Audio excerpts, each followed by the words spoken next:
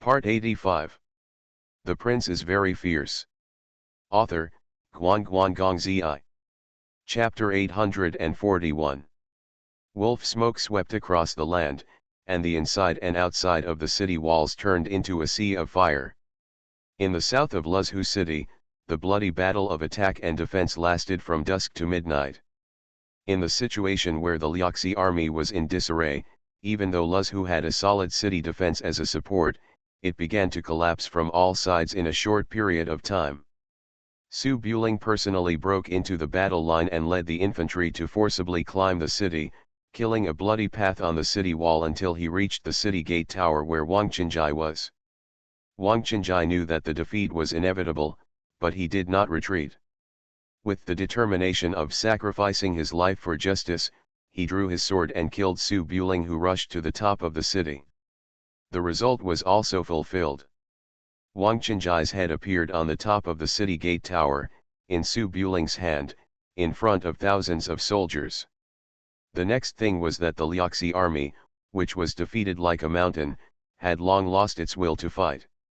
Some surrendered and some broke through. After the city gate was broken, it was officially announced that the strongest barrier of Dongyu was lost. After the Western Liang army opened fire, Song Siming knew that the situation was over. He wanted to be buried with the Song family of Daiyue, but he was forcibly taken away by the guards and escaped from the east gate to Jinling. The Xiao family members who had almost lost their shield function were also taken away. After Su Buling killed Wang Qinjai, he discovered the situation and immediately led 1,000 light cavalry to bypass Luzhu city and chase in the direction of Jinling. The bright moon was hanging in the sky, and the land of Luzhu was full of blood-stained stragglers. The roar of horses' hooves shook the earth, and the murderous Western Liang cavalry pierced into the plains in the southeast like a sharp sword. Su Buling was wearing a black robe and holding a long spear. His body was stained with the blood of countless people. His eyes were fixed on the dust in front of him. The personal soldiers of King Wu Song Siming were right in front of him. Chen Si Ning walked beside him, holding a crescent-shaped scimitar in his hand, also covered in blood. Although the martial arts of a half-step master were not enough to be compared with the martial arts champion, he was definitely a fierce general with unparalleled killing power in the battle formation. The scene of killing people like mowing grass frightened the surrounding Ziliang army and kept a little distance. Go! Su Buling rode the chasing wind horse, which was much faster than ordinary war horses. Seeing that there were only a few hundred soldiers protecting the King of Wu's breakout, he immediately rushed out with his horse's belly. Chen Si Ning came over and rode Man Zi's horse, following closely behind.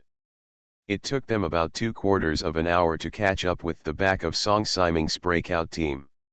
Su Buling took the bow from the side of the horse, raised his hand and shot an arrow, and shot down a guard who was running behind the team, and said angrily, "Song Siming, you have no way to escape." In the team in front, Wu Wang Song Siming was sitting on the carriage. Seeing Su Buling catching up, there was no fear in his eyes, but he almost frantically said to his guards, "There are only 2 of them, go and kill them. Quick!" The guards of the palace around were all masters of superb martial arts, but it was precisely because they were masters that they understood how terrifying it was to be chased by a single killer behind them. The guards did not take orders, and still escorted the carriage by force, fleeing towards the direction of Jinling city. Facing a team of hundreds of people, Su Buling did not stop at all, let Chen Si Ning follow behind, and rushed into the fleeing team with a long spear. The spear tip danced rapidly under the moonlight, and anyone he met, whether a man or a horse, was torn into pieces, unstoppable and unstoppable. Ah! Run! The guards of the palace were fearless and blocked the way, just like an ant trying to stop a chariot with its arms. They looked brave, but in the face of absolute power, they were only tragic and desolate. Su Buling had already been bloodthirsty, sweeping away everything in his path without any mercy, leaving behind broken limbs and armor along the way. Chen Si Ning held the whiptail knife, like a poisonous scorpion waiting for an opportunity, and easily took lives. Send the prince away. Ah! The chaos lasted only a little while, and Su Buling had already rushed to the front of the King of Wu's carriage. He just jumped up and smashed down with the long spear in his hand. Several guards around him flew to block him, but they were turned into minced meat under the sharp and unparalleled spear tip and smashed on the gorgeous carriage. Wu Wangsong Siming, who suffered from a chronic disease and could hardly stand up, just stared at Su Buling until the spear tip hit his head, blood splattered, and his skinny body was split in two. "Prince! You are so bold!" Helpless scolding came from all directions. Some guards rushed towards Su Buling almost frantically, while others fled in all directions. The Ziliang army also rushed up from behind and began to hunt him down.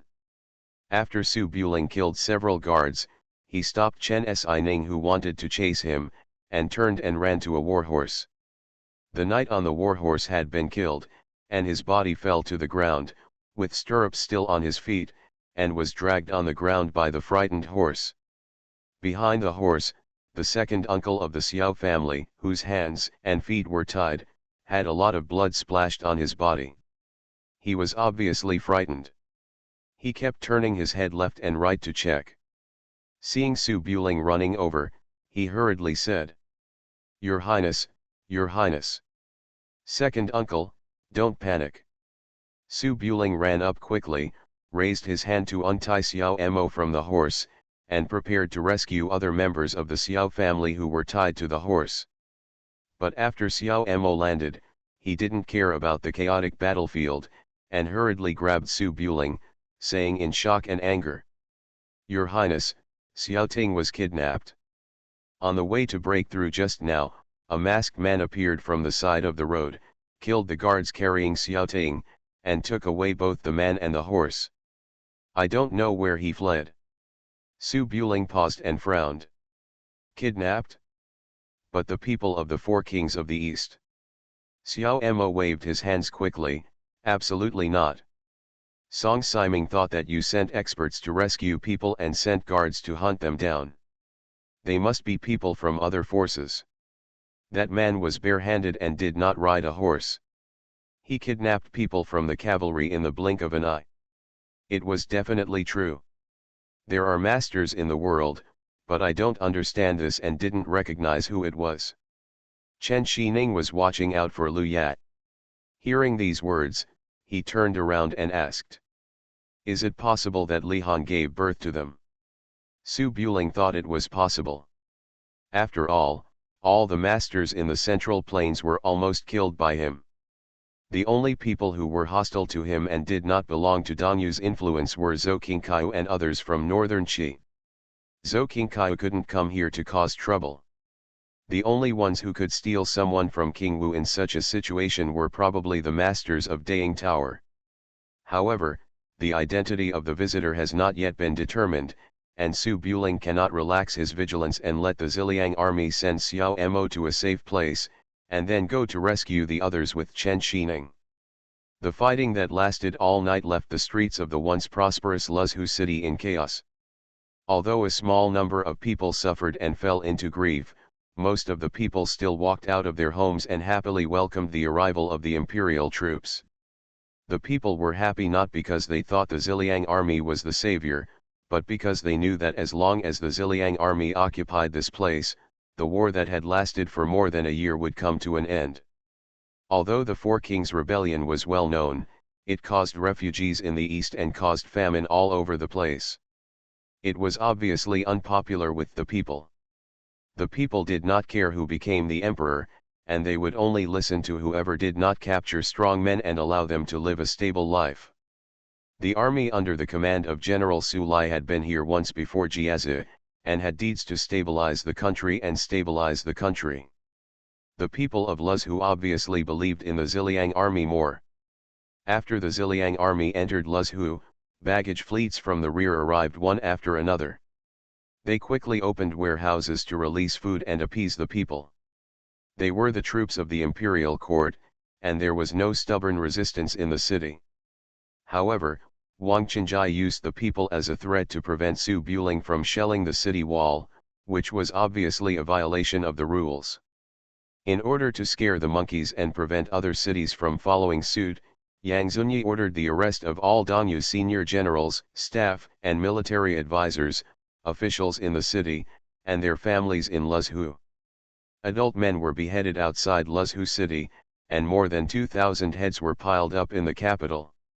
It is definitely wrong to kill like this, but if you don't kill like this, there will always be people who are lucky enough to think that they can get away with it by being clever. Everyone must know the price of bullying a gentleman so that they will not dare to take risks and become villains. Su Buling turned back from outside the city. It was already early in the morning. The soldiers were repairing the offensive outside Luzhu city all night long.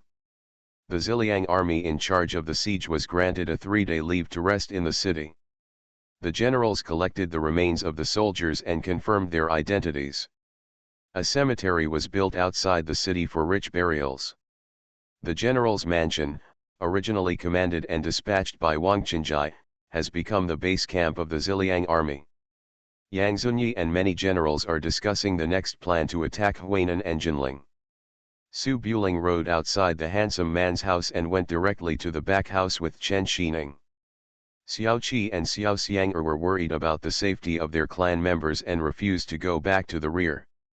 At this time, they were still anxiously pacing the veranda of the back house, while Ning Qingyi stood beside them, constantly comforting them. Seeing Su Buring and Chen Xining coming back from outside, covered in blood, Xiao Xiang suppressed the anxiety in her eyes for the time being, and ran forward to hold Su Buring's hand. Su Buling, are you not injured? Su Buling handed the sword to King Yi, shook his head and said, I'm fine, just a little tired. Xiao Qi stood beside her. She was naturally calm and didn't show much expression on her face. She just asked calmly, have Ting and the others recovered? Su Buling was a little embarrassed to speak, so he thought for a while before saying, second uncle and the others have chased them back. Apart from some minor superficial injuries, their lives are not in danger. I just heard from second uncle Xiao that Xiao Ting was kidnapped by unknown people when he broke out of the encirclement. We don't know the details at the moment. We are sending people inspection.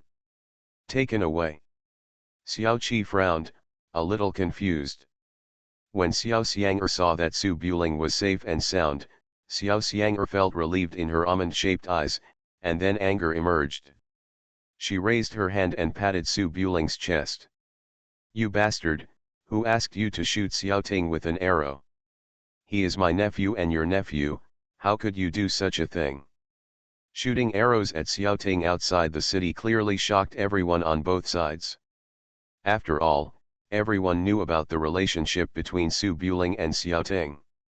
They were classmates who had good friendships in the past. Even if they were accidentally injured by artillery fire, how could they do it in front of the enemy? Killed directly. However, Su Buling felt a little aggrieved about this, shook his head and said, baby, if I'm not cold-blooded, Wang Qinjai and the others won't be afraid. I have to let them know that using hostages is useless, and only then can I have a chance to save Xiao Ting and the others. If there is a slight compromise, the consequences will only be more serious. Xiao Xiang raised her hand and clapped it again, you can shoot at the feet, directly into the chest. If they don't stop, Xiao Ting will really die. You. Xiao Qi wanted to be calm and clear-headed about the overall situation. She shook her head and said, the hostages are useful only if they are alive, but if they are dead, they will have nothing to rely on. They will definitely stop them. They know that Su Buling has some scruples, and the battle will not be fought. King Yi, please send Xiang back to his room to rest first. Su Buling, I'm tired after fighting all night. Xiao Xiang actually knew right from wrong, and she just said these annoying words to vent her panic to her lover. She pursed her lips and said no more. She stepped forward and kissed Su Buling on the cheek before following Ning Qingyi back to the room. Su Buling was indeed very tired, but the news about Xiao Ting was not confirmed, so he couldn't sleep at all. He and Xiao Qi went to the room to change into blood clothes. Seeing that Chen Xining was still following, he said softly, "Miss Chen, you have worked hard today. You can go and rest." Chen Xining had been playing all night, and it was impossible for her body not to be exhausted. She didn't try to be brave at the moment. She raised her hand and said, "Okay, call me if you need anything." Then she turned around and found a room. Su Buring changed into clean clothes in the room. He originally wanted to accompany Xiao Qi to visit the Xiao family, but Xiao Qi knew that Su Buring was physically tired and did not go. Instead, she pulled Su Buring's little boy in the room. He sat down on the couch, raised his hands to rub his shoulders, and advised softly, "In troubled times, life is like a straw, and no one is special. The children of the Xiao family, have known this truth since birth. Live when you should live, die when you die. Living an ignoble existence will bring nothing in exchange for it, except dragging down your family." Although Xiao Ting is careless, he understands the truth in his heart. Even if he dies outside today, it is still his fate. Neither Xiang nor Xiao Ting will blame you. You have tried your best and there is no need to put the burden on yourself. Su Buling shook his head and wanted to say something. After thinking about it, he decided to forget it and just said, "Foolish people are lucky. Xiao Ting has a hard life. How could something happen? I have sent people to look for him and they will be back in a few days. I am afraid that you are impatient, so I am impatient." Xiao Qi sighed quietly, sat down in front of Su Buling, and rested her cheek on Su Buling's shoulder. "Tinger is not stupid. She has a lot of backbone today. Even if she is killed by a gangster, she will definitely die in a dignified manner. She will not disgrace the Xiao family's family tradition. How can I be impatient? Well, dash. Su Buletin, you bastard, I thought I saw the wrong person, but, help me." On the south side of Luzhu, among the mountains, is a small village that was recently abandoned due to the war. A few ownerless old dogs were wandering along the paths in the village. Occasionally they looked up at a house in the middle of nowhere. Maybe they couldn't find anything to eat. They instinctively ran towards them looking for the sound of people, but when they were halfway there, he was swallowed up by a huge black shadow in the bushes, leaving only a whining bark. The village is very remote, and even in peaceful times, few people come here all year round. There are only a dozen or so adobe houses scattered on both sides of the several-mile-long river. There is not even a road for horse-drawn carriages to travel on. There is only a dirt path as wide as one person, winding deep into the mountains. Outside a relatively complete adobe house at the bottom of the mountain, a brazier was burning in the courtyard. Shang Guanjinghong was sitting next to him, roasting fish freshly caught from the water. On the eaves of the house, stood a Shang Guanjinghong. The black crow left behind by capture the crane scanned the surrounding mountains with its scarlet eyes. In the main hall of the house, the walls were bare, and anything that could be taken away had been moved away during the escape, leaving only the tattered tables and chairs. Xiao Ting, dressed in gorgeous clothes, still had his hands tied, leaning against the corner of the wall, looking at the dark room, crying and howling hysterically. "Help, I'm only 20 years old, I have an older brother and a younger brother." The old man with a hooked nose in a cloak, perhaps a little impatient, came in from outside with a freshly grilled fish, pulled a bench in front of him and sat down. "Stop howling. We have been fighting for a year. Anyone who can run around has already run away. From here, we have to walk 10 miles to get out of the mountain. Walk another 10 miles to meet someone. There may not be anyone inside.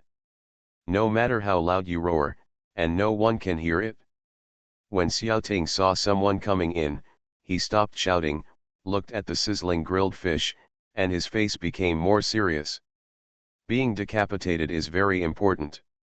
Mr. Storyteller is really not talking nonsense. You have to starve to death. Come on, help me untie my hands. The hook-nosed old man frowned, feeling as if he had caught a fool, but it didn't matter, as long as he didn't catch the wrong person. In front of Xiaoting, he stuffed the fish into his mouth, took a bite, and chewed it carefully. Hey! Xiaoting was stunned for a moment and said a little angrily. I don't eat what others eat. You share half of it? It's unlucky for you to eat this decapitation meal, isn't it?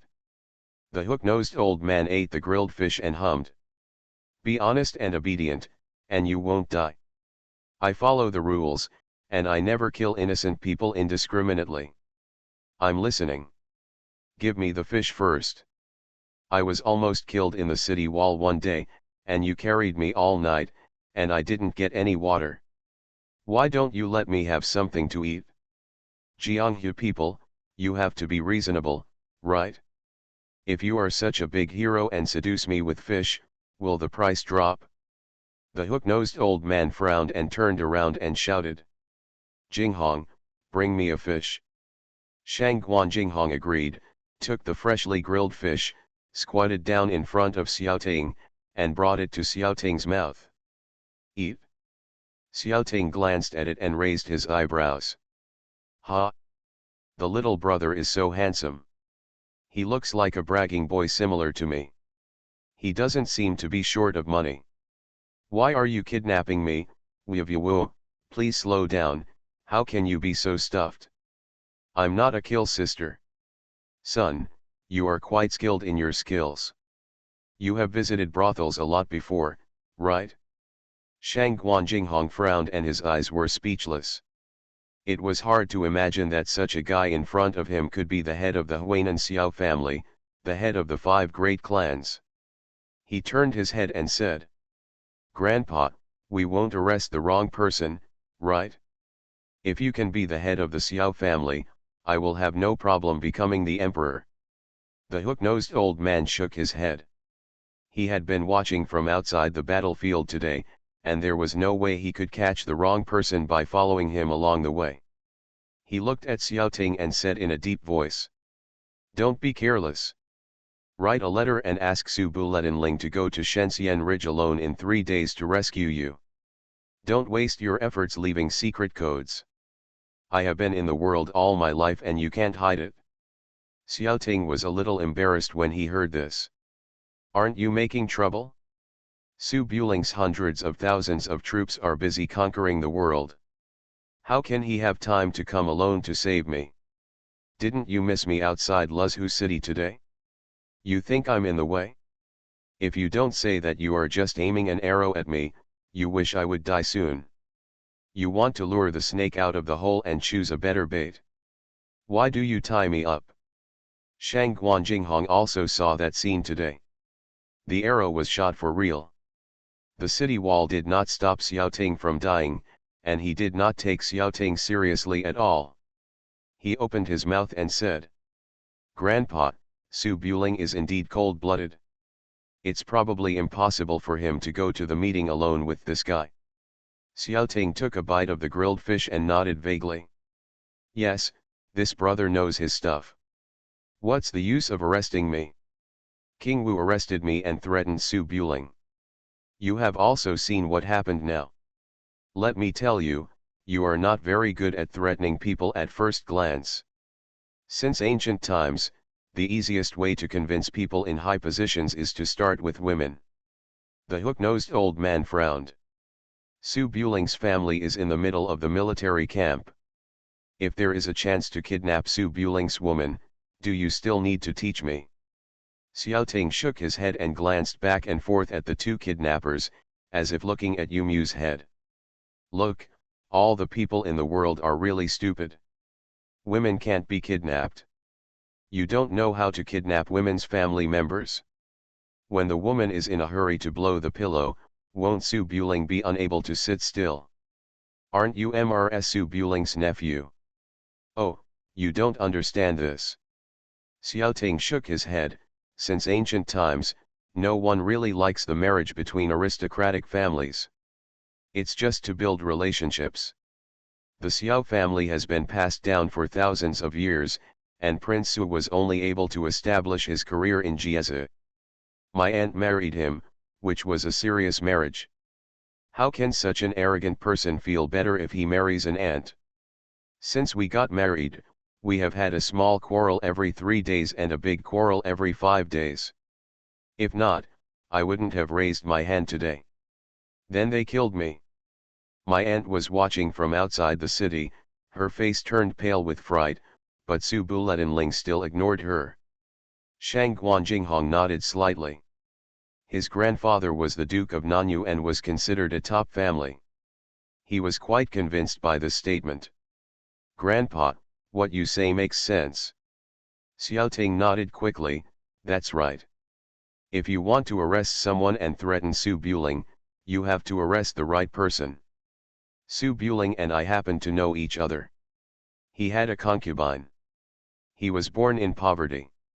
We met him by chance in Chang'an City and then we married him. She was from a wealthy family and had a beautiful appearance. Su Buling doted on her very much. The concubine's father was a minor official in the capital. He was brought up by his grandfather when he was young. The one who feels the most distressed is her grandfather. If you arrest her grandfather, the concubine was definitely crying and fussing, so she came out naturally. The hook-nosed old man and Shang Guanjinghong definitely didn't know the situation of Su Buling's back house, so they immediately asked. Then where is my concubine's grandfather? Not far, only a few 100 miles away. Xiaoting was very interested and pointed to the southwest with his chin. Do you know about Yuelu Mountain? There is a small village at the foot of the mountain. You go there and find someone and ask where Uncle Su Mu lives.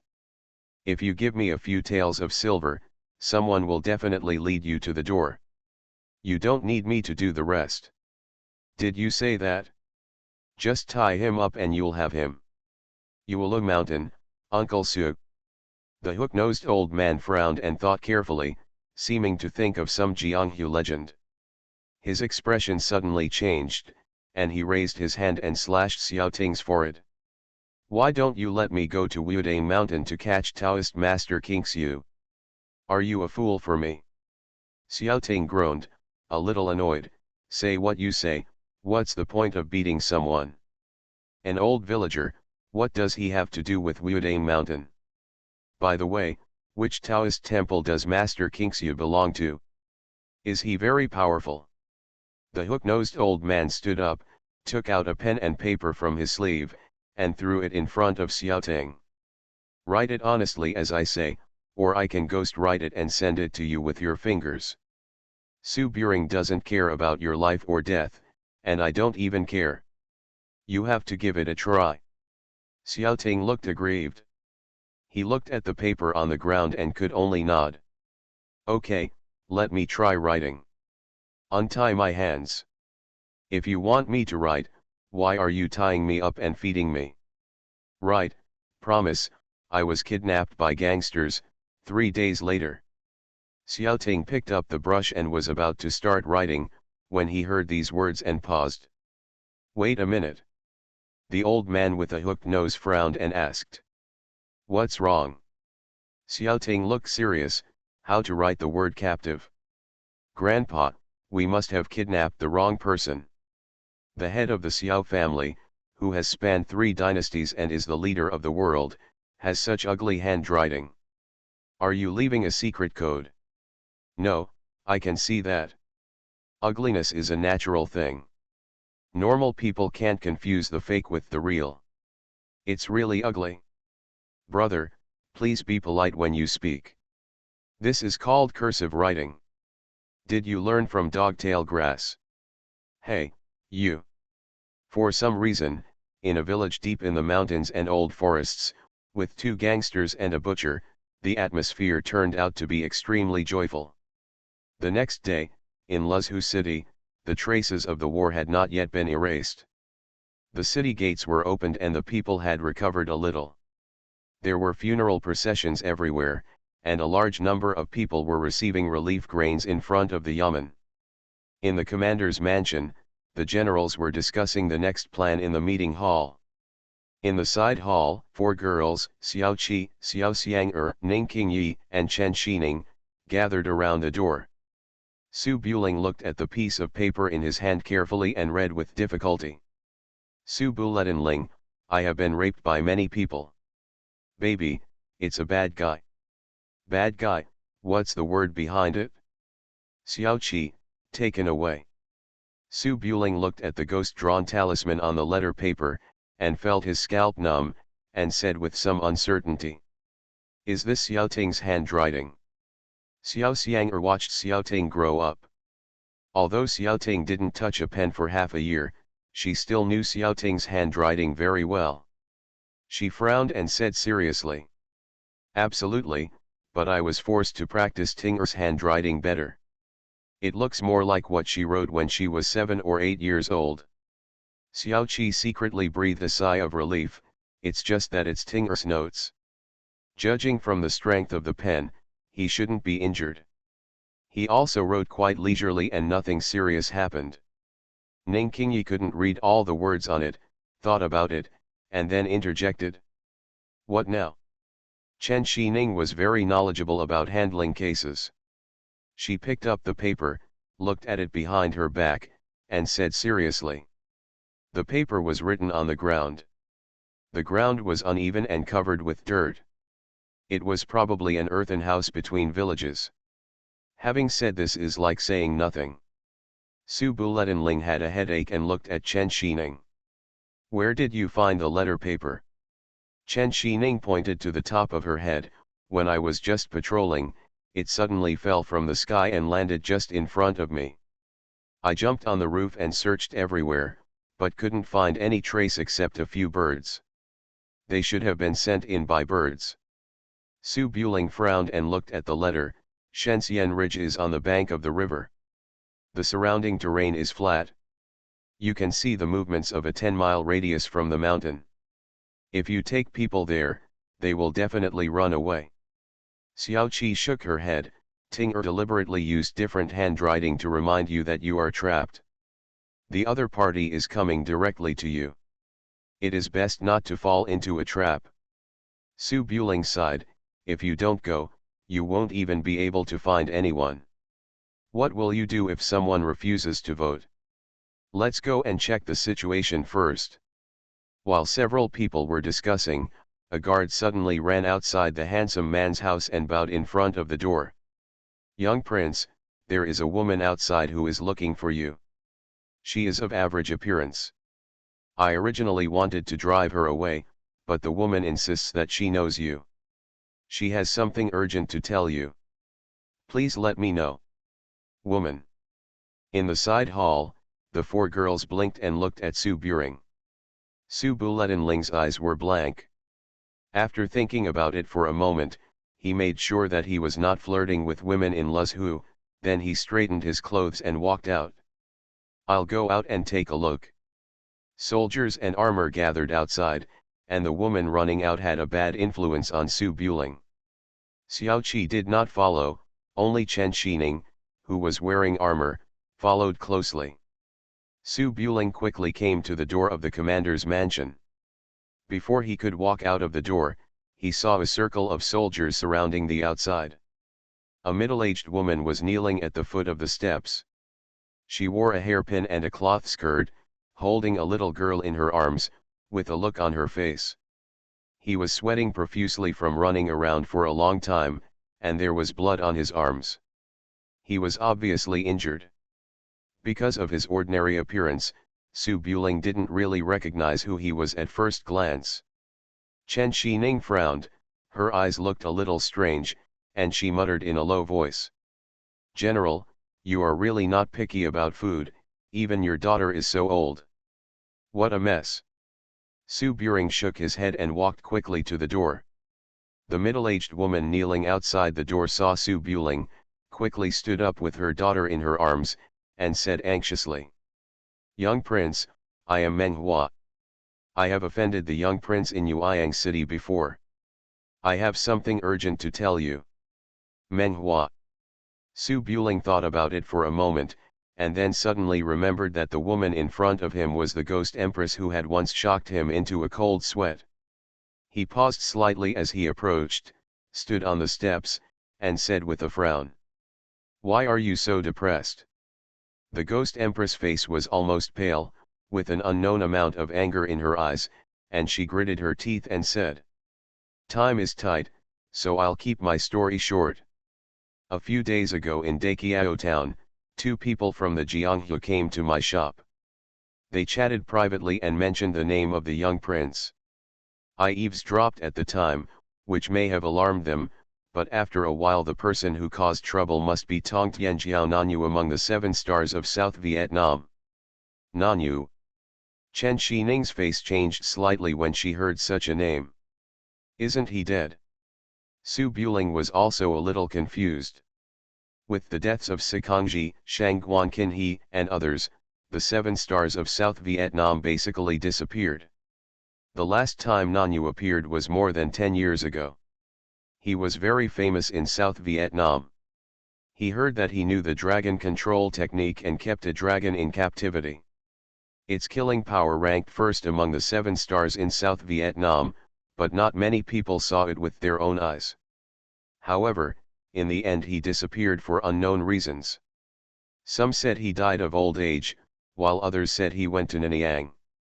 Anyway, there was no record of this in the Nanyu and Dayu dynasties. The Ghost Empress also joined the world more than 10 years ago. She has a reputation for assassinating officials everywhere, so she naturally knows the general situation of Nanyu. She gritted her teeth and said, "The thing that attacked me at that time was something that came out of the water.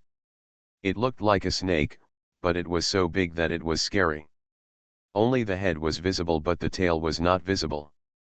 It bit my husband to death on the spot. I was caught off guard and could only jump in with the girl in my arms. In the water, several pieces of lingia were scraped off by the iron wires arranged in the water, and I was able to escape." The Ghost Empress said, taking out a piece of scale armor from her arms and throwing it to Su Buling. Su Buling took it and took a look. The armor piece was about the size of a baby's fist.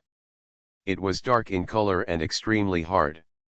The traces of the iron wire used by the Ghost Empress could clearly be seen, but they could not be cut off. The hardness could even catch up with soldiers' armor. He looked at Chen Xining. "What kind of snake is this?" "I don't know, this is too big." Chen Xining took the scales and looked at them. 2 small snakes came out of her sleeves. Abai also licked them with her pink tongue. Judging from her reaction, she was obviously a little scared. The eyes of the Ghost Empress were full of anger. "That beast is extremely powerful. After I landed ashore, I tracked Nanyu's whereabouts. I wanted to take revenge, but I didn't know the details and didn't dare to get close. I chased him from Daqiao town to near Luzhu. There was a battle here yesterday. They were right here, and they kidnapped someone when the city was broken." When Su Buling heard this, his eyes suddenly lit up and he walked closer. "Are you sure?" The Ghost Empress nodded quickly. "That's why I came to you. I was lying in wait on the mountain, and I vaguely heard the meat ticket calling your name, saying, 'Su Buletinling, you bastard.'" Su Buling narrowed his eyes slightly, thought for a while, but still didn't care about it, turned around and prepared to order all the guards to rescue people.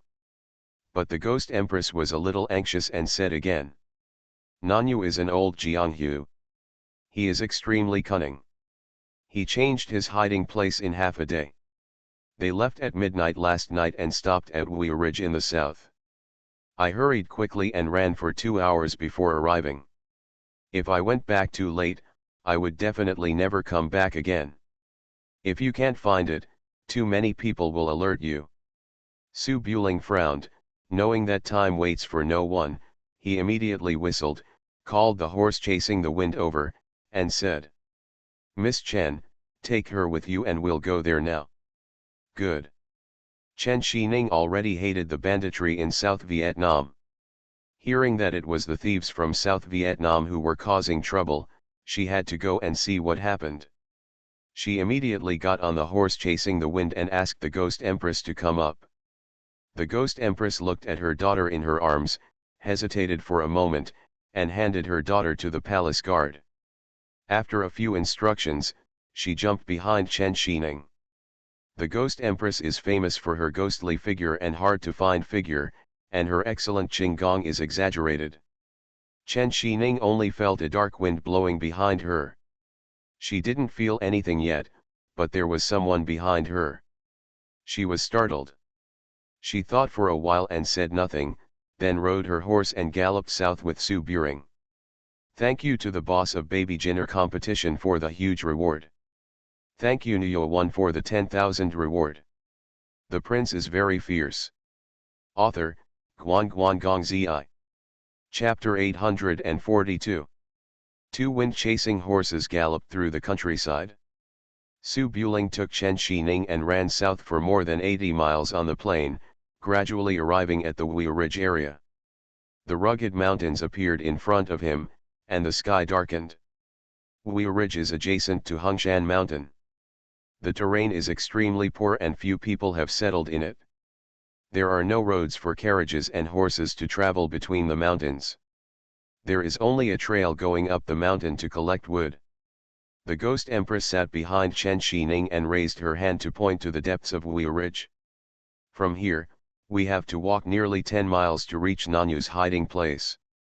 Su Buling took a quick glance and saw that the road was difficult to navigate, and that too much movement on horseback could easily leak information, so he dismounted and took off his belongings and mace from the side of the horse.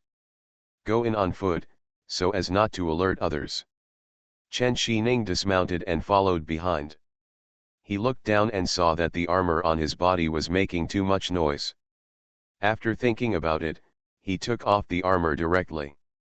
He was only wearing a black close-fitting outfit with a base layer. He put the scimitar whip behind his waist and turned around. Let's go, et. Chen Xining just turned around, only to see that the two people who were standing next to her just now had disappeared. Looking up, he discovered that Su Buling and the middle-aged woman ran more than 10 feet away like ghosts, barely touching the ground, and didn't even make a sound of wind. Chen Xining stared, suddenly feeling so weak. Originally in South Vietnam, she was also a top-notch expert, but after following Su Buling, the masters were always cheating for free. This was too shocking. Chen Xining pursed her lips and didn't know what to say. She followed the two of them with all her strength and galloped towards the mountains. Ghost Empress's frontal combat power is not high, and strictly speaking she is not a master. All her cultivation is in agility, which is similar to that of Lao Xiao. Her lightness skills are unparalleled in the world. There are no roads in the rugged mountains. The Ghost Empress is alone in front, stepping on the trees and rocks as if she were walking on flat ground. Sometimes she leaps more than 2 feet like a dragonfly on water, looking like a female ghost floating in the forest. Su Buling's qinggong is equally good, but he is not known for his agility. Running such a long distance without slow speed does not look as elegant as the Ghost Empress. Needless to say, Chen Xining just gritted his teeth and followed, as long as he didn't fall behind and make a fool of himself. It might take an ordinary person a long time to walk the 10-mile mountain road, but it only took less than 2/4 of an hour for a master-level expert to run with all his strength. Su Buring stopped on a mountain ridge and looked down. He could see a small lake at the bottom of the mountain, surrounded by deep mountains and old forests. He could vaguely see a faint light of fire deep in the dense forest. The Ghost Empress lowered her figure, raised her hand and pointed at the fire. It's right there. During the day, it seems that there is a cave there. The person you are looking for is inside. There is a young man beside Nan Yu. He doesn't seem to be very skilled in martial arts, but the big snake is haunted. Apart from rushing around in Daqiao town, I took a look, but I have never seen it before, and I don't know where it is hidden. Chen Xining's breathing was a little rapid. She stood next to Su Buring, called a Qing and a Bai from her sleeves, placed them on the ground, whispered a few words, pointed to the fire in the distance, and asked them to explore the way. But the two little snakes obviously felt something.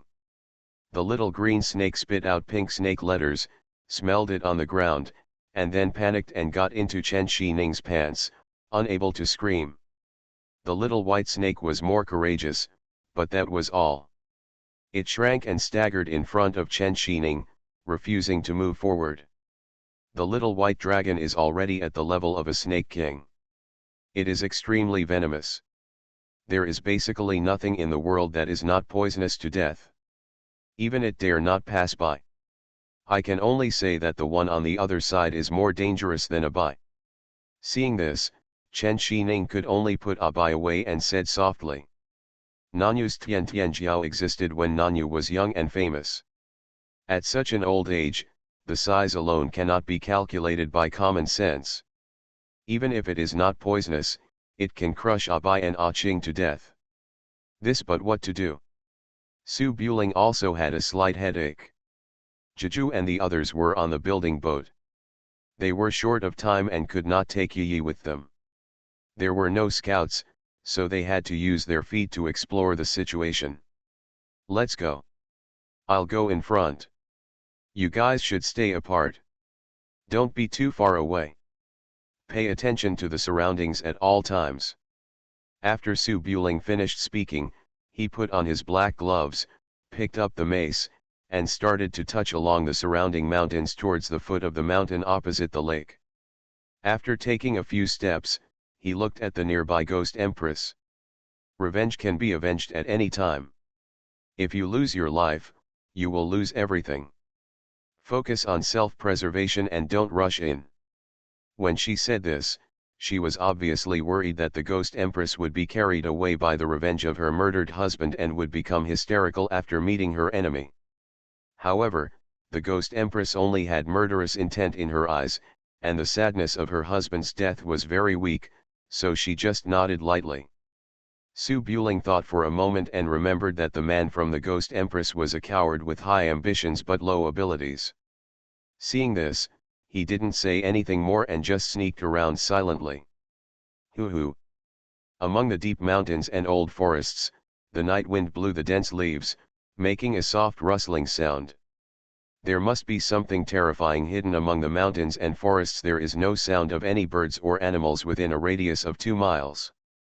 It is as quiet as a dead land. 100 steps away from the faint light of the fire, you can hear the faint chatter in front of you. Brother Shangguan, don't get back down. Everyone has ups and downs. As long as his hands and feet are sound, a man of 7 feet will make a comeback sooner or later. Brother, I am from here. Back then in Chang'an City, he was the top young man. Since I don't want the sky to fall after that bastard came to Chang'an, bullied men and women, did all kinds of evil, beat me in front of the princes and nobles of the academy, and even took possession of my aunt. When Chen Xining heard this, her eyes looked a little strange, and she was a little scared. Su Buletinling shook her body and turned away without saving anyone. However, Su Buling was definitely not so stingy. He knew that Xiaoting was seeking self-protection and disassociating himself from him, so as to avoid the other party killing him later. Naturally, he would not mind. The 3 people slowly moved forward in the woods. The surroundings were calm, as if they did not alarm the other party at all. But Su Buling suddenly raised his hand while walking and stopped Chen Xining's steps. The Ghost Queen did not find anything wrong, and asked in a low voice. What's wrong? Chen Xining was also confused. Su Buling listened for a while and said in a deep voice. Xiaoting has been talking to the young man. If there are other people around, Xiaoting's personality is impossible not to talk. Nan Yu is not in front of the two. As soon as these words came out, the woods fell silent. The Ghost Queen floated silently behind a big tree, slipped out a thin silk and a dagger from her sleeves, and scanned the surroundings cautiously. Chen Xining leaned on Su Buletinling's back, observing every blade of grass and every tree in the dense forest. Su Buletinling frowned, listened attentively to the surrounding movements, and searched for possible opponents in the dark. Rustle. The wind was blowing slowly, and the surrounding forest was extremely quiet, as if there were no living creatures. Just when the three thought it was a misjudgment and were about to move forward, the two little snakes in Chen Xining's robe seemed to sense something and became agitated with anxiety. Su Buletinling's heart sank, and he pulled Chen Xining back without hesitation. At almost the same time, a huge monster broke out from the grass 2 feet away in front. Boom! The first thing that appeared was a triangular snake head the size of a millstone, with scarlet snake pupils like the abyss of purgatory, and the black scales on the head were angular, and the black color flashed a faint light under the moonlight, ferocious and terrifying. Below the huge snake head, the snake body was as thick as a water tank. Even the thinnest plastron was as black as ink, and it looked like a steel giant beast that suddenly rose up. Su Buling had no idea how long the snake was, because the distance was only 2 meters, but the body of the snake was much longer than 2 meters. As soon as it showed its head, it rushed towards Su Buling, revealing its hooked teeth and snake tongue in its bloody mouth, and the bloody murderous aura rushed towards him. The snake body behind it had not yet completely rushed out of the mud. Such a shocking scene frightened Su Buling, who thought he was knowledgeable. After all, he had never seen such a big snake in his previous life and this life. I am afraid that the ancient giant anacondas in history did not have such an exaggerated size. Although the giant snake in front of him was huge, its speed was not slow. It bounced over like an ordinary snake catching a mouse, and it was in front of him in the blink of an eye. Chen Xining was stunned, and only had time to raise her knife to block. Su Buling reacted much faster. He raised his mace and stabbed it straight at the snake's mouth, trying to pierce the snake's upper jaw directly from the snake's mouth. However, the snake had been with Nanyu for decades, and had more experience fighting masters than 90% of martial artists. Seeing Su Buling's reaction speed so fast, it closed its mouth in an instant, and hit Su Buling with its strongest head armor, and knew to lower its head slightly to avoid the angle of the mace's stab. Wipe! The indestructible mace stabbed the giant snake's head, and 2 scales were shattered, but the mace was also squeezed apart by the smooth scales and rubbed over the snake's head. Su Buling raised his left arm and blocked the snake's head accurately, but no matter how terrifying the power was, it also depended on the tonnage of each other. The nearly 5-meter-long snake hit with all its strength, and Su Buling's 2 feet could not stand. He was knocked back rapidly in an instant, leaving 2 grooves on the ground. Chen Xining was standing behind Su Buletinling, and had no time to dodge. Su Buletinling knocked her back at the same time. Before they could stabilize their bodies, a loud noise like flying sand and rocks came from the right. Swish! The strong wind blew sand and broken branches, and a thick snake tail with a faint light swept horizontally to the waists of the 2 people. Su Buletinling pressed the snake head with one hand. There was no way to avoid it. The snake tail like a steel whip hit the waist. The 2 people instantly became shrimps with bent waists, and shot to the left like a sharp arrow from a string. Chen Xining was wearing soft armor, but soft armor could not protect against blunt weapons. The snake tail, which was comparable to a log, was swung at her waist. The huge force made her groan immediately, and her face flushed instantly. Su Buling was much tougher and more muscular. Although he was knocked away by the weight of the opponent, it was difficult to cause any actual damage to him. He relied on his abdominal muscles to resist the blow. He even pulled Chen Xining into his arms in mid-air. After breaking 2 small trees with his back, he used his iron mace to pierce the ground and forcibly stabilized his heels several feet away. The big snake's close attack happened in an instant, and its head and tail almost arrived in front of Su Buling at the same time. In the eyes of the Ghost Queen, it was just a blink of an eye, and Su Buling and the other man were blown away, sweeping down a large area of trees. The Ghost Queen showed astonishment in her eyes, but when she saw Su Buling land steadily, she breathed a sigh of relief. Be careful of this beast. The big snake seemed to understand human words, and it might have been angered by the word beast, so it turned around and rushed towards the ghost queen. In the distance of the woods, a cold voice came from a bush. Kill the man. The big snake stopped, obviously still holding a grudge for the last time it wiped off 2 snake scales. After its scarlet snake eyes glanced at the ghost lady, it turned around and slid slowly towards Su Buling. Su Buling knew that Nanyu was in the bush, but with the big snake in front, he could not rush through. He could only say, "Go save people, I will deal with this beast." The ghost lady did not hesitate to run towards the cave. Seeing this, Nanyu emerged from the bushes and rushed towards the ghost lady like an arrow from a bow. Chen Xining was hit hard. Although her chest and abdomen were throbbing, her fighting power was not greatly affected.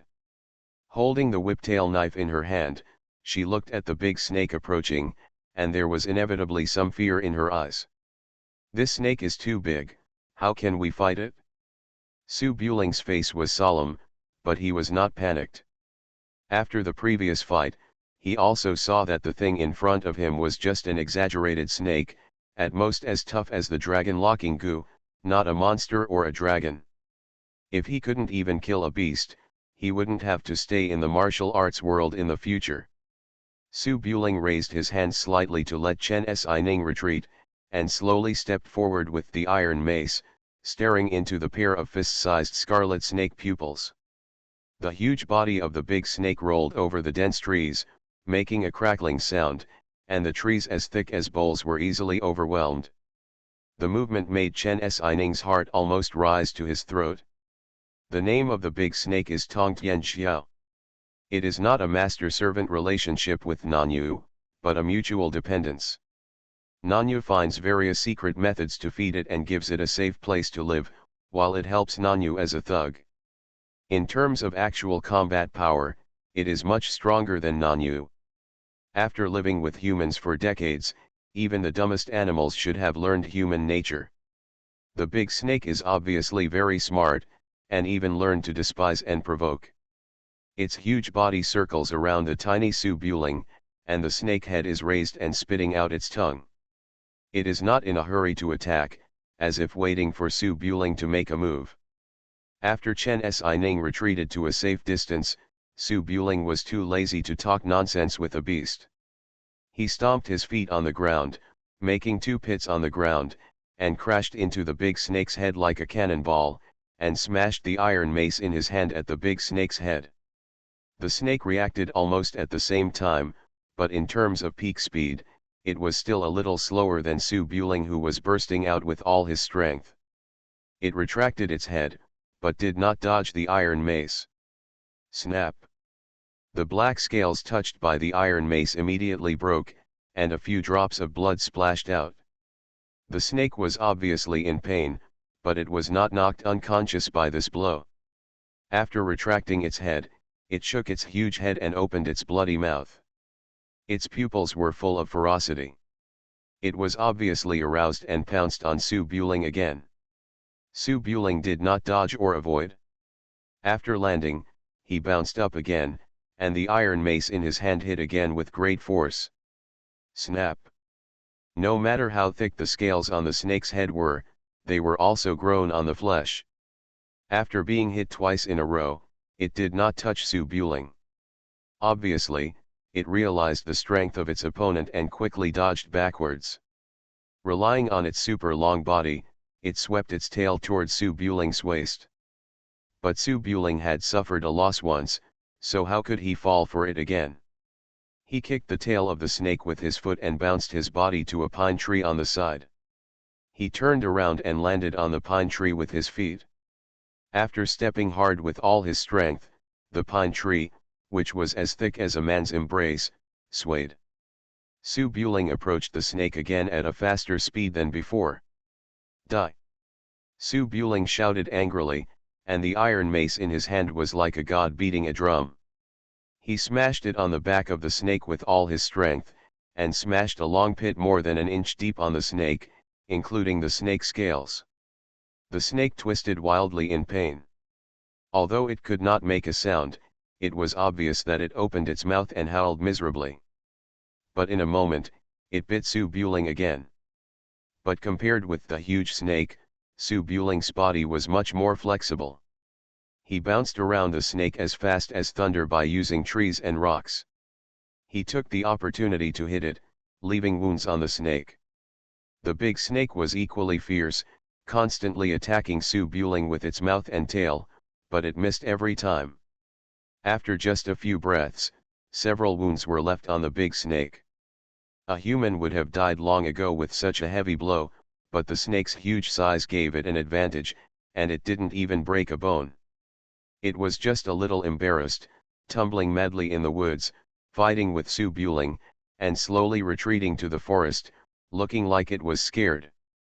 The trees, flowers, and plants within a radius of several feet were razed to the ground, and the earth-shaking movement made Chen Xining tremble with fear, but after discovering that Su Buling had no problem dealing with the big snake, she was relieved and turned to rush towards the ghost lady who had already started fighting with Nan Yu, trying to get rid of Nan Yu first.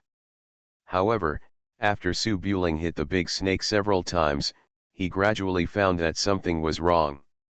It is true that the snake is very fierce, but it does not look stupid. Knowing that it can't do anything to him, as a snake, it should normally save itself and run away. Nanyu is not in any danger and does not need its protection. There is no need to be beaten here. After Su Buling smashed the iron mace again, he saw Chen Xining rushing towards Nanyu, but Nanyu did not seem to notice Chen Xining's movement and was still fighting with the ghost lady. Su Buling's heart sank suddenly. There must be something wrong when things are abnormal. He did not believe that Nanyu, who had been in the rivers and lakes for a lifetime, would fight like a street gangster without paying attention to the situation behind him. Be careful. Without any hesitation, Su Buling stomped on the ground and flew up, distanced himself from the snake, and rushed towards Chen Xining. Chen Xining's eyes were fixed on Nanyu, and she deliberately suppressed her footsteps to prevent the other party from noticing her approach. However, after hearing Su Bulenling's voice, she realized something was wrong. Her face changed slightly, and she flew back, but it was obviously still a step too slow.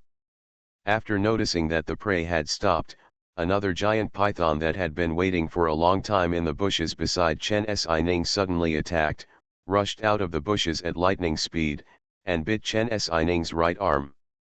The giant python that rushed out was obviously the same species as the big snake, but it was half the size, and its scales were also dark blue, and it was obviously not very old. Nanyu had disappeared from the Jianghu for more than 10 years. There were many rumors everywhere, but the real reason was that the big snake needed to reproduce, so he went out to sea by boat to find the same kind for the big snake to breed. The newly emerged giant python was only half the length of the big snake, but it was also nearly 2.5 feet long. The snake body was as thick as a woman's waist. If it hit Chen Xining directly, the damage would be no less than the big snake's tail sweep. Chen Xining was already on guard. Seeing that she couldn't avoid it, she raised her hand and chopped the big snake's head with a knife. The black and green giant python had only been raised for a few years, and Nanyu had never been in the Jianghu again. He had little combat experience and relied entirely on his ferocity. Seeing the blade coming, the giant python did not dodge or avoid. A blood groove was cut out of its head, but it still bit Chen Xining's shoulder and threw Chen Xining towards the big snake. The giant python did not have saber-like fangs, but rows of barbed teeth to catch prey. It bit Chen Xining's shoulder. Although the soft armor inside her clothes could not penetrate, it still broke the skin of her shoulder with its bite force, and blood oozed out from under the black tights. Chen Xining groaned, and the whole person was thrown out, and the big snake rushed over with a ferocious ferocity, biting directly at Chen Xining in the air. Su Buling rushed in front, and seeing that the situation was not good, he quickly jumped high and hugged Chen Xining in the air. But the most taboo thing for warriors to fight is to fly in the air, because there is no place to borrow strength. Su Buling was smashed into Chen Sining's arms by Chen Sining. Even if the impact was not great, it was inevitable that he would be knocked into the bloody mouth of the big snake. Damn it! Su Buling's eyes were slightly cold. When there was no way to avoid it, he gritted his teeth and raised the iron mace in his hand, and forced it into the mouth of the big snake. Snap! The iron mace stuck in the mouth of the snake and pierced directly into the upper and lower jaws. But the big snake had much more combat experience than the little python. When the enemy was at a disadvantage, it did not retreat even though its mouth was stabbed by the iron mace. It quickly twisted its super long body and caught the two people who were still in the air steadily, and entangled them before they landed. Giant pythons never kill people by whipping with their tails or biting with their mouths. Strangling is the correct way for non-venomous snakes to kill prey. Su Buling was holding Chen Sining, and before he could get away from the smooth snake, he was entangled tightly by the super long body of the big snake. Then, overwhelming pressure came from all directions, as if he was trapped and squeezed between mountains. Chen Sining was already in his arms. At the moment when the huge strangulation force came, she was almost squeezed into Su Buling's flesh and blood. The bones of her body crackled, and blood and water immediately oozed out of her mouth. She gritted her teeth and tried her best to stretch the big snake that was entangled with the two people. Su Buling's face also turned red. This might be the first time in his life that he faced such a strong force. Seeing that Chen Sining's bones were almost crushed, he roared and supported Chen Sining's back with the arms that were holding her, while his limbs stretched out with all his strength. Huh! Crack, crack, crack. The snake scales made a cracking sound, and the snake's body, which had been tightening rapidly, also stopped abruptly. Under Su Buling's brute force, it actually had a tendency to slowly separate. The snake had an iron mace stuck in its mouth, and its eyes were full of murderous light. It tried its best to strangle the prey it had entangled, but it felt like it was entangled in an iron statue. No matter how hard it tried, it couldn't get close. It could only roll on the ground and try to knock Su Buling unconscious. The two of them were spinning around, and Chen Sining was dizzy. With the help of Su Buling, the pressure on her body was reduced a lot, but she could not move freely, just breathe. She had blood in her mouth and wanted Su Buling to run away and not care about her, but at this time, Su Buling could not run away, and it was the same whether he cared about her or not. At this moment, she could only try her best to help Su Buling fight against the overwhelming power of the snake. Su Buling could hold the snake, but he had no more energy to do anything else. There was no way to hurt the snake, so they could only wrestle with each other. But the snake was so big, who knew how long it could last, and the situation became extremely dangerous in an instant. On the other side, the ghost lady saw Su Buling and the other two being entangled, and her face darkened. She wanted to come over to rescue them. But the huge body of the snake entangled the two tightly, and the other little python could not go up to make up for it, so it turned and pounced on the ghost lady. The ghost lady was no match for two people alone, and could only dodge everywhere. Nan Yu saw Su Buling trapped, his eyes became colder. He had been in the martial arts world for a lifetime, and had never seen anyone who could struggle out of the stranglehold of the Tongtian Xiao. As long as he was still a human, he had to follow the rule of the law of the jungle. No matter how strong Su Buling was, he was still a human. His brute force could not compete with the 5-meter-long snake. He was strangled by the giant snake and could not use weapons. Even his Tongtian skills would be strangled to death slowly. While Nan Yu and the little python attacked the ghost lady together, he glanced at Su Buling, who was buried by the huge snake body, and said coldly, "No matter how high your talent is, it can't be higher than the sky, and no matter how deep your foundation is, it can't be thicker than the earth. Su Buling, you are immortal after all. I want to see how you fight against the creature created by heaven." Nan Yu's words are considered the golden saying of the Nanya martial arts world. Unlike the Central Plains warriors who train their muscles, bones and skin externally and their breath internally, the South Vietnamese warriors like to take the crooked path and rely on the creations of heaven and earth to enhance their killing power. The most widely used one is poison, and there are also all kinds of other snakes, insects, rats, ants, birds and beasts. Pure swordsmen like Lihuo Pud are actually rare. This is why the Central Plains martial arts world only recognizes Pud as a master, and all others are classified as outliers. Even Zhongli Jiju was called a Miaozhong poisonous woman.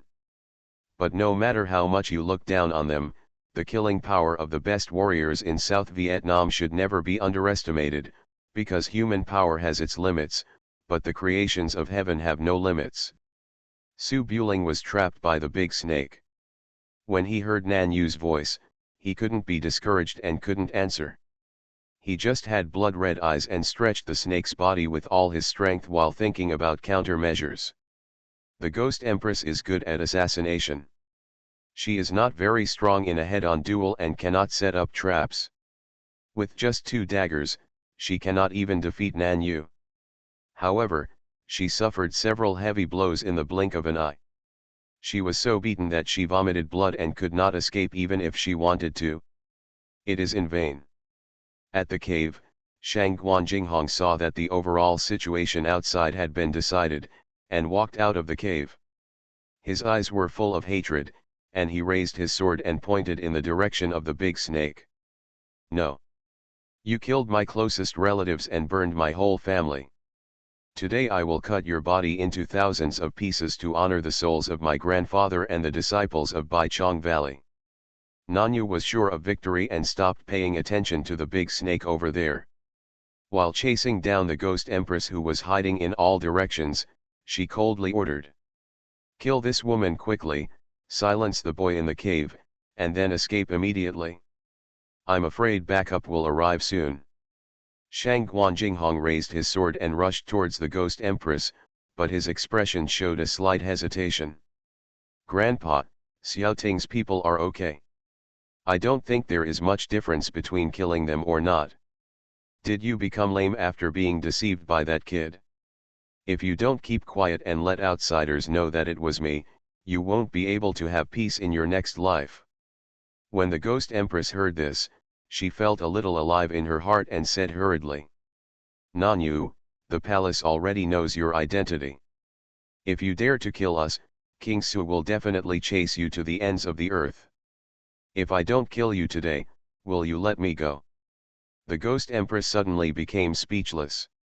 Nanyu snorted coldly and continued to teach Shang Guanjinghong a lesson. However, Su Buling next to him was not dead yet, so it was obviously a bit early to talk about funeral arrangements at this time.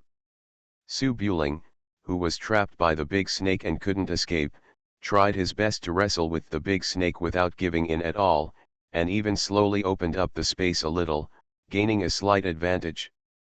But the wrestling is a tug of war, and the battle is about endurance.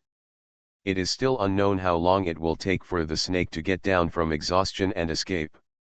Chen Xining was sweating profusely and was on the verge of exhaustion.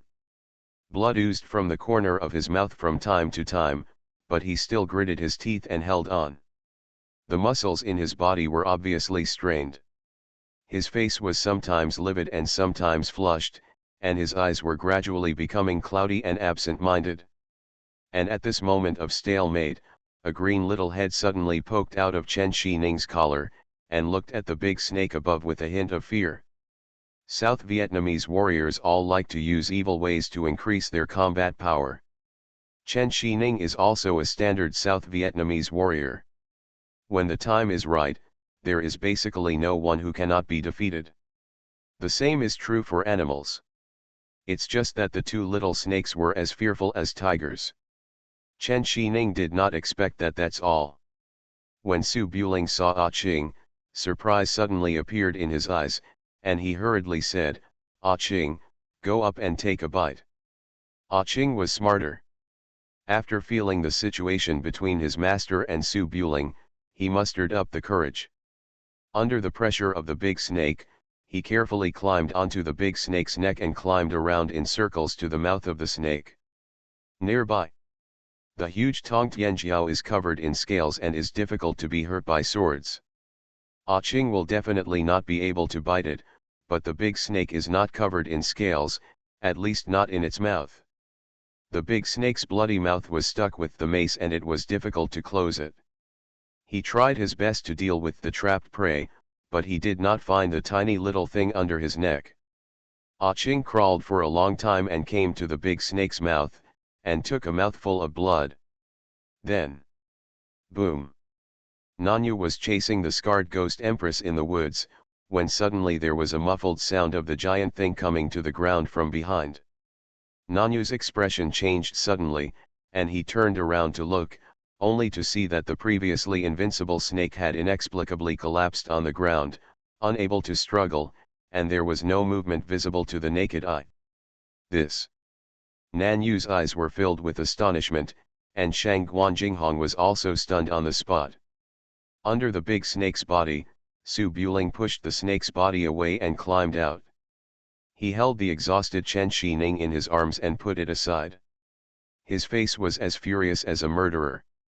He pulled out the mace from the snake's mouth, turned around and rushed towards the south. Jade. You. Nanyu He was so distraught that he turned around and ran away without saying a word, not even taking care of his grandson next to him. Shang Guanjinghong was so frightened that he sat down on the ground. Before he could speak, the furious Su Buling smashed an iron mace on his head, turning him into a headless corpse on the spot. He didn't even have time to scream. Nanyu saw Su Buletinling running in the woods and chased after him in the blink of an eye. He whistled to the giant python that was still chasing the ghost empress to indicate the cave. The giant python was inhumane, but he obeyed the order, turned around and jumped into the cave, and the ghost empress also gritted her teeth and rushed in. It was impossible for Su Buling to let Nanyu leave alive, so he swung out the mace in his hand with all his strength, and hit Nanyu directly on the back with a let-go mace. Poof! Nanyu's combat power is stronger than that of Orakai, and she is about the same as Ghost Empress. Frontal combat is almost useless in front of Su Buling. The mace was released with hatred, as fast as thunder, and there was no time to dodge. Nanyu just took half a step forward, and the mace passed through his back, penetrated his chest, and was nailed to the tree trunk in front. The whole person also fell to the ground. Seeing this, Su Buling stopped pursuing him, turned around and rushed into the cave. There was a brazier burning in the cave, and Xiao Ting was tied inside. He looked at the big monster rushing in with horror. He was so frightened that he rolled and crawled and screamed. Help! Su Buletinling! The giant python couldn't understand people's words, so it wouldn't stop and bit Xiao Ting's head in one bite. The ghost empress rushed forward. Seeing that Xiao Ting's life was hanging by a thread, she swooped out without thinking and inserted her dagger into the tail of the giant python, trying to drag it back by force. Feeling the pain, the giant python turned around and bit the ghost empress on her arm, then swung it towards the stone wall, smashing the small ghost empress directly against the wall. Puff! The ghost empress, who was already seriously injured, spat out a mouthful of blood again and fainted on the spot. The big snake's eyes grew fierce, and it wanted to bite Xiao Ting again, but its 2-foot-long body suddenly stopped and then slid back. Su Buling rushed into the cave with furious eyes. He grabbed the tail of the giant python with both hands and swung it out of the cave with all his strength, throwing the hundreds of kilograms of giant python directly out of the cave. The length of the giant python is half that of the big snake, and the weight is definitely more than half that of the big snake. The volume is estimated to be only a quarter of the big snake. How can it compete with Su Buling's strength? The giant python fell outside the cave and tried to escape as soon as it hit the ground. But without giving him a chance, he rushed forward and grabbed the giant python's tail again. Using the most common method used by farmers to kill snakes, he swung it from side to side and pulled it towards the ground, forcefully pulling out 2 big pits in the mountainous area. puff. After only 3 or 5 consecutive hits, the giant python lost its vitality, vomited blood, and turned into limp leather, and its bones were probably all broken. Su Buling was panting like an ox, and dropped the giant python without stopping at all. He ran to Nanyu and picked up the mace, trampled the dying Nanyu's head to pieces, turned around and ran to the side of the big black snake. Ah Ching's mouthful of poison only scratched Su Buletinling's skin, but his strong body could not bear it. Although the big snake was big in size, it was bitten firmly in his mouth, and the poison went directly to his head. At this time, he was slowly paralyzed, and the snake's eyes all have lost their spirits. Ah Ching and Ah Bai both ran out and saw that the big snake had been released. At this time, their confidence doubled. They guarded the mouth of the big snake, with their small mouths showing their poisonous fangs, ready to take another bite at any time. Su Buletinling came to the front, raised his mace, and was ready to beat this scary long insect into a rotten watermelon. Just when he was about to take action, Su Buling paused slightly. After all, such a big snake, which has been famous for many years, must be full of treasures. If you kill it, you can only eat snake soup. After suffering such a big loss this time, I feel aggrieved if I don't grab something. I can take it back and study it, and maybe it can be used as a watchdog. Thinking of this, Su Buling squatted down, stuck the mace in the snake's mouth, and then turned around to check Chen Xining's injuries. Chen Xining fell to the ground. After a hard fight and too much force when breaking away from the big snake, she was exhausted and fainted. She suffered many injuries on her body and there were blood stains everywhere on her black clothes. Sining. Su Buling held Chen Xining's back, lifted her up a little, took out the pills from her waist, threw them into her mouth, chewed them, and then prepared to give the medicine. However, Chen Xining was extremely strong-willed and highly alert. When she noticed that her body was being lifted up, she woke up unexpectedly. Then, when she opened her eyes, she saw Su Buling pouting and leaning towards her cheek. Chen Xining's eyes widened suddenly. Su Buling also had a stiff expression. Their eyes met for a moment. Chen Xining's hands softened and her head tilted, as if she fainted again. Su Buling blinked, hesitated, and then moved forward and kissed Chen Xining's lips. Chen Xining opened her mouth slightly, swallowed the pill that was delivered to her, and pinched the corners of her clothes unnoticeably with her hands. She might have even forgotten the pain in her body. Su Buling took the medicine and paused for a moment. Before he could separate, there were hurried footsteps behind him. Xiaoting used a dagger to break free of the rope, hugged the bloody ghost empress, and ran out of the cave. When he saw Su Buling hugging the woman and kissing her, he was so angry that he cursed. Su Buling, you bastard, you are still thinking about that thing at this time, oh my god, it's such a big snake. I'm afraid I can't stew it in this pot. My aunt's big pot can be used. Su Buletinling quickly let go of his lips and looked back. How is she? Xiaoting stayed far away from the big snake, put the ghost empress on the ground, and said angrily. How did I know? I'm still angry. Please help me quickly. Su Buling took out the medicine from his arms and threw it to Xiaoting. Didn't you see that I have a seriously injured person?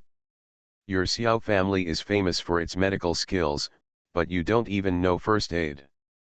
Xiaoting raised his hand to take the medicine bottle and looked down at the unconscious middle-aged woman. I'm already dizzy, how can I save people? You figure it out yourself. Su Buling picked up the seriously injured Chen Xining, turned around and ran deep into the jungle. Wait a minute, hey, why are you running so fast? What do you want me to do? Xiaoting looked at the medicine bottle in his hand, then at the huge snake next to him, and trembled slightly. You are listening to novels at Bless Up channel. Wish you happiness and luck. Please subscribe to receive new novels. How do you feel about this novel? Please like and leave a comment. The prince is very fierce. Author, Guan Zi. Chapter 843. The Crown Prince is very fierce, Chapter 10 of Hidden Dragon Scale Shadow. Chapter 10, Good Sisters Backstabbing. In March, the dense forests are covered with shades of vegetation, the bright white moonlight shines in the mountains and forests, and the wild flowers dance with the wind, casting uneven shadows on the ground. Light and shadow. Tap tap tap. Footsteps hurried. Su Buling hugged Chen Shining and came to a slightly flat open space. He laid her flat among the flowers and overwhelmed a few bunches of wild flowers. Chen Shining closed his eyes. He had been hit hard just now. Coupled with the snake entanglement, he must have suffered internal injuries. His face turned blue and his lips were slightly purple. He was wearing a tight-fitting black robe. The fabric on his shoulders had been slightly torn, and the silver-white soft armor could be seen inside. Smooth and traceless, but blood has been leaking from under the soft nail. Su Buling couldn't tell from his appearance how badly he was injured, so he could only squat down beside him and raise his hand to untie Chen Shining's belt. Chen Shining's eyelashes trembled and her fingers moved slightly, but she did not wake up. After all, Chen Shining had to treat her injuries when she woke up. She was severely injured and exhausted, and she was unable to bandage it by herself. When the time came to face, it would be even more embarrassing. It would be better to pretend to be faint and pretend that she didn't see anything. Only. Su Buling frowned and untied his close-fitting black coat. What appeared in front of him was a piece of silver-white soft armor, which was seamless and similar to the thermal underwear of later generations. It was covered tightly and had no hem at all. It came from the edge of the trousers. Look, they are still conjoined. Su Buling blinked and glanced up and down. He couldn't find the place to take off the soft armor, so he was about to pull down the black trousers. But as soon as his hand touched Chen Shining's abdomen, Chen Shining let out a slight woo and seemed to wake up. Fei woke up and turned over with some difficulty. Su Buling looked down and realized that the tether of the soft armor was behind his back. He quickly turned Chen Shining over and lay on the ground, raised his hand to take off the black collar, and then untied the tether of the soft armor. Chen Shining has a slender figure, but as a woman, her shoulders are not too broad. As the silver-white soft armor is untied, you can see a smooth back with even and delicate texture. Unfortunately, it was stained with a lot of blood and failed to show its own beauty. Su Buling carefully opened the soft armor on his right shoulder. The soft armor was close to the skin, and the blood stains and wounds were stuck together. Maybe it was because of the unbearable sting. Chen Shining's body tensed slightly, and he hummed a little, but there was no extra movement. Su Buling sighed secretly, took off the soft armor, and examined it carefully. Chen Shining's shoulder was bitten by a small snake.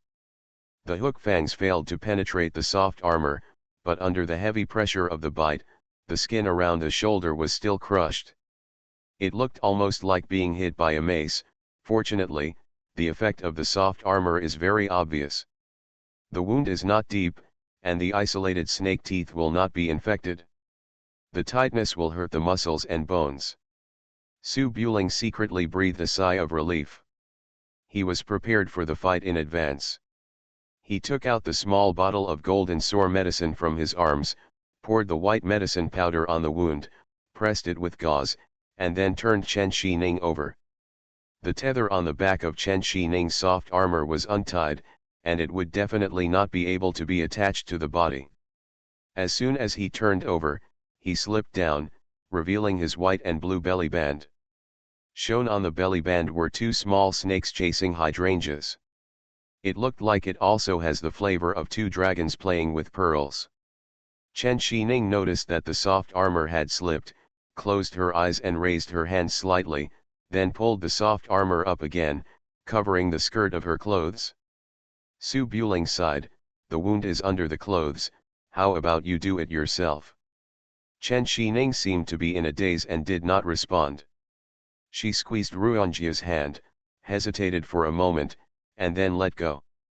Su Buling lifted her up and leaned on his legs, then pulled her green belly band open a little, revealing a half arc. His eyes did not look around. After carefully treating the injury on the front, he wrapped it with a bandage and prepared to continue taking off the soft armor to see if there were any injuries on the waist and abdomen. Chen Xining was slapped on the waist by a big snake and almost strangled to death by the big snake.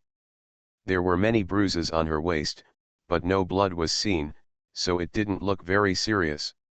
Su Buletinling felt a little relieved and prepared to take off all the conjoined soft armor and look down. When it was pulled down to her belly button, Chen Xining finally couldn't bear it any longer.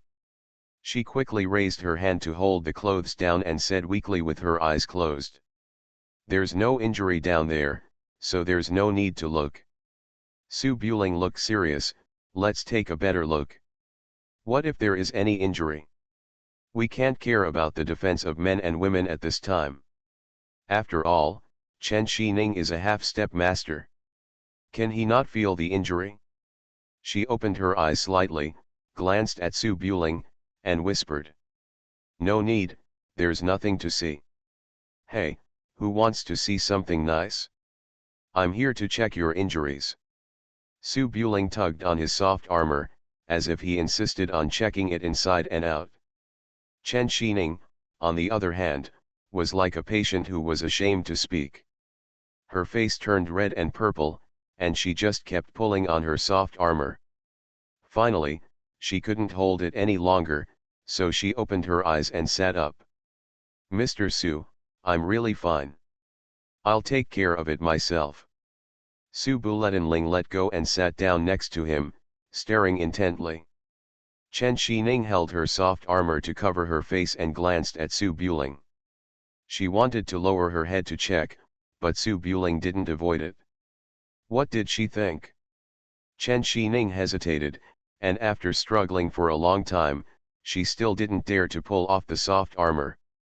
She didn't believe that Su Buling didn't even know about this point of defense between men and women, and said angrily, "Mr. Su, why are you like this?" Su Buling smiled softly. Seeing that Chen Xining was fine, he felt relieved. He turned around and sat cross-legged with his back to deal with some scratches on his arms. "You're already awake, why are you pretending to be dizzy?" Chen Xining also turned around, back to back with Su Buletinling, lowered her head to check her legs. Her eyes were a little complicated. The first thing she saw when she woke up was Su Buletinling's mouth close to her. In that situation, she didn't have the strength to push his hand away, and she couldn't do it without taking medicine. What else could she do except pretend to be dizzy and ignore it? Chen Xining still hasn't recovered from the medicine feeding. She just fed him the medicine, and they didn't separate after feeding him. Although it only lasted for a moment, she felt like half a lifetime had passed when their lips touched. She recalled every scene of their past together. If it weren't for that annoying interruption, it would probably last longer. Chen Xining's thoughts were erratic. She hesitated for a moment before whispering, "You kissed me, and I can't hide. If I don't pretend to be unconscious, what else can I do?" Su Buling seemed a little dissatisfied when he heard this. "In an emergency, you can do it yourself. In that case, can't you wake up and eat it yourself? If you have to pretend to be unconscious, then I can only feed you. We agreed in advance that this is to save you, it doesn't count as a kiss. Don't blame me, I'm not responsible." Chen Xining's expression froze slightly, and she turned her head to look at me, a little annoyed.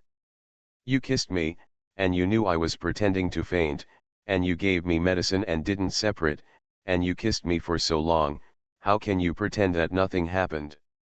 Su Buletinling also turned his head and blinked. "What should I do?" Chen Xining choked on her words. "Yes, what should I do?" Chen Xining didn't dare to look at Su Buletinling, her eyes dodged, and then turned back, holding back for a long time, and then whispered, "Well, I didn't mean that, you were trying to save me, and you were entangled by the big snake just now. You tried your best to protect me, and I saw it in my eyes. You shouldn't make trouble with such things. Su Buletinling nodded with satisfaction. That's right, you and I are close friends in the world. What's wrong with kissing at the critical moment of life and death? You can forget about what happened just now. Find a good man to marry in the future, and don't mention this to others, otherwise your future husband will be suspicious. Chen Si-ning took a deep breath, pulled the wound on her shoulder, and quickly relaxed her body, frowning tightly. Mr. Su, how could you do this? Su Buling slightly spread his hands. What's wrong? Chen Si-ning was confused, silent for a while, and said in a dilemma. No matter what the reason, I have already had physical contact with you. How can I marry another man? This is not a disaster. I am the third princess of Nanyu. I have to have face. Su Buling pretended to have a headache and frowned. Yes, what should I do? Chen Si-ning hesitated for a moment, and didn't know what she was thinking, but she went with the flow and whispered. Well, actually, I came out of Nanyu on the order of my father to talk to the young master about the marriage. Now that things have come to this, I don't know. I'd better give it to an outsider. It seems that the young master's family doesn't lack a pair of chopsticks. As long as the young master can protect the safety of my Chen family, I don't have any other conditions. I followed the young master to travel all over the country. Although I didn't play a big role, I didn't make any contributions, but I worked hard, right? Su Buling touched his chin and hesitated. Well. Chen Si-ning had to muster up the courage to speak out. Seeing Su Buling hesitate, sweat broke out on his forehead, and he hurriedly said. Of course, I was just talking casually. If the young master insists on abandoning me, I don't mind. Just pretend that nothing happened and we will still be friends in the future. Su Buling smiled, turned around, and picked up the rope of the soft armor. If you like me, just say it directly. Why do you have to beat around the bush? Chen Si-ning shrank slightly, and even Su Buletinling could hear the sound of her heartbeat. Her eyes flickered and her smile was stiff. What do you mean by like or not? I just listened to my father's words. Forget it, I don't like or not like my girl. Hey, like. Chen Si-ning turned back quickly, but after noticing Su Buletinling's teasing tone, she turned her head back quickly and stopped talking. Su Buletinling helped tie the rope of the soft armor and nodded with satisfaction. You call my name in your erotic dreams every night, and all the girls on the boat can see it? I thought you were going to continue pretending. Chen Si-ning's face turned red again. How is it possible? I didn't talk in my sleep. You know whether I said it or not. Chen Si-ning looked a little guilty. Su Buling fastened his soft armor, came to sit down beside Chen Si-ning, tilted his head to look at the very charming peach blossom eyes. Si-ning. Chen Si-ning was a little dazed by such an intimate name, her eyes flickered and she was fidgeting. After glancing at Su Buletinling, she quickly turned away. What's wrong? Su Buletinling moved a little closer and raised his chin. Chen Si-ning naturally understood what Su Buletinling meant. Her heart was about to jump out, her eyes were embarrassed, and after hesitating for a long time, she gritted her teeth, held the momentum of breaking the jar, closed her eyes, and moved towards Su Buletinling. But before the two of them got close to each other, a wailing like crying for parents came from a distance. Ah, sister, I was wrong, Su Buletinling, help me. Chen Si-ning froze, with a little disappointment between her eyebrows. She was about to take the opportunity to kiss him, but she leaned forward and kissed the air. She opened her eyes, and Su Buletinling had already stood up and ran into the woods. Chen Si-ning licked her lips, with an expression that showed either disappointment or relief. She climbed up with some difficulty, fastened her black clothes, and followed.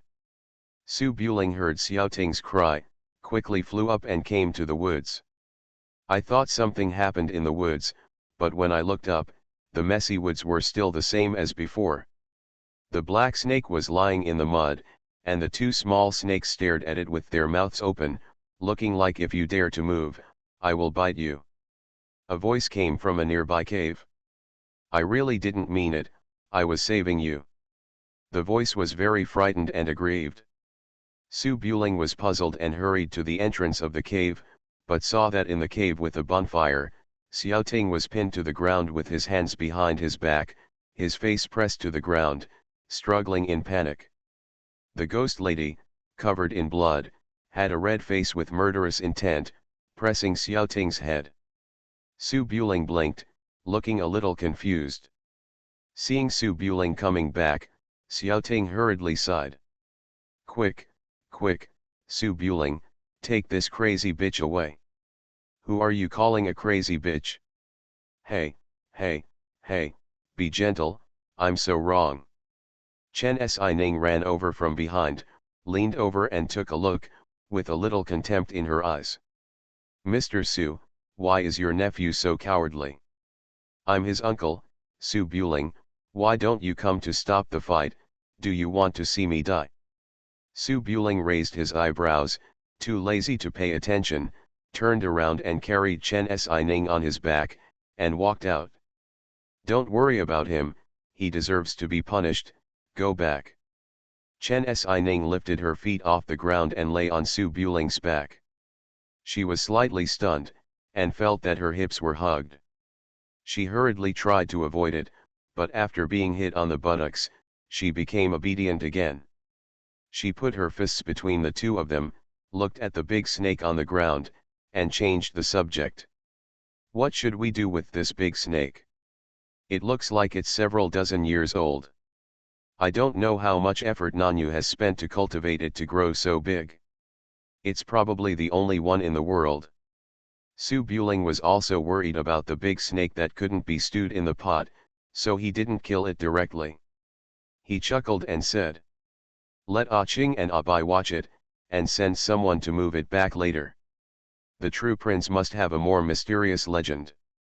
When the time comes, give the big snake 2 horns, and say that you caught a dragon and took it back as a lucky animal. Give it 2 horns. Chen Xining was amused by this. You can think of such a bad idea, but with the physique of this big snake, it might really scare a lot of people. That's right, make the best use of it. Su Buling carried Chen Xining on his back, chatting all the way, and walked out of the mountains. Not far away, Xiaoting's cursing voice came from behind. Su Buling, you are too much. I must complain to my aunt when I go back. Chen Xining looked back and saw Xiaoting, dressed in gorgeous clothes, carrying the woman who had fainted again, slowly following from behind, panting and sweating. Chen Xining had already exhausted her strength and was injured, so she couldn't get off the ground at all. She could only say, Mr. Xiao, why don't you wait here, we'll go back and call someone to pick you up. Xiaoting panted like an ox, trotting behind him, shaking his head and saying, I won't wait, what if the snake wakes up? If the snake doesn't wake up and send a helper, I'll be dead, right? By the way, who are you, girl? Why haven't I seen you before? Is it Su Buling's new mistress? Chen Xining's expression froze, and she wanted to slap this guy twice, but because of Xiaoting's identity, she said awkwardly, yeah. Xiaoting got a little angry when he heard this, and followed Su Buling's ass, dissatisfied. Su Buling, I am the head of the Xiao family, my aunt's nephew, we sacrificed our lives together to eliminate harm for the people, and we have a lifelong friendship. Now I am so tired after escaping from death, and you are still thinking about women, aren't you afraid that I will go back and tell my aunt about it? Su Buling was not afraid at all. What can you do to me? Hey. Xiaoting was anxious, and turned to look at Chen Xining. Girl, I have to say hello to you. Su Buling is not as gentlemanly as he looks. He is black-hearted. Do you know what he did in Chang'an City? Chen Xining was really curious. What? Cheating. Xiaoting looked like he was telling a secret, and said seriously. Su Buling bullied men and women in Chang'an, and he liked older women the most.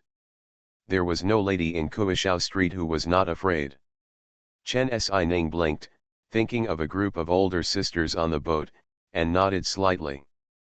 I am a little young, huh?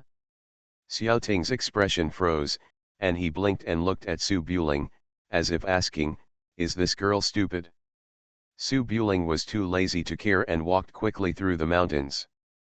After walking only 2 miles, dozens of palace guards had already arrived at Wuyu Ridge and ran over from the front. Su Buling was relieved to see this. After saying hello to Nightingale, he sped up and rushed to the outside of the mountains.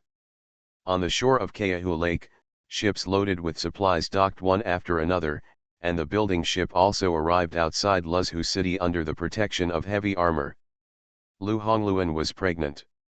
In order to rest better, she moved to the spacious room on the 2nd floor of the ship building.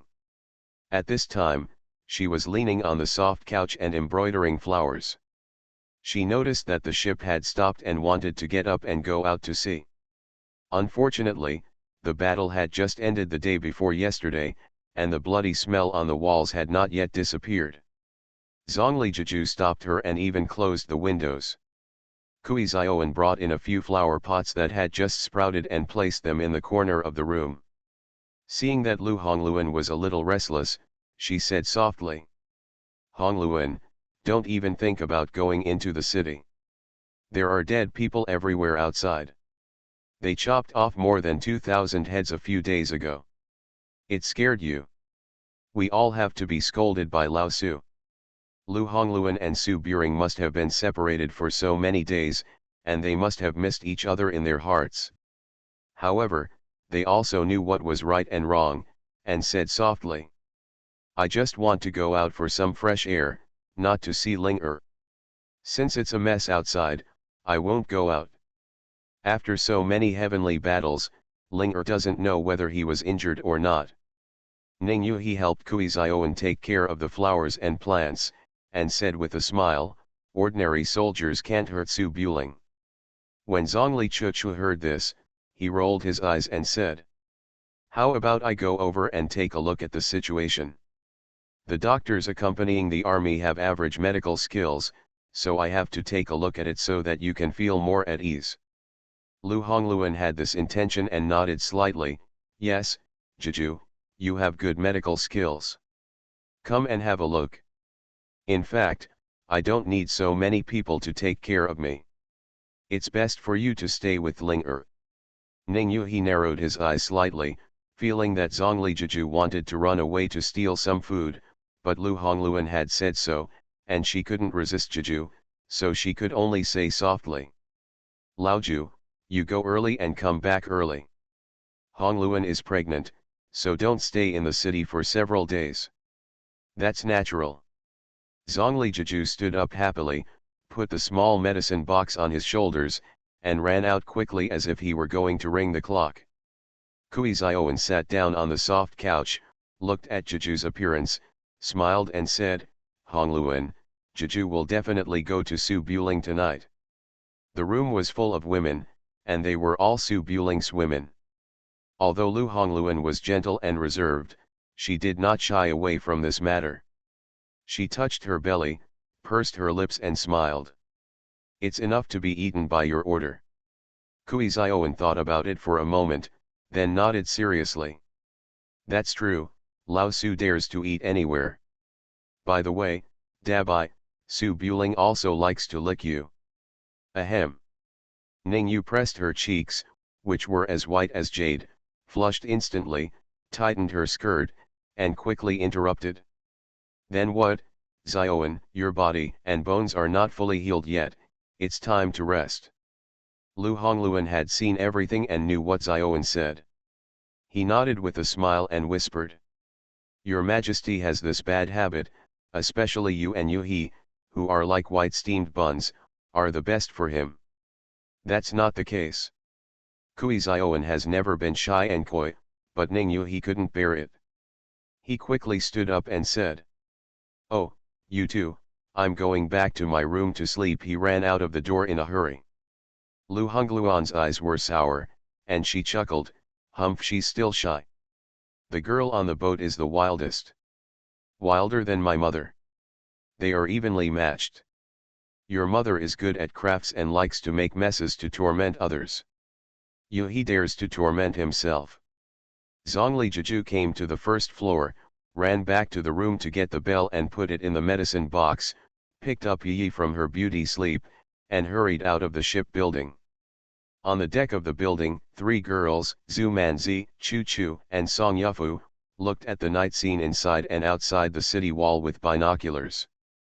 Zhongli Chu turned around when he heard the sound, saw his master walking in a hurry, and asked, "Master, do you want to go out?"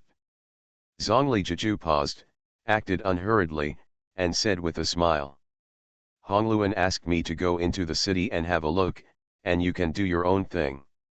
What can we play?" There was no promise or no order on the boat. Zhu Manzi was almost dumbfounded on the boat. He wanted to say yes or no order, but also thought of the two sisters Xiaoning, Lao Chen, etc. Seeing that Zhongli Jiju was going to the city, he hurriedly ran to help. "Jiju is carrying a small medicine box. Big Zhong, let me see it off for you. I have nothing to do anyway." Zhongli Jiju knew that Manzi would not steal business at night and could drag King Yi and Chen Xining away, so she naturally didn't mind this and nodded with a smile, "Let's go." Zhongli Chu actually wanted to run over, but it was not good if everyone ran away. At the moment, he could only warn like an elder. "Master, please be careful. In the commander's mansion, you can't run into Su Buling's house late at night like in the previous wars." "How could it be?" Zhongli Jiju replied with a smile and was about to get off the boat. Unexpectedly, Manzi moved a little too hard while carrying the medicine box, and it made a crisp ding sound. "Eh? Dazhong, what's in your medicine box?" Zhongli Jiju's expression froze. He picked up the milk stick and ran to the shore. "Yeah, big clock, why are you so crazy?" "Master, stop. Go to rest early, my teacher will leave first." Zhongli Jiju disappeared in the blink of an eye. Song Yufu had also played with bells, so she naturally recognized what the sound was. Her face turned a little red and she whispered, "Chu Chu, I still have to help Sister Chi Chi handle the logistics account books. Let's go in." Zhongli Chu bit her lower lip and stared at her master's back. She didn't know what to say. After thinking about it, she decided to forget it and entered the shipbuilding with Song Yufu. In Luzhu City, the night is already dark. Outside the commander's residence, a Ziliang sergeant in black armor patrolled back and forth with his sword in his hand. From time to time, scouts came from outside and entered the mansion to report the march situation in various places. Under the two big lanterns, Xiao Xiang'er was dressed in the attire of a royal concubine, standing upright, scanning the street, waiting for Su Buling or the news to come back. A few days ago, because of Xiao Ting's incident, Xiao Xiang'er was so anxious that she and her sister showed up at the same time, which caused a lot of discussion in the army. Fortunately, the Ziliang army was all his subordinates. After greeting each other, no one thought any more. In this situation, even if Xiao Xiang'er shows up, it won't affect the overall situation. But as the former queen mother, it's not good for her reputation to openly publicize her affair with Su Buling. She should keep a low profile. Although Xiao Xiang'er looks the same as Xiao Qi, there are still differences. Even if Xiao Xiang'er stands very dignified, her eyes don't have the sharpness of Xiao Qi's "everyone is drunk but I am awake." Instead, she has the solemnity of a mother who rules the country. Her eyebrows are kind and harmonious, but so high that people dare not look directly at her. This expression has been practiced in the imperial city for 10 years. Even the emperor of Dayu has to bow his head and call her mother when he sees her. It's not a big problem to disguise herself as the prince's consort. After waiting for a long time, the sound of horse hooves came from the street. Su Buling rode a big black horse and came from a distance. He hugged Chen Xining in his arms and tried to keep a comfortable posture to prevent the bumps on the road from affecting the wound.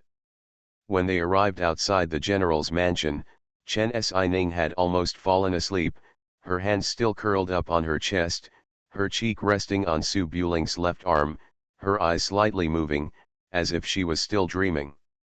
Su Buling stopped the horse, held Chen Xining horizontally, and landed on the ground lightly. Xiao Xiang'er saw blood on Chen Xining's body, and hurriedly walked up to her, took a look, and before she spoke, Su Buling signaled with his eyes, and then whispered. Xiao Ting is fine, he will be back soon. Miss Chen was injured and fell asleep. Xiao Xiang'er finally let go of her heart after a long time of hanging, and her complexion was visibly improved. She walked beside Su Buling, raised her hand and gently placed it on Chen Xining's wrist to feel it. The blood is unstable, and she has suffered some internal injuries. I'm afraid she needs to rest for a while. Su Buling nodded, lowered his head and kissed Xiao Xiang'er on the face. Baby, I was exhausted today to save your nephew, and your nephew scolded me behind my back. Later, you, as an aunt, have to compensate me, right? Xiao Xiang'er was relieved, and she returned to her old baby look, frowning slightly. What did that bastard scold you for? He scolded me for bullying men and women and occupying his aunt. Xiao Xiang'er blinked.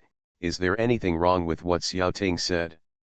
Dare to do it but not let others say it. Su Buling was speechless. Xiao Xiang'er snorted slightly, stood on tiptoe and kissed Su Buling's face. Miss Chen was so badly injured for you, and you are still thinking about that matter. Do you have a conscience? Sister is still worried, and I have to help you deal with so many military affairs. I will go first. You stay with me more. Than she walked towards the back house, with light steps and swaying gracefully. Su Buling was just talking casually, but when he saw the baby's back, he was really greedy, and looked up and down with a bright look. Xiao Xiang'er took a few steps, and perhaps she noticed Su Buling's gaze, and turned back and smiled. Su Buling, do you want me to prepare a tale for her? Su Buling shook his head helplessly. Okay. Humph, virtue. Xiao Xiang'er smiled, picked up the hem of her skirt and ran down quickly. The footsteps faded away. In Su Buling's arms, Chen Xining, who was held by a princess, opened her eyes with a puzzled look. As a half-step master warrior, she must have woken up when someone was chatting next to her, but she was embarrassed to open her eyes. At this time, Xiao Xiang'er left, and Chen Xining asked. Mr. Su, what is the tale for? Su Buling's face was cold and serious. According to the rules of my Su family, every woman who marries into the family must have a token. You will know later. Oh. Chen Xining's cheeks flushed, and she struggled a little, trying to get off the ground and walk by herself. Mr. Su, you go to accompany Sister Xiang'er. I can go back and rest by myself. Su Buling shook his head, hugged Chen Xining, and entered the backyard. The backyard was very large, but only a few girls lived there, and it looked a bit empty. In the main courtyard in the distance, Xiao Xiang'er was talking to Xiao Qi about Xiao Ting's safety, while Ning Qingyi was chatting and talking nonsense with the daughter of the ghost lady. Su Buling walked through the corridor and came to Chen Xining's room, then he put her on the bed and raised his hand to help her take off her shoes. Chen Xining's face became redder and redder. She thought Su Buling was going to favor her. Her body straightened up and she said nervously. Mr. Su, you. Su Buling took off his shoes and put them on the ground. What's wrong? I'm injured. Now, is it too urgent now? Otherwise, I'll be there in 2 days. Su Buling blinked, raised his head, and looked at Chen Xining. whose face was flushed. What are you going to do in 2 days? Do what you love to do. Chen Xining's expression froze, her eyes dodged, and turned to the inside. Well, nothing. Su Buling came closer and said with a smile. Xining, I found that you are very greedy for my body. Chen Xining frowned. Mr. Su, what are you talking about? Su Buling sat on the bed and spread his hands and said, I am not talking nonsense. In Yulongling, you were drugged and almost knocked down a big tree, and you were still shouting my name. Don't say it. Chen Xining was embarrassed by the old things being brought up again. She wanted to find a hole to crawl into. Her hands softened, her head tilted, and she fainted again. Su Buling's mouth corners curled slightly, and he said no more. He leaned down and kissed Chen Xining on the lips. Anyway, Chen Xining didn't know that she was fainted. This time, the kiss was very serious and they didn't separate for a long time. Chen Xining didn't dare to breathe, and adopted an ostrich policy, trying to pretend that she didn't feel anything, but her heart was beating loudly. Just when she was about to give up, she finally heard a cry for help from outside.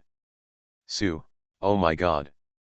Su Buling's expression froze, and he quickly stood up and looked back, only to see Zhu Manzi standing behind Zhongli Jiju in the corridor outside the door, holding his head, looking like the sky has fallen.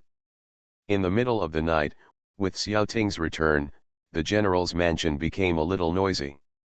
Su Buling was lying in his room, his coat had been taken off, revealing a strong upper body, and there were some bruises on his waist and abdomen. Zhongli Jiju sat beside him, carefully wiping the wound with medicinal wine. In the hall of the outer house in the distance, Xiao Ting's ghostly howling roar came, which could be heard from far away in the room. Aunt, I miss you so much, you have to make the decision for me. Don't you know that Su Buletin let him call me uncle? Uncle, he is so heartless. I was standing on the gate tower with my life hanging by a thread, and he shot me with an arrow without saying a word. After being tied up and taken outside, he actually threw me with such a big snake. And, do you know how big that snake is? You can't even stew me in the pot. Xiao Ting, did you write this? Aunt, I wrote it like this on purpose. Your original handwriting was not much better. As the head of the Xiao family, it's really. Aunt, I was at the gate of hell and almost swallowed by a snake. How can you? You still dare to talk back? Go copy the book 100 times and give it to me before returning to Huainan. If you can't finish copying, I'll stew you. Hiss. Zhongli Jiju suppressed her laughter, lowered her head and carefully wiped Su Buling's waist and abdomen, muttering softly. Husband, this Xiao family's patriarch is too pitiful. I thought the patriarch of the Central Plains family was the kind that would make the women in the family tremble when he spoke, but I didn't expect that he would be controlled so strictly.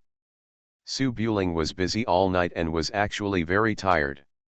He leaned against the head of the bed and said a little tiredly.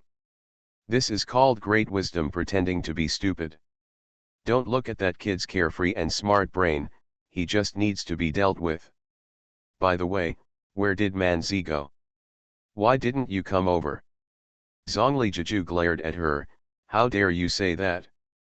Manzi ran over excitedly and wanted to give you a surprise. When you entered the door, you saw you kissing the girl, and you kissed Chen Xining. She was almost turning into Zhu 12. How could she be happy? It's good that you didn't scratch you to death. Su Buling knew Manzi's temper and would not be really angry with him. He smiled softly. You are the youngest. Manzi can never make up for it. What's there to be angry about? Zhongli Jiju's playful expression sank, and she became a little unhappy. She picked up the towel in her hand, turned around and washed it in the hot water basin, ignoring Su Buling. Zhongli Jiju was sitting by the bed, with the basin on the ground. When she was washing the towel, Her aqua blue skirt was naturally round and plump, like the full moon on August 15th, and like a ripe peach, which was very attractive under the dim candlelight. Su Buling glanced at her. She was his silly wife, and he was moved. He was definitely not polite. He raised his hand and touched it, kneading it like kneading dough. The fabric was silky and delicate to the touch. Zhongli Jiju paused when washing the towel, and quickly stood up, sat aside, and turned back to glare at Su Buling. "Don't touch me, I'm the youngest, go find your boss." Su Buling nodded, sat up and put on his shoes. "Okay, I'll go find the baby." Zhongli Jiju's eyes became anxious, and she quickly pressed Su Buling's shoulders, her eyes slightly annoyed. Su Buling laughed, lay down again, opened the small medicine box, took out the exquisite little bell from it, took it in his hand and looked at it. "Ajiu, in the rich and powerful families, the youngest is the most favored by the master, you should be content." Zhongli Jiju pursed her lips, snatched the bell and tightened her arms, and started washing towels again. "What do you mean by favor? You think I'm easy to bully? Why didn't you tell your aunt to let her be the youngest?" Su Buling continued to play with the round dumpling, shook his head and said, "I dare not, Aunt Lu will kill me." "You." Zhongli Jiju took the hot towel was rubbed on Su Buling's body fiercely. "You just bully the honest people, right? Do you think I can't kill you?" Su Buling was not afraid at all, lying on his back with his legs spread out, looking ready to be killed. "Try to kill me. Try it." Zhongli Jiju was provoked, stood up and put down the curtain, then knelt on the bed, gritting her teeth and said, "If I don't let you know how powerful my sister is today, you really think I am a wronged young wife? Come on, come on." It was past 3 o'clock in the morning, and the backyard became quiet. In the room near the pond, Ning Qingyi and Zhu Manzi slept side by side, both with their eyes open, looking at the top of the curtain strangely. The spring breeze was blowing outside the window, and the woman's voice was faintly heard with the night wind. "My dear husband, I was wrong, please forgive me." Zhu Manzi's face was red, and she pouted a little unhappy. After listening for a while, she muttered softly, "This big bell is said to be used to treat Mr. Su's injuries, how could it be treated like this?" Ning Qingyi was not feeling well, and put his hand on his waist and whispered, "It's normal between husband and wife." Zhu Manzi snorted softly, feeling unhappy. Just as he was about to speak, footsteps came from outside the room again. The two girls looked sideways and saw two shadows quietly drifting past the window of the room, still whispering. "Sister, let's go. Jiju obviously can't bear it. Let's go help her. Don't make any noise, let Manzi and the others hear. How will we see anyone tomorrow morning?" "I know, are you wearing your tail?" "I didn't bring it." "It's okay, the baby will carry it for you." "You." Zhu Manzi rolled his eyes, feeling that he shouldn't be here, but under the bed. Ning Qingyi has a cold personality. Maybe she felt the atmosphere was a bit awkward, so she coughed and said, "Manzi, why did you come here thinking about it?" Zhu Manzi rolled over, hugged Ning Qingyi's arm, put his legs on Ning Qingyi's body, and hummed. "What else can I do? I miss you and Lao Chen." "Huh, Lao Chen is so unloyal. We promised to be just friends with Mr. Su. It's only been a few days since we kissed Mr. Su. If I hadn't accidentally bumped into him, it's not Lao Ju who's screaming now." Ning Qingyi's expression froze. She was not allowed to do anything like that. When she heard this, she explained awkwardly. "Actually, it can't be said that Miss Chen is unloyal. Maybe she can't help it. It's not like you don't know Su Buling's temper. The girl you like can't escape. As long as he enters the door, he still doesn't want to play with it however you want." Zhu Manzi frowned, turned over, lay on the pillow, and shook the quilt with his feet. Mr. Su is not such a person. He never forces his daughter's family. Everything he does with Mr. Su must be voluntary. A slap in the face won't make a difference.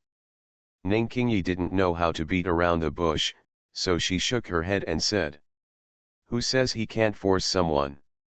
When he's so motivated, he doesn't care whether the woman is willing or not." Zhu Manzi quickly shook his head. "Who said that? Others don't know, but you and I don't know. You and I made an appointment to die together, but we didn't agree. Do you think Mr. Su didn't use force on us? He didn't use force on you." Ning Qingyi was outspoken. When she said this, she realized something was wrong and quickly shut up. But Zhu Manzi was very thoughtful. When he heard this, his face suddenly froze and he turned his head to look at Ning Qingyi. Ning Qingyi wanted to hide it and pursed her lips, but she didn't know how to make up for it. Instead, she revealed the whole thing on Manzi's face. A bolt from the blue. Zhu Manzi's little eyebrows wrinkled visibly, and she became more and more aggrieved. Her eyes were misty and tears came out. Xiaoning, you can't. Manzi, I really didn't mean it. He forced me. I couldn't beat him, so he. When did it happen?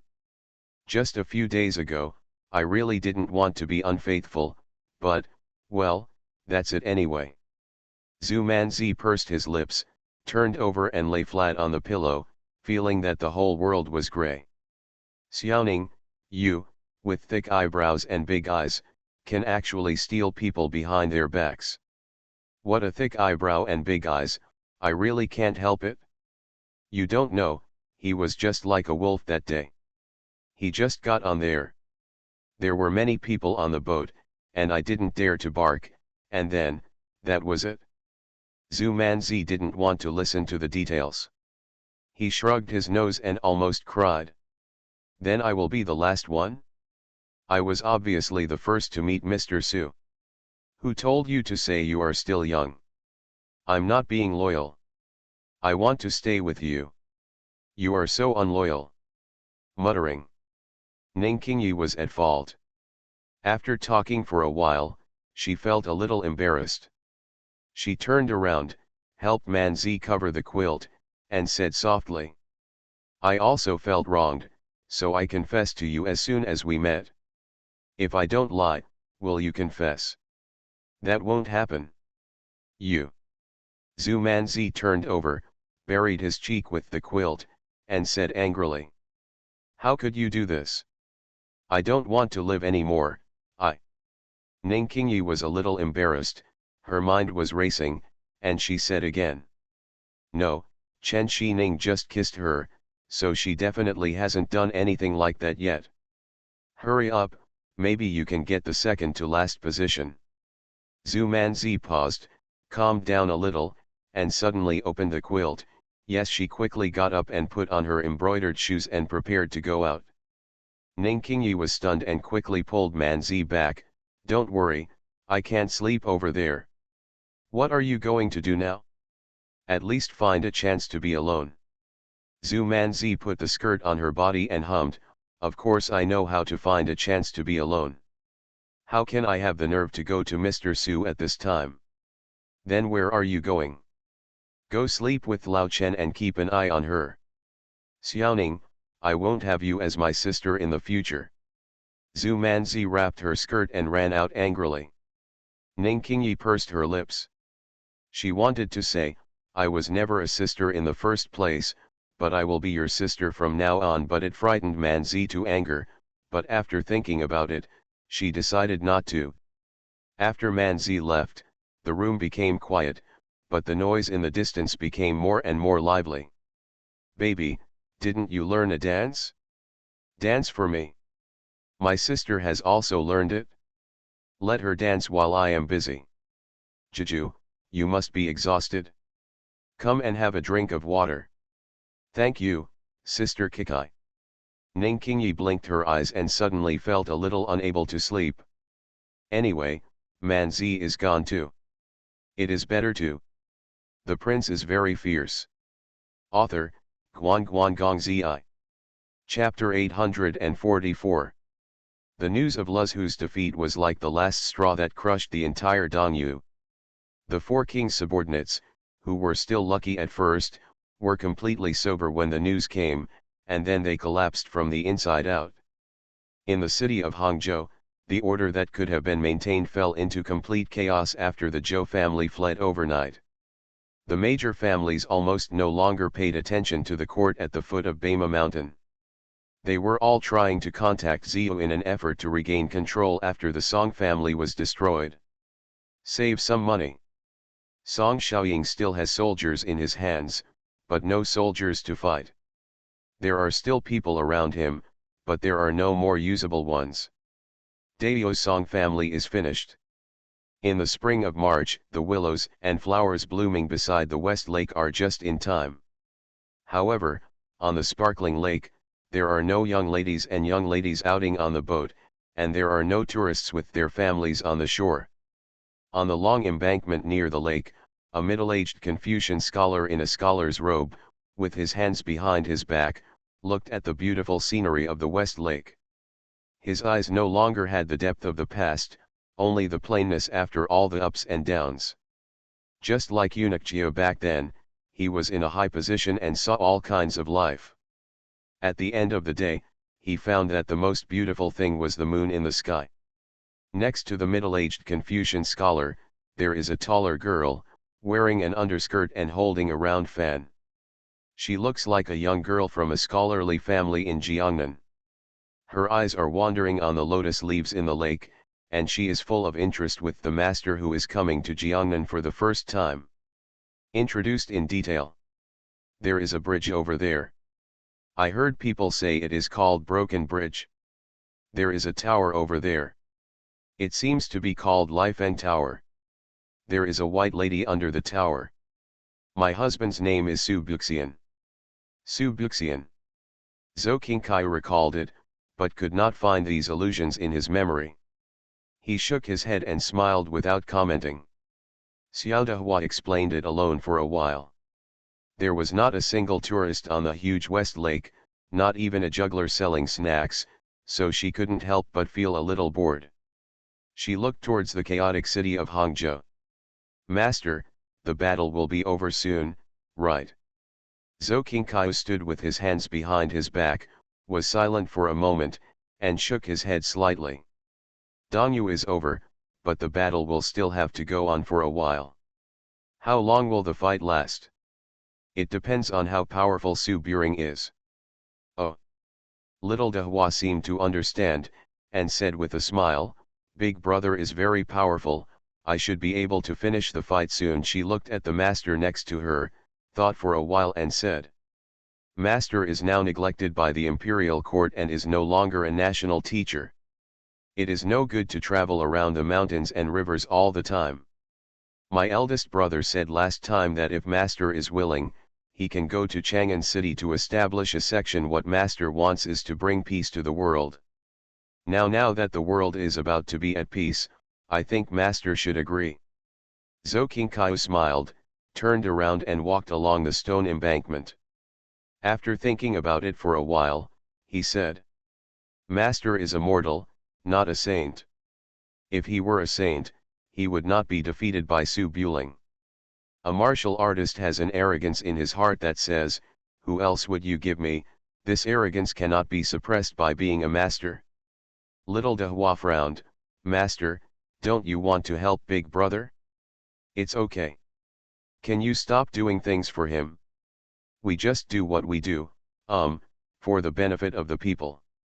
Zhou Qingkai chuckled, in your lifetime of practicing martial arts, there is no reason to avoid the sharp edge of a strong person. When it comes to benefiting the people, you and your senior brothers can just do it. Then what does master do? I haven't decided yet. I'll tell you later. Oh. During the chat, the master and the apprentice drifted away on the stone embankment with red flowers and willows. As Luzhu stabilized, the situation became increasingly clear.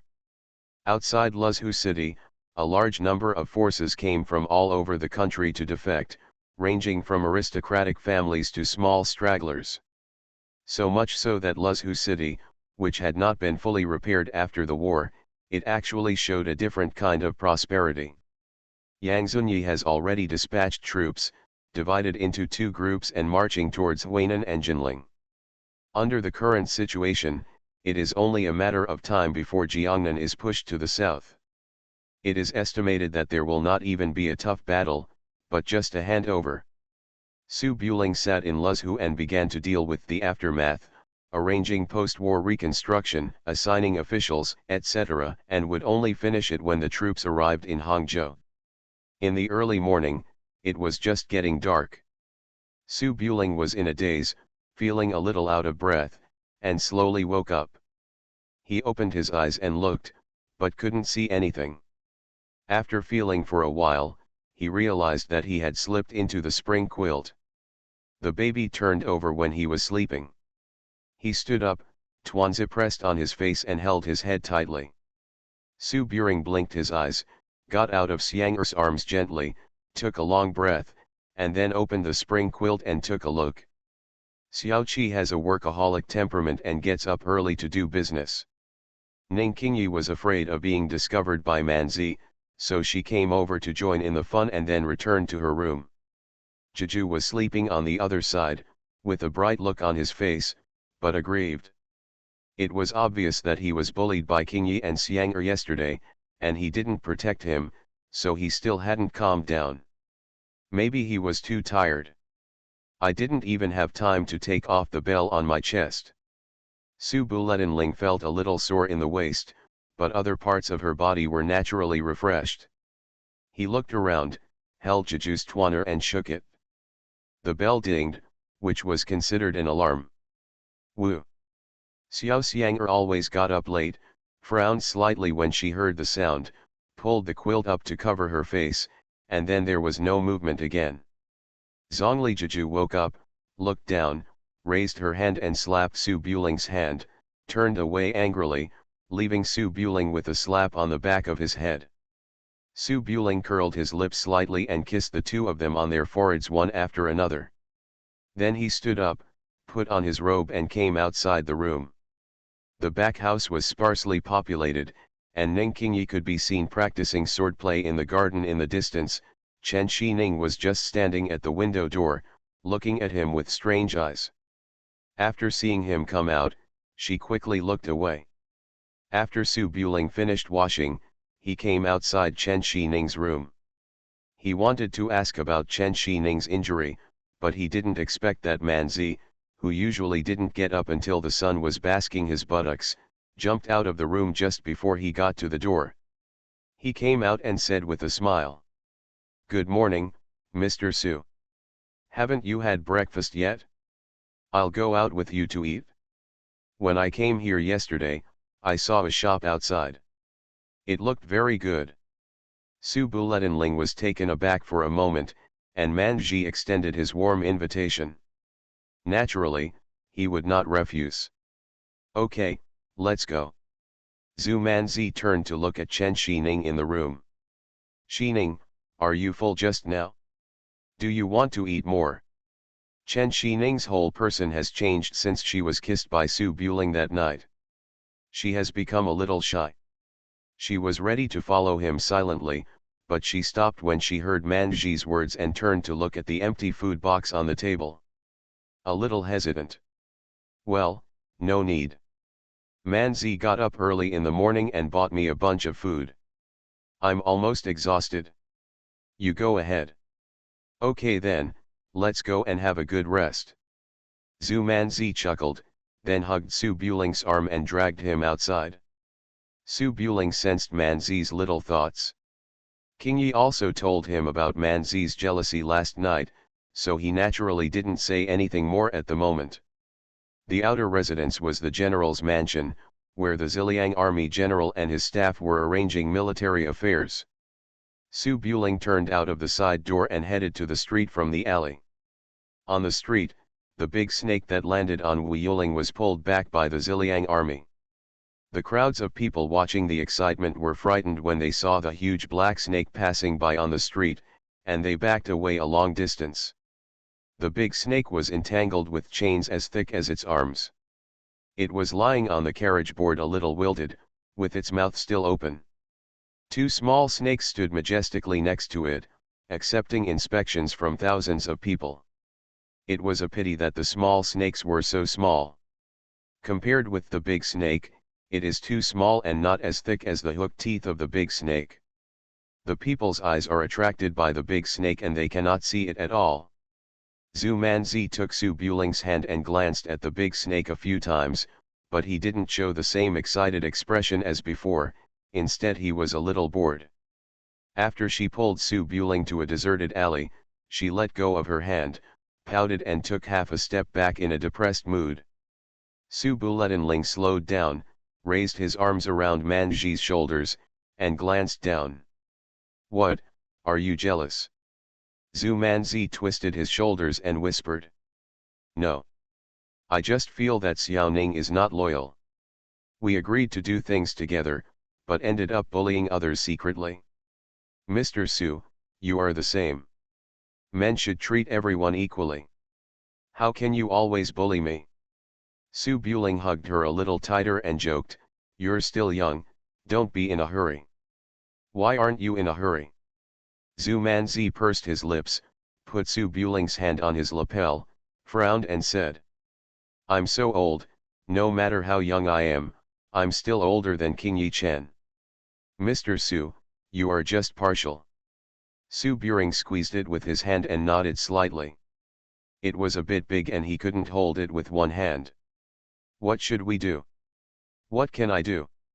I can't wait to be cut off by old Chen and become the youngest." Zhu Manzi thought about it in his heart, but obviously couldn't say anything about dragging Su Buling out to rent a house. She held Su Buling's hand and hesitated for a long time before whispering, "Mr. Su, you are a man. This kind of thing is not up to you." "Manzi." Before Zhu Manzi could finish his shy words, a fierce call suddenly came from the entrance of the alley in the distance. The voice was very unfamiliar. Su Buling frowned slightly and looked up into the distance, only to see four people standing at the top of a house at the other end of the alley. The leader is a middle-aged woman, about 40 years old, with a round face and big eyes, not tall, but very powerful. She has a fierce look with her waist inserted, and she is almost carved out of the same mold as Manzi. Behind the woman, Sword Master Zulu rolled his eyes and looked at the sky, as if he was looking at the scenery. After more than 3 months, there is no difference in Zulu's appearance. The sword is hanging on his waist. Judging from the appearance, it seems that he is no longer wearing it. He has changed to a famous soldier, but the sword is hanging on the right side, indicating that he draws the sword with his left hand. I am afraid it will be difficult to recover the right hand that used to hold the sword.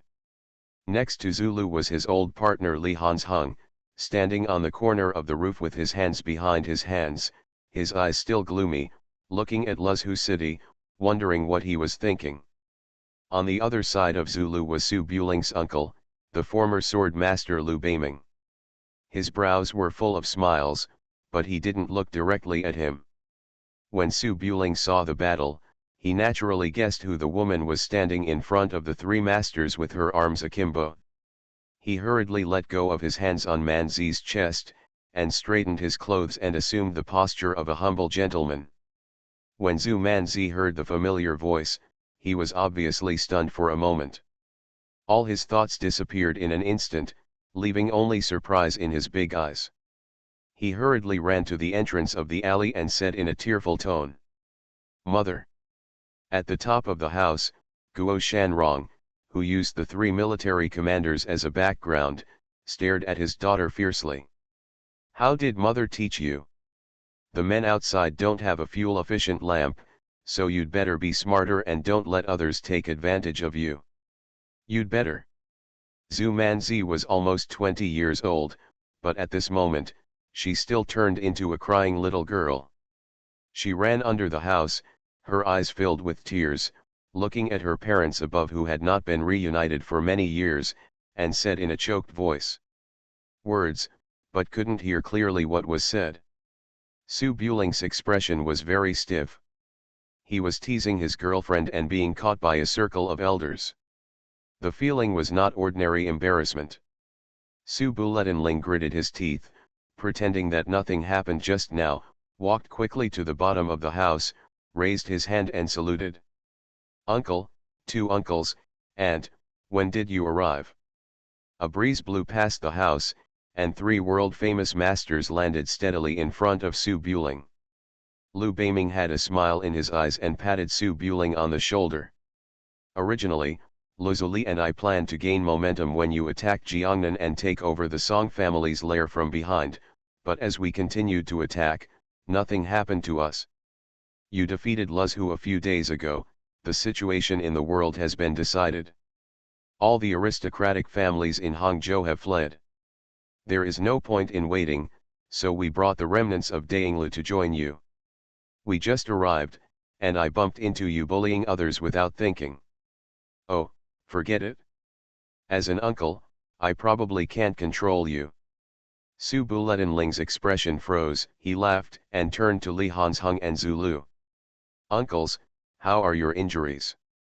Li Hansheng shook his head. "It hurts my muscles and bones. It won't heal that fast. I can walk without any problems. It's just Zulu. His hands are not flexible. It will be difficult to use the sword in the future." As a former sword master, Lu Beiming knew how painful it was for a swordsman not to be able to use a sword, and there was a bit of pity in his eyes. "Zulu has a cheerful personality, which doesn't hurt Chun Bai Kaiu. I am a prodigal son. I only practice martial arts for revenge. After the Song family is destroyed, I have no need for the sword." Su Buling said hello a few times, then raised his eyes to look at Guo Shanrong above the house. "Auntie Zhu, I was rude just now. I was just joking with Manzi, so don't worry too much." Zhu Manzi was so excited that her tears couldn't stop rolling down her face. After seeing the elders around her, she suppressed her longing and whispered with a blushing face. "Mom, this is Mr. Su, what am I doing? Don't blame him." Guo Shanrong put her hands on her hips, glanced at Su Buling with mother-in-law eyes, and said softly. "I taught Manzi a lesson. I didn't say anything about you. Just chat with the 3 of them and leave us 2 alone." Su Buletinling smiled softly, knowing that his mother-in-law was concerned about his teasing Manzi just now, so he couldn't be polite, so he turned around and sent the 3 elders to the handsome manor. Zhu Manzi also wanted to follow, but in a blink of an eye he saw his mother standing motionless on the roof and frowned. "Mom, why don't you leave?" Guo Shanrong blinked and said nothing.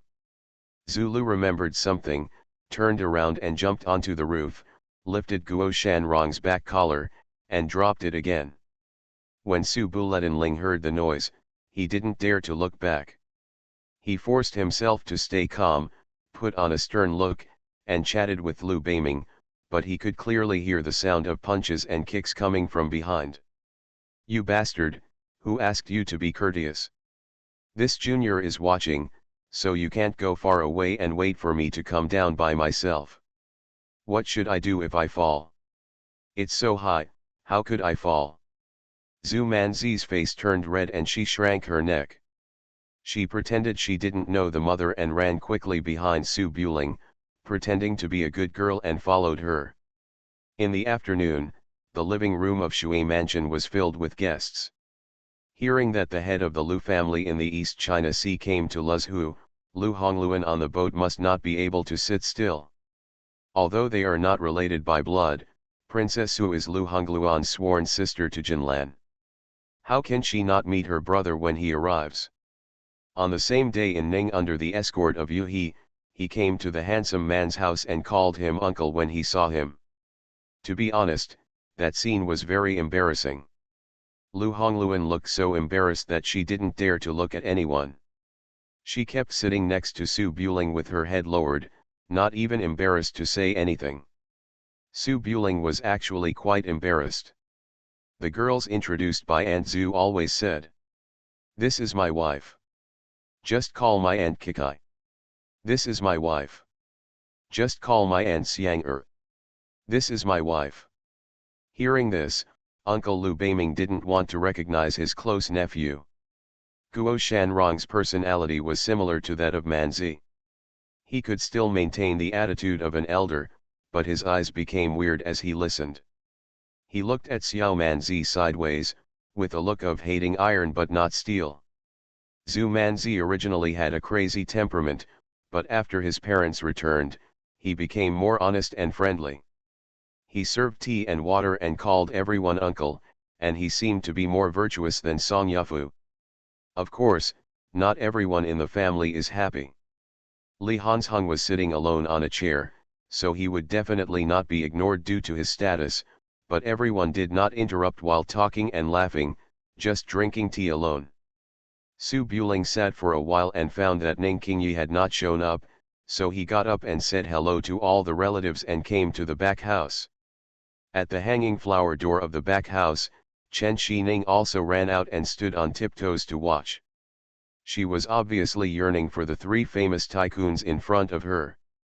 She had seen Zulu and Li Hansheng in Mobei before, but at this time of the family gathering, she did not. He was a serious person, so I was a little embarrassed to get close to him. Su Buling came to the front and said with a smile, "Just go out and sit down. The only people you haven't seen yet are my uncle and Aunt Zhu. You will get to know them sooner or later." Chen Xining had just confirmed her relationship with Su Buling. She was still a little uncomfortable and raised her hair beside her ears. "When I go out, who am I to you?" Su Buling spread his hands slightly.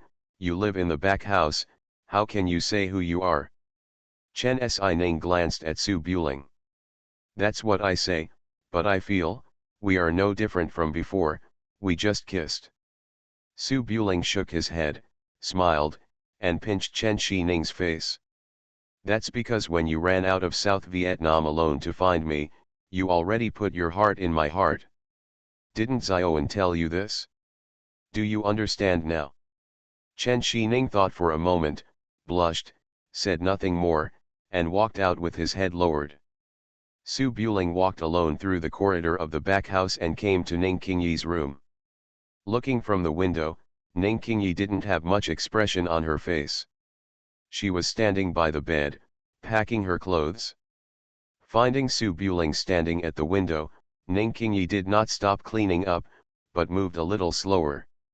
Su Buling sighed secretly, entered the room, came to the back of Ning Qingyi, put his arms around her waist, and said softly, "Where are you going?" Ning Qingyi did not avoid it, folded her skirts and said calmly, "When you're tired of staying here, go back to Changqingguan and stay for a while. You don't have to send me off. I know the way." Su Buling put his chin on Ning Qingyi's shoulder and thought for a while. "In the past, I was desperate to find someone for revenge, but now that someone is here, I have to say something. As the old saying goes, if the wife is not satisfied, just look at her and I will cut her into pieces on the spot." Ning Qingyi twisted her shoulders slightly and stopped Su Buling's words. Her eyes were complicated and she didn't know what to do. How resentful we were after separation and death, how close we were when we were together. Manzi sticks to her father and goes fishing together, which was not the case when Qingyi was a child. Ning Qingyi lived a happy life in the village when she was young, at least for her at the time. Before Tai Ying's deer hunting incident happened, although Ning Qingyi blamed her father for traveling far away alone, she still sat on the small stone in front of her house every day, holding her face in her hands and waiting for her father to come back. At just a few years old, she didn't understand the concept of high-ranking officials with generous salaries and ungratefulness. She just hoped to have a complete family like when she was a child. "I just didn't expect that after that separation when we were young, we would never see each other again." After the village was destroyed and her mother died, Ning Qingyi fell into exile and never experienced the feeling of home again. Ning Qingyi blamed Li Hansheng for not being around her mother when the accident happened, but what made her feel even more aggrieved was that she was also at home at the time, and Li Hansheng didn't come to pick her up after the accident. If Li Hansheng had rushed back after something happened at the cottage and took her with him, how could she have hated him? Li Hansheng is her biological father after all. After so many years, Ning Qingyi felt a knot in her heart. The mixed feelings of love and hate gradually turned into pure indifference and hatred. She wanted to find the person who abandoned his wife and son and get an explanation. But now, Ning Qingyi suddenly realized that she didn't know what to question that person. What's the use of scolding? I hope Li Hansheng commits suicide and apologizes. Or do you hope that the relationship between father and daughter can be reconciled? Li Hansheng did indeed do a lot and even sacrificed his life to help her lover. She was thinking about revenge from beginning to end, but her dead mother could never come back.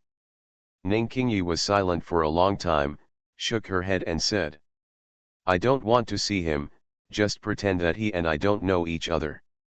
Su Buling knew that the knot that had been in his heart for more than 10 years could not be solved in just a few words, so he stopped trying to persuade her. He hugged Qingyi and rubbed his cheek against her ear. Then don't leave.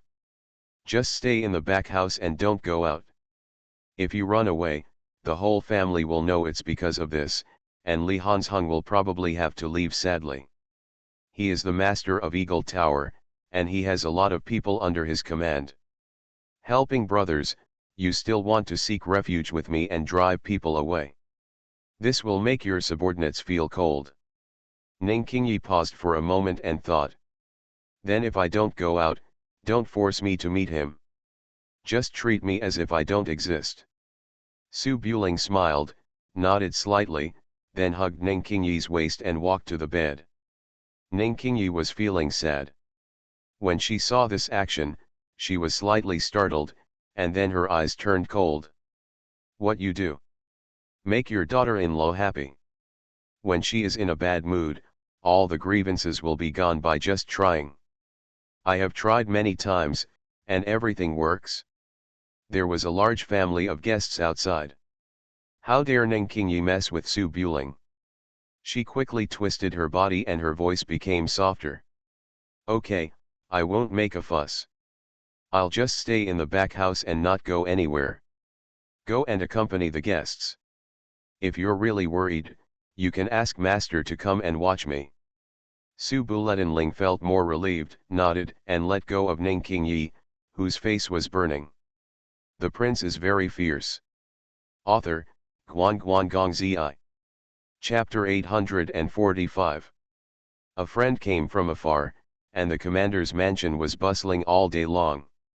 First, he met people he had never met before, and then had a meal together before letting the royal guards escort him to a mansion in the city to stay temporarily. Zhu Manzi originally lived in Su Buling's back house, but when his parents came over and they were not married to Su Buling, he definitely didn't dare to run into Su Buling's house anymore, so he followed his parents to the vicinity of Shui Mansion. The mansion where you stay. At dusk, Luzhu City was already brightly lit. Guo Shanrong and Zhu Manzi were walking hand in hand along the street. Although Sword Master Zulu is superb in martial arts and has a very high seniority thanks to the title of Sword Master, his status in the family is obviously not that good. He is alone more than 10 feet away, looking left and right. Like an old man who retires and lives at home. Zhu Manzi's eyes were still red. She hugged Guo Shanrong, who was about the same height as her, rested her cheek on her shoulder, and murmured coquettishly. Mom, you don't know, I miss you so much. In order to find you, I ran to work as a detective to investigate everywhere, and then ran to Chang'an City to work as a wolf guard to investigate everywhere. Fortunately, I was smart and there were no dangers along the way. Otherwise you won't be able to see me. Guo Shanrong glanced sideways at Manzi and chuckled. You're smart. You couldn't just follow your mother and me. If you had followed your father's temper, you would have been abducted and bought. That's natural. Zhu Manzi chuckled and raised his hand to sign on his head. We haven't seen each other for a few years, and I have grown so tall. I have never noticed that my mother is so short before. Alas, I am as tall as my mother. Guo Shanrong frowned, raised his hand and pinched Man Zhi's chest. Is it bad to follow your mother? If you didn't follow me, what would you do to seduce the young prince? With your father's swordsmanship like a three-legged cat, he might not be able to fall in love with you. Zhu Manzi's face turned red, he quickly hugged his chest and said coquettishly. Mom, what are you talking about? Why are you not ashamed? You have the nerve to say that? Didn't I see you and me looking so disgusting just now? Guo Shanrong's eyes showed a bit of anger, and he raised his hand and pinched Man Zhi's face. You were very smart when you were young, but how did you become so stupid when you grew up? When your mother and I were in the world, we were just a poor ranger, and our martial arts skills were not as good as yours. What was your father's identity at that time? The sixth young master of the Zhu family in Yuzhou, southeast. The kind of walking around in the world is similar to Su Buling. After meeting my mother, I was still docile and submissive to her. It's better for you, you met her in Chang'an City, right? Zhu Manzi muttered, yeah. We met so early, how come you still don't have any momentum in front of men, like a frustrated little daughter-in-law? I'm not Mr. Su's wife yet. If you're not your wife, where do you want me to touch you? Are you not married anymore? Marry Mr. Su, it will happen sooner or later. What happens sooner or later? Guo Shanrong's eyes were full of hatred that iron could not become steel. He pulled Manzi a little closer and frowned. A rich family has many rules. You are not the only daughter-in-law. Look at the girls who came to say hello today. 1, 2, 3, 4, 10 girls, not counting the maids. You first get to know Su Buling. My father is Jian. It's not shameful to be a saint. Why do you call someone sister when you meet someone? Zhu Manzi's eyes were a little aggrieved. Why don't I behave in front of you? Normally, I'm a senior person, so I'm called Xiaoning Xiaozhong. Guo Shanrong didn't believe it at all.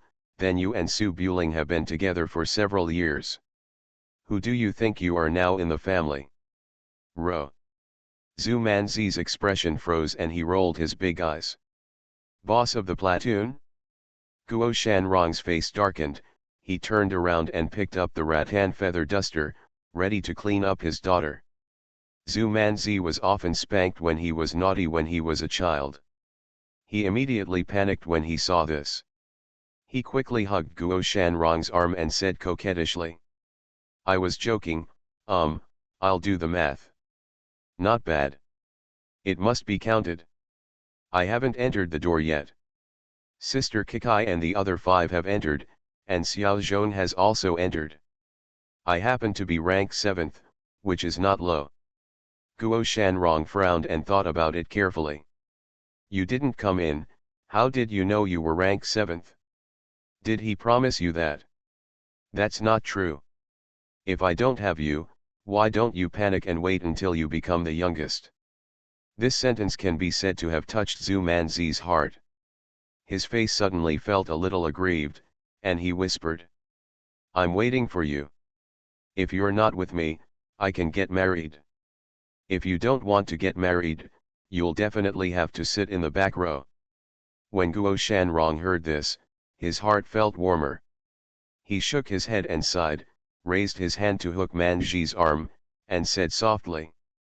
Okay, now that my parents are here, hurry up and get married, and you can still take advantage of the 7th child. If it's later, I feel that you will be the 11th child, so you have to become the 12. Your dad is twice as old. Zhu Manzi paused, as if enlightened, and his big eyes suddenly lit up. That's right. You're all here, what are you waiting for? Come on, oh, mother, why did you hit me? Is there a daughter like you? When a girl gets married, she will cry for several days. You are eager to run into her house. You have raised her all these years in vain. Zhu Manzi quickly put away his overjoyed smile, lowered his head weakly, and after a moment, he chuckled again. The elders are always in a hurry when doing things. If they can decide in the morning, they will never wait until the afternoon. Ever since Guo Shanrong arrived in Luzhu, he was heartbroken when he learned that Manzi's status in the family was in jeopardy. He ran to the Shui's mansion the next day, made some inquiries, and found Xiao Qi and Lu Hongluan who were causing the problem. As a mother, we talked about marriage leave. In this world, marriage between men and women is dictated by parents and matchmakers. Although Lu Hongluan is pregnant with Su Buling's child, she still treats herself as an aunt. Uncle Su Buletinling happened to be there, and once the families gathered together, the matter was basically settled. Zhu Manzi woke up the next morning and thought about running to discuss it with Su Buling, but found out that he had to go in. He couldn't see his lover before marriage, and he was locked in the house and couldn't get out. Su Buling has been lusting after Manzi for a long time. After dating for so long, he didn't give Manzi an explanation, and he felt really bad about it. Now that Manzi has finally reunited with his parents, he no longer has any worries and naturally has no objections to the marriage. And the wedding arrangements began immediately. After finally getting married, I was afraid that I would have to do it next time after the war was over. Su Buletinling still made some inquiries in the back house before making arrangements. At dusk, after Su Buling and Manzi's mother finished talking about things, they walked slowly to the back house and went directly to Ning Qingyi's room. In the room, Ning Yuhi was calming Qingyi's mood. Seeing Su Buling coming, the two of them stopped talking. Ning Yuhi thought that Su Buling was coming to visit their master and apprentice, so his face turned slightly red. He sat up straighter and glanced at Qingyi, as if to see Qingyi's reaction. Ning Qingyi obviously thought so too, and turned his head, as if he would neither cater nor refuse. Su Buling felt quite happy when he saw such a well-behaved pair of masters and disciples. He walked up to him and sat down next to Yuhi. "Don't worry, let's get down to business first. Ning Yuhi has been secretly ridiculed by Jeju in the past 2 days. He is thinking about finding opportunities to get even with Jeju, so how can he get down to business?" But after Su Buling said this, she didn't want to be too impatient. She hugged Qingyi, acted like an elder, and said softly, "Ling have you finished chatting with Manzi's mother? Do you like your son-in-law?" Su Buring smiled softly, "That's natural. We and Manzi also delayed it for a long time before we discussed and decided on the marriage." Ning Yuhi nodded, "That's good. Manzi is like that, which makes me anxious for the teacher. If we get the business done, we can have fun together in the future. What day is it?" "March 18th is an auspicious day. Isn't it only a few days? It's quite urgent. It's better to choose a different day than to hit it." Su Buling looked at Yuhi and Qingyi with a smile on his face. "You two didn't come in either. Do you want to come in together, or do you want to have another show someday later?" Ning Qingyi was a little uneasy, but after hearing this, she came back to her senses, pursed her lips, and said nothing. Ning Yuhi was Qingyi's master, so he was very concerned about this matter. He looked at Qingyi. "Qingyi, didn't you say before that you wanted to come in with Manzi? It just happened to be this opportunity to get things done together. Manzi will definitely come to you after knowing this. With her little courage, how dare you worship alone?" Ning Qingyi had always thought this way, but Li Hanzheng was also in Luzhu, and she would definitely be there when she got married. She didn't know why, but she felt strange. "I feel that it is good to have a serious relative present when I get married, but I don't want to get married in front of Li Hanzheng, so I feel very conflicted." Ning Yuhi knew his apprentice very well, and after a moment of silence, he said softly, "On matters such as marriage, you have to listen to your elders. If you don't think about it well, my teacher will drag you up and make the decision for you. Is it okay? Ning Qingyi pursed her lips, glanced at Su Buling and her master, thought for a long time, and nodded vaguely. It's already like this. If I don't accompany you, Manzi will definitely have to blame me again, master, just make arrangements. Ning Yuhi naturally understood the meaning of these words, smiled gently, and looked at Su Buling. I won't join in the fun this time. It feels weird for me to join a bunch of little girls. Let's work with Zioan later, find a quiet place and do it quietly. It's quite exciting to think about the master and apprentice worshipping together, but the two brides must be weirdly nervous, especially Ning Yuhi, who will definitely be laughed at by Jeju in the future. Su Buletinling had already settled the matter, and didn't want to embarrass the marriage, so he didn't say anything more. Anyway, Xiaowan didn't like the excitement, so the wedding would probably be held in a romantic place such as Suzhou Flower Sea, and it would be the same when they were together. After talking about business, Su Buling stood up and lowered the curtain of the curtain. The expressions of both master and disciple were condensed, they looked at each other and said nothing, everything was in silence. Ning Qingyi took off her embroidered shoes, shrank down to the bed, and lay down on the back. She was about to close her eyes and endure the torture, when she remembered something again and whispered. Master, take care of the mess and make it lighter. Ning Yuhi's warm cheeks turned red, and he unfolded the quilt to cover Qingyi, then lay in it and said softly. Master knows what's appropriate, Aling please be slower. Monkey is anxious, monkey is anxious. Ning Qingyi closed her eyes and didn't want to look. After lying there for a while, she slowly rolled around and leaned in front of Ning Yuhi. On the branches under the moon, the girls were chatting in twos and threes in their respective rooms. After Manzi left, the atmosphere became much quieter. Chen Xining sat alone at the table with two small snakes in front of her, feeding them absent-mindedly. The spring weather was very comfortable, and the two little snakes became active. They noticed that the master was absent-minded, and thought that the master might have something on his mind, so they wandered around trying to make the master happy. It's a pity that Chen Xining does have something on her mind, but she's definitely not unhappy.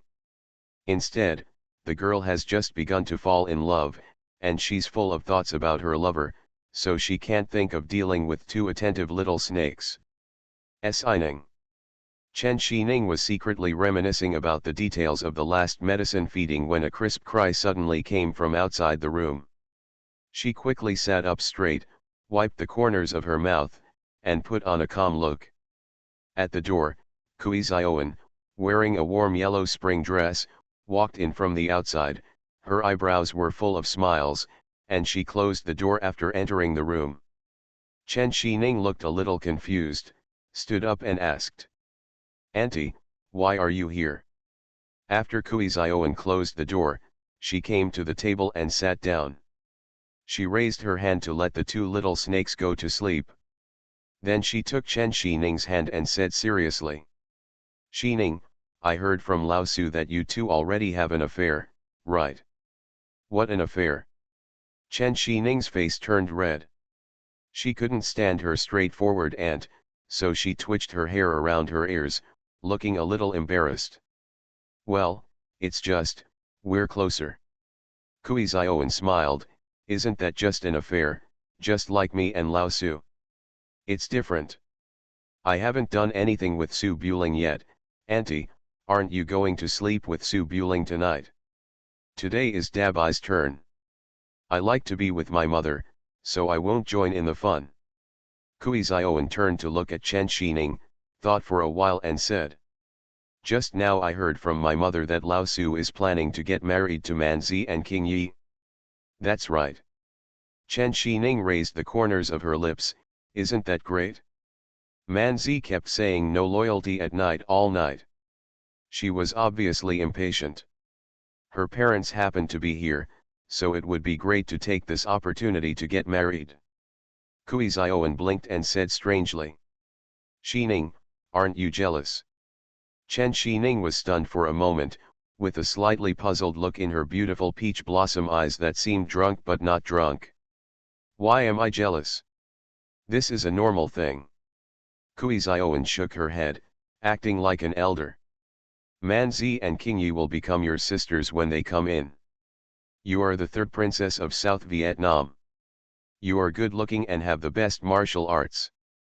You are not jealous at all when you marry into the Su family and become the youngest sister.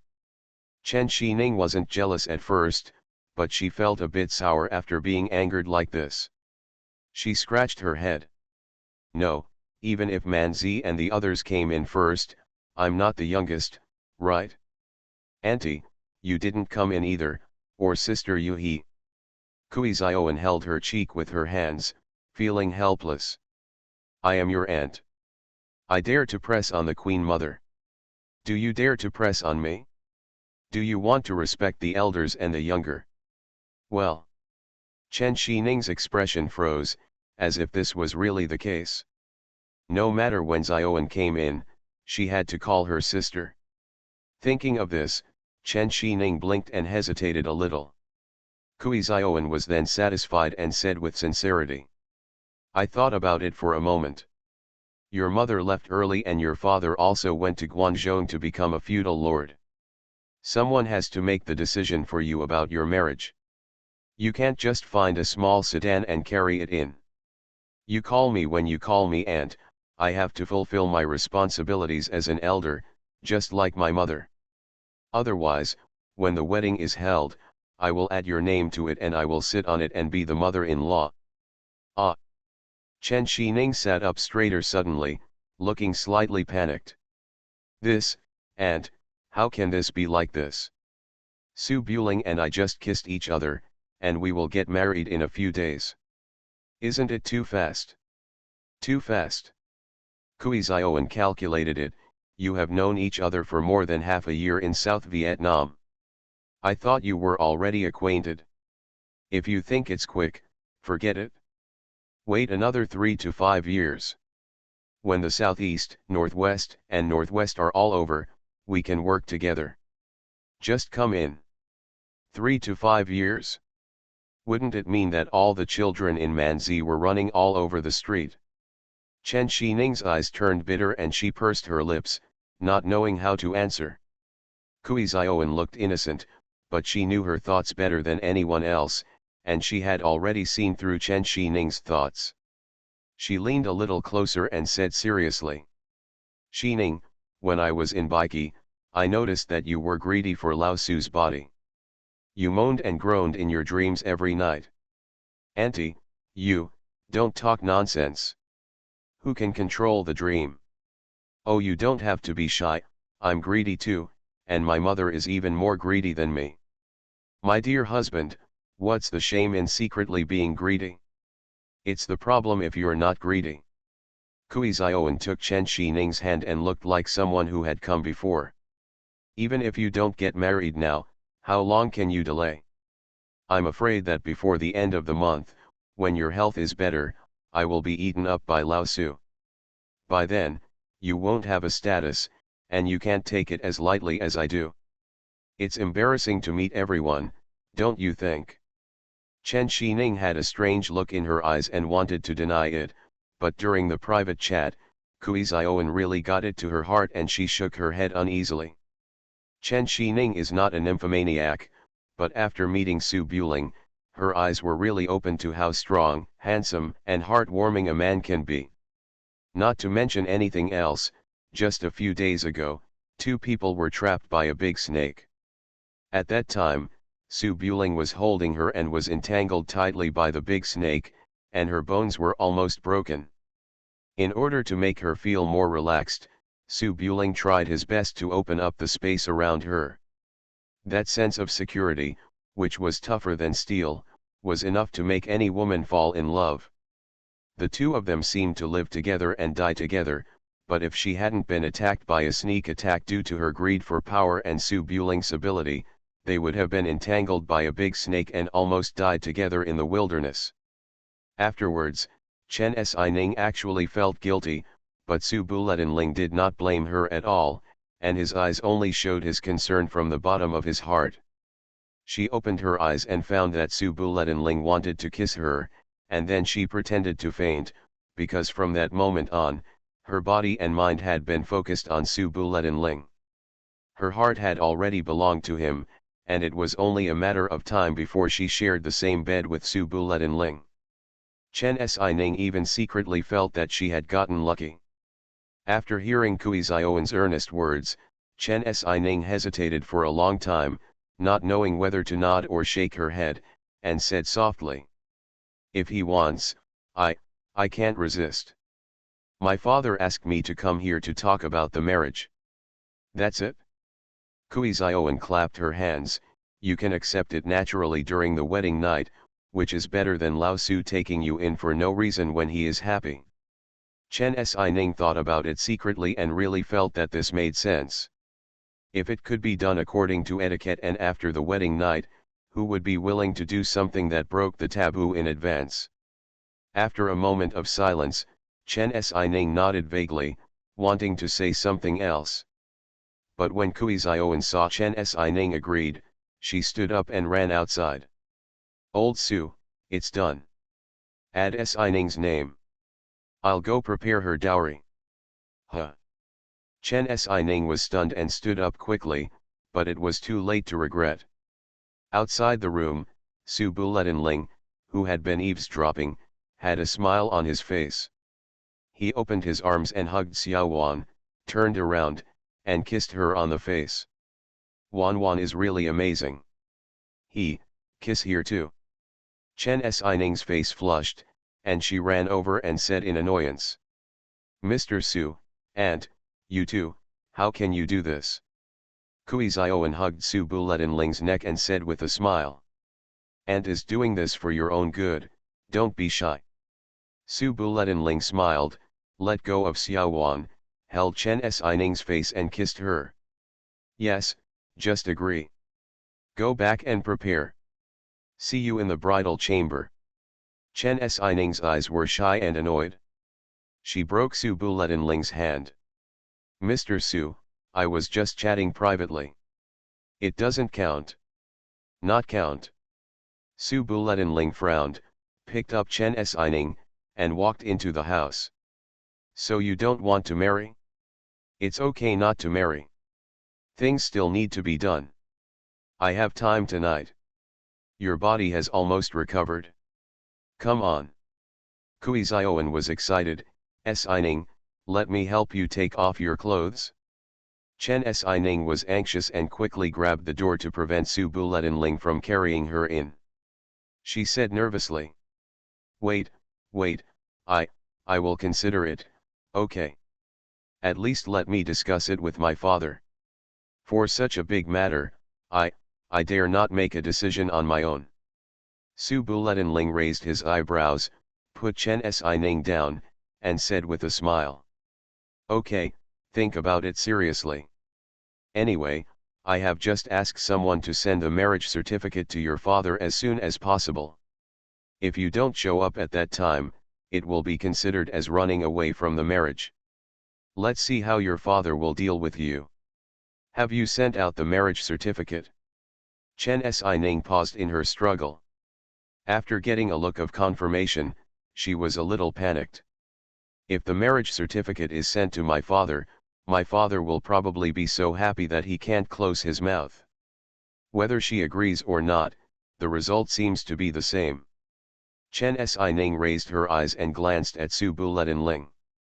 Just as she hesitated, she was picked up by Su Buletinling and carried into the house. She could only nod and said nothing. "Thank you for the reward from Wild Daughter-in-Law. You are listening to Novels at Bless Up channel. Wish you happiness and luck. Please subscribe to receive new novels. How do you feel about this novel? Please like and leave a comment. The Prince is Very Fierce. Author, Guan Guan Gong Zi. Chapter 846. Congratulations. Please come in. Oh, the head of the Lu family is here too, a distinguished guest. On March 18th, the city of Luzhu was decorated with lanterns and colorful decorations, and the streets were filled with cars and horses. The noble families from the south of the Yangtze River gathered outside the general's mansion, greeting and congratulating one after another. The lively scene made people forget that the war had not yet subsided. The general's mansion was full of red silk lanterns, and the generals of the Western Liang army were outside to welcome the guests. Yang Zunyi, Tu Qinshu, and other brothers of the king of Su were just like welcoming their sons to marry. Even the murderous spirit of the bloody battle a few days ago was hidden, and they grinned like two gods of wealth. Outside the mansion, the head of the Huainan Xiao family, Xiao Ting, and the head of the Jinling Lu family, Lu Hongzin, led the way, followed by the noble families, titles, officials, etc. from all over the country, who came to congratulate one after another. Because it was the daughter of the sword Saint Zulu who was getting married, there were also many people from the rivers and lakes who came to join in the fun. Su Buling naturally did not turn away these Jianghu families and entertain them seriously, which could be said to be giving enough face to the sword Saint Zhu and his wife. Although Su Buling was the groom, he was the prince of Su Wang. In the absence of Su Wang, he was the most powerful person in the world and could not lower his status to run to the door to greet the distinguished guests. He could only wear a red wedding dress and sit at the top of the hall to receive the many guests who came to congratulate him. Xiao Qi was the crown prince's consort and was dressed quite solemnly. She sat beside Su Buling and chatted with many familiar family elders with a smile. In her spare time, she did not forget to lean into Su Buling's ear and signaled those honest Jianghu people outside with her eyes, jokingly saying, "My husband, if you become the emperor, I guess you can solve all the things that Songji has not accomplished in more than 10 years of power without moving a single soldier." Xiao Qi was referring to the Iron Eagle hunting deer, one of Songji's 3 fires of the new king's succession to the throne. That catastrophe almost wiped out the Jianghu people in the world. The overthrow of the daimyo court in just a few years was not directly caused by the Iron Eagle hunting deer, but there were also countless connections. The Jianghu people who were well known at the scene, such as Lu Beiming, Zulu, Li Hanzhong, Ghost Lady, etc., all had a deep blood feud with the Song family. Even Su Buling and the bride Manzi and King Yi had direct and indirect blood feuds with the Song family. Songji wanted to control the Jianghu people who unites use martial arts to make chaos, and from the results, it was obviously a failure, but the original intention was indeed right. It was just that the Jianghu people were not willing to be controlled, which led to the current situation. Xiao Qi said that Su Buling could solve this matter because although the Jianghu people were not willing to be controlled, they worshipped the strong. Some of them had superb martial arts and a reputation for chivalry, and they were the bosses wherever they went. This is the truth that all Jianghu people know. This is just like the matter that the court could not settle, but the 3 families of Zhu, Lu, and Cao could settle it by saying something, and the Jianghu people recognized this. If Su Buling became the emperor, he would definitely be the most capable emperor in history, sweeping the world's martial arts champions, and being the #1 in the world.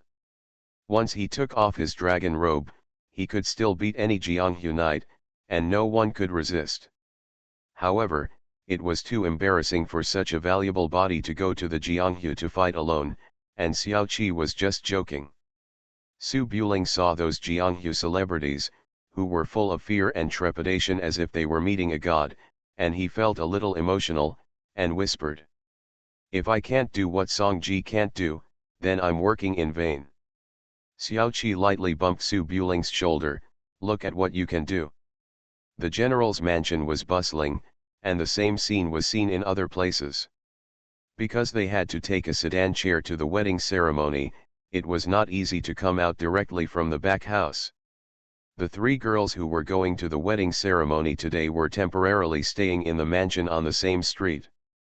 In the deep courtyard, Yunu and Qiao Yi brought their maids to deliver trays of rice, gold, silver and jade to the 3 rooms.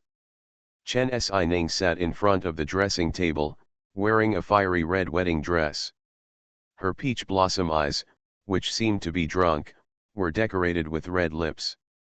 She had lost the sharpness of a warrior and replaced it with a gorgeousness that radiated from the inside out. Xiao Xiang'er and Kui Zioan stood beside her. Both of them were the top 8. They had different temperaments but were both dazzling. Especially the mature and beautiful temperament of a beautiful woman, as gorgeous as a lotus, was particularly moving. Chen Xining was less than 20 years old. In terms of femininity, she was not as feminine as the 2 nominal elders, but she was 28 years old and had high martial arts skills. Her youthfulness and agility were also beautiful under the embellishment of the wedding dress. At this moment, Chen Xining still hadn't recovered, with a look of nervousness and embarrassment from the bottom of her heart. She had been mumbling since the early morning. "And, how come the day is coming so soon? I haven't prepared anything, why don't I wait a few days?" Kui Zioan, wearing a skirt and holding a wooden comb, stood behind Chen Xining, carefully combing her hair. "What is there to prepare? Isn't it like this for girls? When I entered the palace, I was much worse off than you. I didn't know anything. I was pulled into the car as soon as I got up, and then I got married. I even greeted you." Xiao Xiang'er was nominally Chen Xining's aunt. At this time, she leaned next to her and gave her a hug. 2 silly little snakes were feeding, speaking in a tone of experienced people. "Yes, when I entered the palace, I was even more miserable than Zioan. I finally snatched my sister's ba, but before I could enjoy it for 2 days, I was deceived and sent to the palace. The late emperor died 2 days after entering the palace. I haven't even seen what the late emperor looked like. Can you believe it? If you get married now, at least you don't have to wait in the palace for 10 years. Don't be ungrateful for your blessings." Chen Xining sat upright, fearing that her makeup would go wrong and affect her future husband's impression, but she was still tangled in her mouth. "I know that it is my blessing to marry Mr. Su, but I am a little nervous to get married suddenly." Xiao Xiang'er shook his head and said seriously. "What's there to be nervous about? A wedding is just a process. A woman has to go there once in her life. It's important, but not particularly important. The most important thing between a man and a woman is love. When love comes, they get to know each other in the morning and agree together in the evening. Baidu, I'm not in a hurry. If there's no love, even if we become husband and wife in name, we're just strangers who share the same bed. Do you not want to marry Su Buling?" "I." Chen Xining blinked her eyes and turned red. I definitely want to get married. It's just that my mother left early and my grandma is not here. I don't know anything. How can I get married?" This sentence actually gets the point across. Kui Zioan just remembered this incident. After thinking about it, she looked at Xiao Xiang'er. "Yes, mother, before the girl comes out of the palace, mother wants to teach you some things about intercourse, and I forgot to prepare them. What should I do?" Xiao Xiang'er blinked her apricot eyes, a little funny. "What's there to teach you? Su Buletinling knows everything, just close your eyes and wait." Kui Zioan said shook her head and said. "How can this work? The process still needs to be followed. Although Xining often has erotic dreams, she has never experienced any actual combat." "Auntie." Chen Xining's face turned red and she wished she could find a hole in the ground to crawl into. Fortunately, there were only 2 eldest sisters in the room. She hesitated and nodded. "Yeah, if you can teach me, I'd better give it a try. I'll feel more confident." Seeing this, Xiao Xiang'er nodded slightly. "Okay, I'll go look through my sister's box and find 2 books for you to read." Kui Zioan was more direct. She put down her comb and came to Xiao Xiang'er. "There's no need to go to all that trouble. We're just here to demonstrate it to Xining. My mother is going to be the bride, and I'll take care of it. It'll be over in just a few clicks." Xiao Xiang'er frowned. Is this okay? Try it." Kui Zioan pulled Xiao Xiang'er to sit down beside the bed, found a red cloth to cover Xiao Xiang'er's cheek, and said seriously, "It's begun." Xiao Xiang'er was a little funny, but she still sat down seriously and said softly, "Okay, okay, let's get started." Kui Zioan coughed lightly, made a stern and extraordinary expression like a scholar, and lifted Xiao Xiang'er's hijab. "Lady. MS sir. That's it? Let's get to the point." Kui Zioan pushed Xiao Xiang'er's shoulder, started to pull up her clothes, and made a very lewd smile, "Hee hee." Xiao Xiang'er was stunned for a moment, and then said with some embarrassment, "What is this mess?" Kui Zioa paused. "Su Buletin is sure this is the case. Is there any problem?" "There must be." Xiao Xiang'er knew Su Buling best. She got up and pressed Xiao Wan next to the bed. "It's better for me to play Su Buling." Then he put the hijab on Kui Zioan's head. Kui Zioan didn't refuse. She sat down seriously and waited for her mother to lift the hijab. However, before the hijab was lifted, she saw a hand reaching to her waist and started to untie her belt. "Is Lao Su so anxious?" "Yes, this is called Chun Xiao. A moment is worth 1,000 pieces of gold. How can he have time to talk nonsense?" The mother-in-law and daughter-in-law started role-playing in the boudoir seriously. Chen Xining watched with wide eyes. Thinking of the scene at night, she got goosebumps and shivered slightly. She felt that the waiting time was very unbearable. Next door to the courtyard, the scene is almost the same. Chu Chu and Yu Fu happily gathered around the room and put the prepared jewelry on the dressing table. The red wedding dress that Zhu Manzi put on had a bulging skirt. With the support of makeup and jewelry, she had become a little more mature, and no longer had the carefree and naive look of the past. However, the worship service was about to begin, and the unprepared Manzi was still a little panicked. She fidgeted and raised her hands to fiddle with her hair, and said with a cry of grievance, "Mom, don't be anxious. For such a big matter, at least let me discuss it with Mr. Su. I haven't seen Mr. Su for several days." Guo Shanrong stood behind Manzi, straightened Manzi's head, continued to insert the gold hairpin, and lectured fiercely. "Before my daughter gets married, there is no reason to go to see her husband in private. If you are so unruly, what's the use of having a hijab? You're always sitting there." Song Yufu paid a visit to Prince Su's mansion. She knew how nervous she was before marriage. She smiled and helped hold the jewelry and consoled her. "Manzi, don't panic. Getting married sounds scary, but in fact it's just that. Just listen to the MC's voice later and follow the process. Anyway, no one can see you with your hijab face. I accidentally bumped my husband's head last time, and no one laughed at me." Zhu Manzi pursed his lips. "I've seen all kinds of storms and waves, so it's nothing to pay homage, it's just. Zhongli thought about it for a while, then thought of something, and whispered, "Manzi, are you worried that my husband will end up in your room tonight?" Today, when the three girls came in, King Yi got there first, so it would be hard for her to compete with the two younger sisters, Manzi and Xining. Both Chen Xining and Zhu Manzi have not yet been recruited, so it is hard to say who will take the lead. After Zhu Manzi heard the news, he had been thinking about this question secretly in his heart. He wanted to ask Su Buling, but unfortunately he didn't have the chance.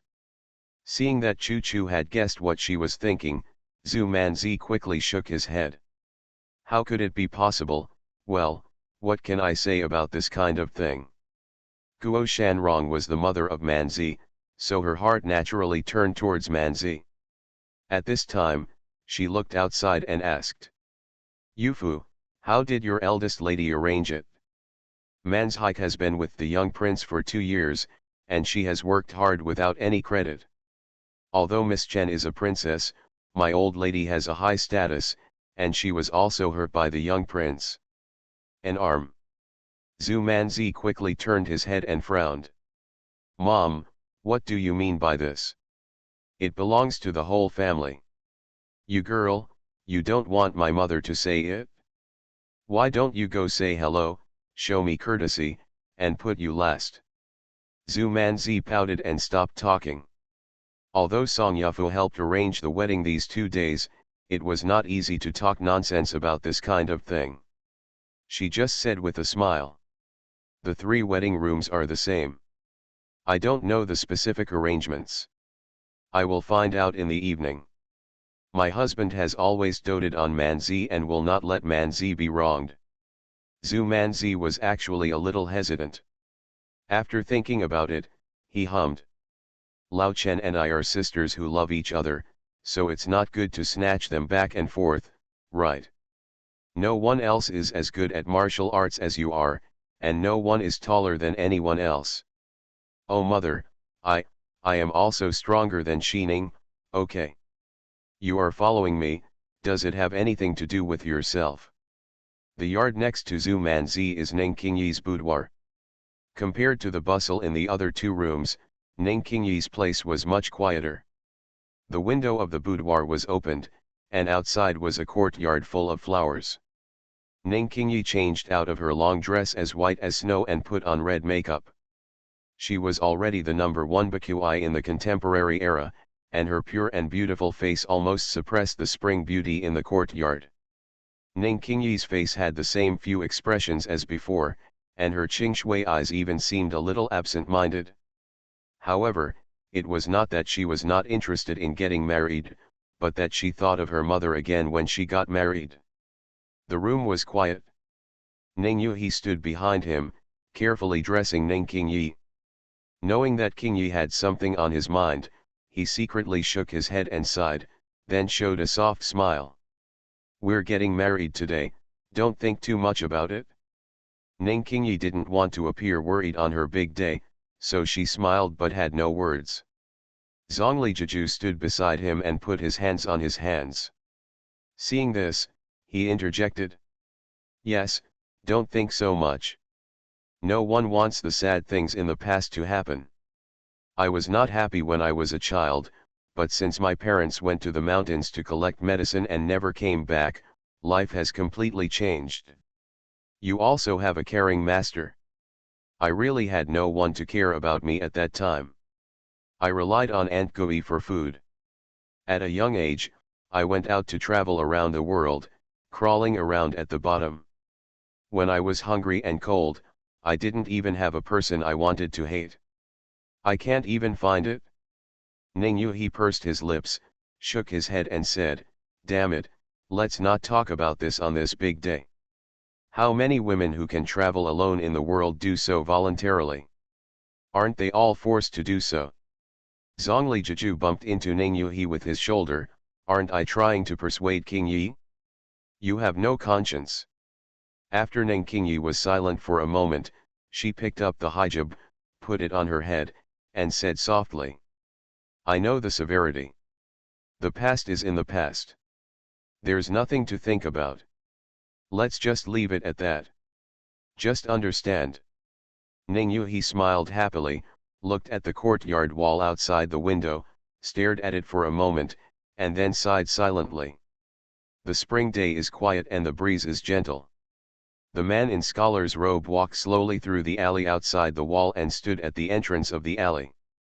He looked up at the clouds in the sky, his eyes as always, filled with boredom from the bottom of his heart. In the distance, there are endless singing and dancing, endless carriages and horses, and the bustling streets seem to be 2 different worlds from here. On the streets, there are princes, nobles, and gentry, horses and chariots, and their families, showing the high-spiritedness that a person should have in life, while in the alleys, there are wanderers who have no place to stay, and they don't know where they are going or where they are.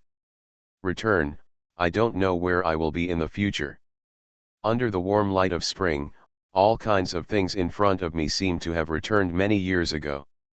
The man looked down and saw that he was still wearing the scholar's robe. There were a few picture scrolls on the ground. They were common pictures of flowers and birds. The writing and ink were neat and there were no flaws, but there were no highlights. He turned his head and looked to the left. The wine shop was open in the distance, with brand new wine flags flying in the spring breeze. The shopkeeper with bare arms and a towel on his shoulders poked his head out from behind several large wine vats, cursing. Road. Hans Hung, why don't you come over to help? Your paintings can't be sold. What's the use of the pestle besides blocking the way? In front of him, there was a queue of drinkers selling wine, from the shop to the entrance of the alley. Most of them were people from the Jianghu community. Hearing these words, there was a burst of laughter. He is a scholar, and he has a scholarly spirit in his heart. He said slightly dissatisfied. Why can't I sell it? There will always be people who know the goods and appreciate my calligraphy and painting. Then just be patient. If you are not very capable and have no ambition, it would be great if you honestly serve as my apprentice selling wine. After 2 arguments, he continued to look at the entrance of the alley, waiting for the person who knew the goods to arrive. Soon, a female warrior with a sword hanging from her waist appeared at the entrance of the alley. She was wearing a bamboo hat and a wine bottle in her hand. Her eyes were looking at both sides of the alley, as if she was just here to sell wine. He stood up straighter, tidied up his old scholar's robe, showed a shy smile, and looked at the heroine. Girl, do you want to buy a painting today? Although the heroine had been here many times, she seemed to have just noticed the scholar next to her.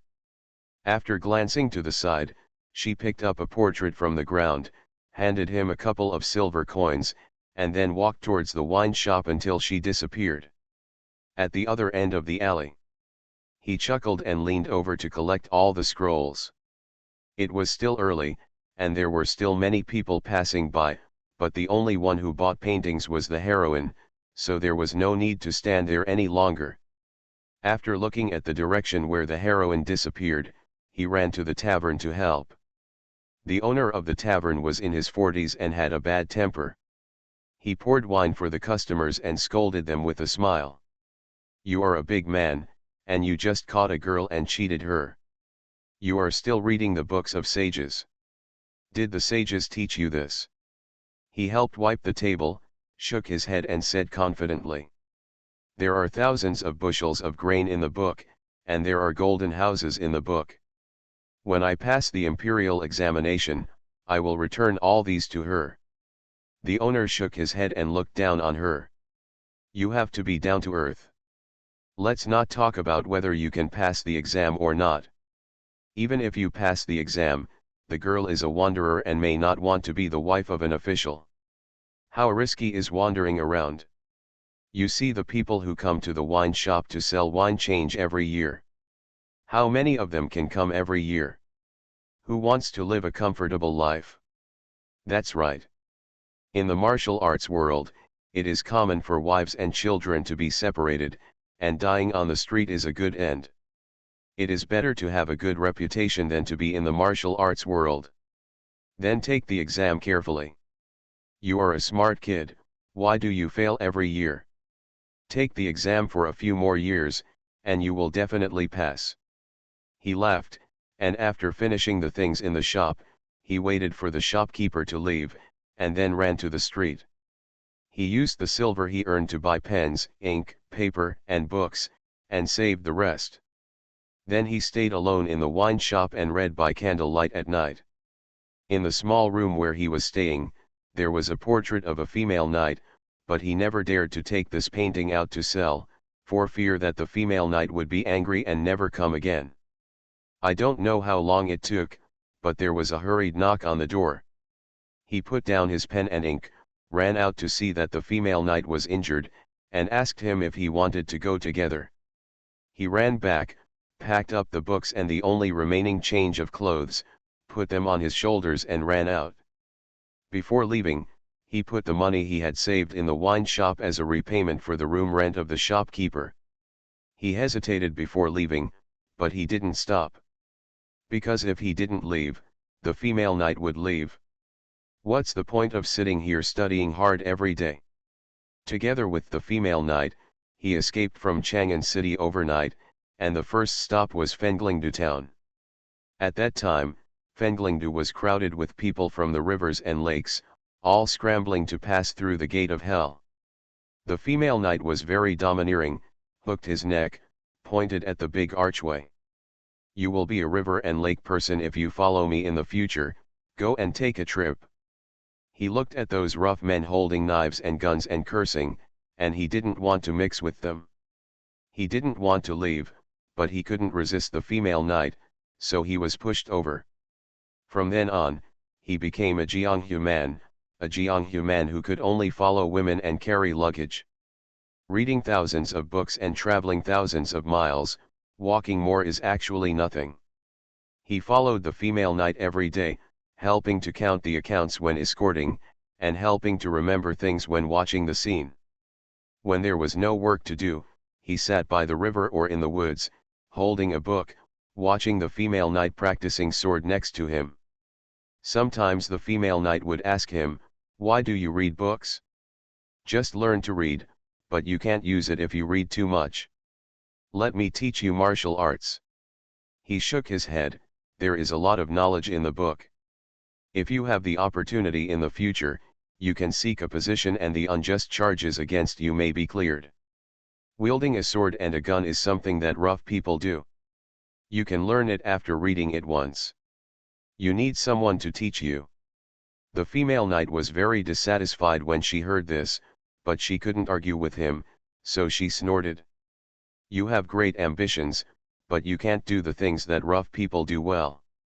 What's the point of seeking an official position? That's what I don't want to do." Humph. The female knight didn't believe it, and he was not interested in learning it, so he continued to read books every day. Until one day, the female knight got into trouble and provoked a local snake in Changde. He had an old grudge with the female knight's father and was blocked in the inn by a group of people from the rivers and lakes. The female knight couldn't beat him and wanted him to run first. He had never fought before, but the woman he liked was verbally insulted, and he got angry. I remember that he took a bench and beat a dozen famous Jianghu people in Changde to the ground. At that time, he was quite surprised, why these fierce Jianghu barbarians were so slow. Later, he realized that he was too fast. Although he didn't understand why, he still turned around and said proudly, "I said that swordplay is simple, isn't it? Just aiming at the head, winning when standing up and losing when lying down, just knocking down, there are no so many tricks. The words are simple, but they are the true meaning of martial arts." The female knight was shocked at the time, thinking that he was possessed by a ghost, and even went to find a Jianghu Taoist to perform a magic trick. Since then, the two got married, his status was higher, reading books was no longer criticized, and the bag was carried by two people. Later, the female knight became pregnant and returned to the mountain village in Shu. The two of them lived a simple life, waiting for the birth of their daughter. He was still reading in the village.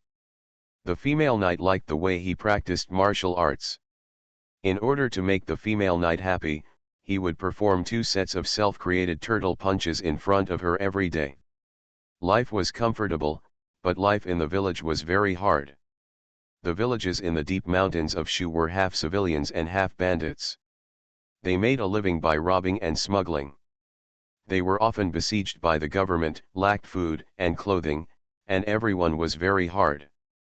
Even if the female knight had a high status in the village, the things she could buy in the village were limited.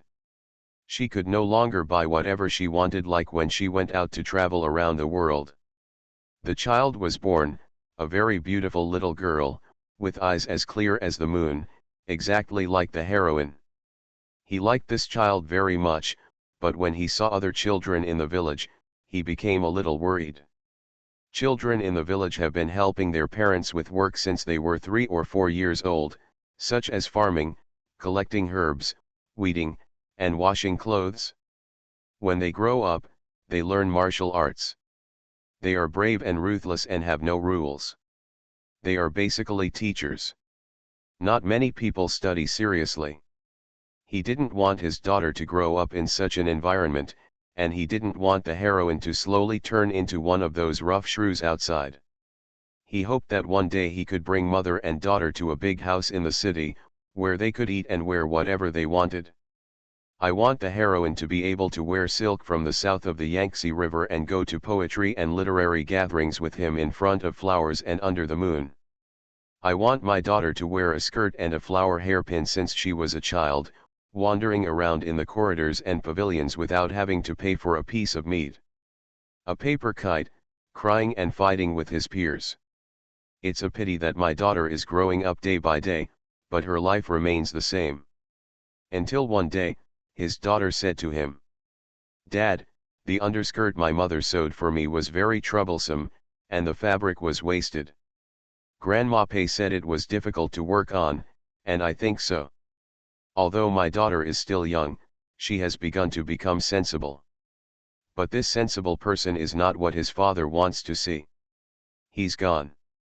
Before I left, I had a quarrel with the heroine, and it was the only quarrel in my life. The heroine's father is old and wants him to be the leader of the village. But he didn't want to.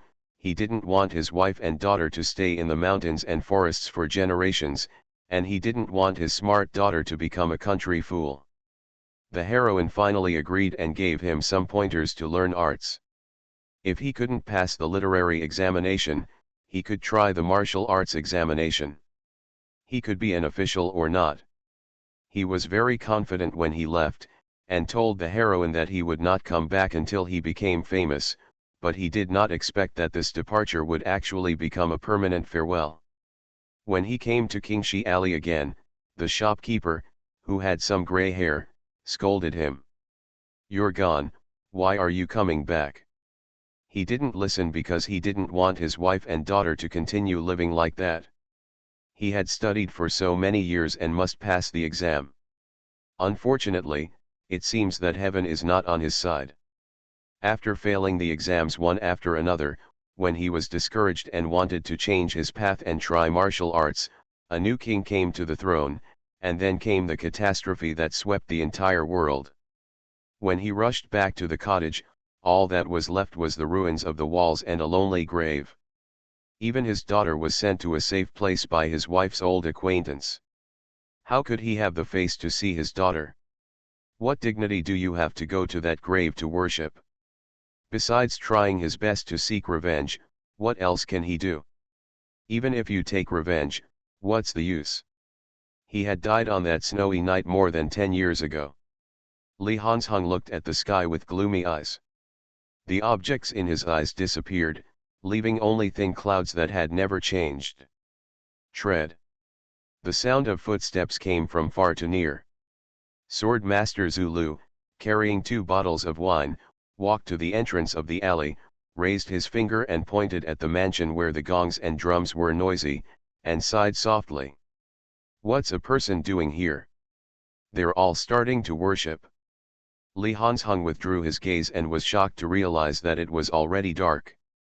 The mansion behind the wall was brightly lit, and he heard from a distance, welcoming the newcomers. Li Hansheng took a breath, and his face returned to its usual gloomy look. He walked to Zulu and took the wine bottle. "Aren't you going to sit in the hall?"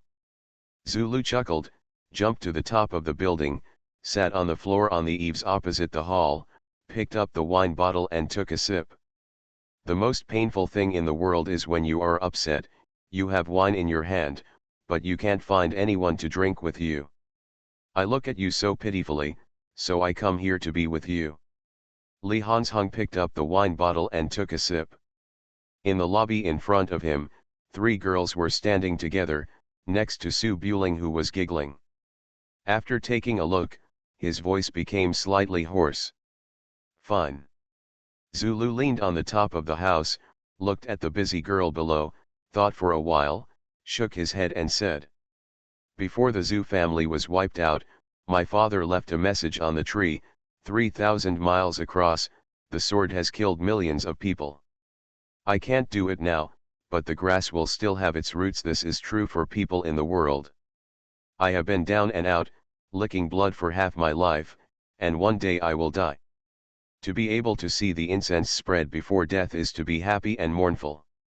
No matter how much love, hatred, and bitterness you have had in the past, it will be nothing if you don't laugh today. Suddenly, this life is really in vain. Li Hansheng stared at the tall figure in the hall, bowed down to heaven and earth, echoing in his ears. The figure turned around and bowed to the heaven and earth outside, and bowed to him. He. Li Hansheng raised the corners of his mouth and smiled. The smile was exactly the same as when he saw the heroine walking over in Qingxi Alley. The smile was exactly the same as when Han Chuang was studying hard and looked at the portrait and giggled. But between this smile, the face, which had never shown any other expression in more than 10 years, was speechless and choked for a moment, and then burst into tears. Zulu watched the bouncing little girl turn into a coquettish big girl, wearing a wedding dress, her forehead touching the man, and her eyes were sore. But how can a majestic swordsman shed tears in front of others? Zulu picked up the wine bottle and took a drink, turned his head to look at Li Hansheng, smiled and cursed. That smile is so damn ugly.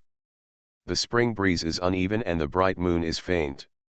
At the top of the house, 2 old men who had spent half their lives in the world picked up the wine bottles and touched them. This encounter is a new generation replacing the old. The prince is very fierce. Author, Guan Gong Zi. Chapter 847. Pushing cups and changing lamps, having fun, and before you know it, the moon rises above the branches, and it's late at night. The laughter in the outer house has not yet dissipated, but the back house has become quiet.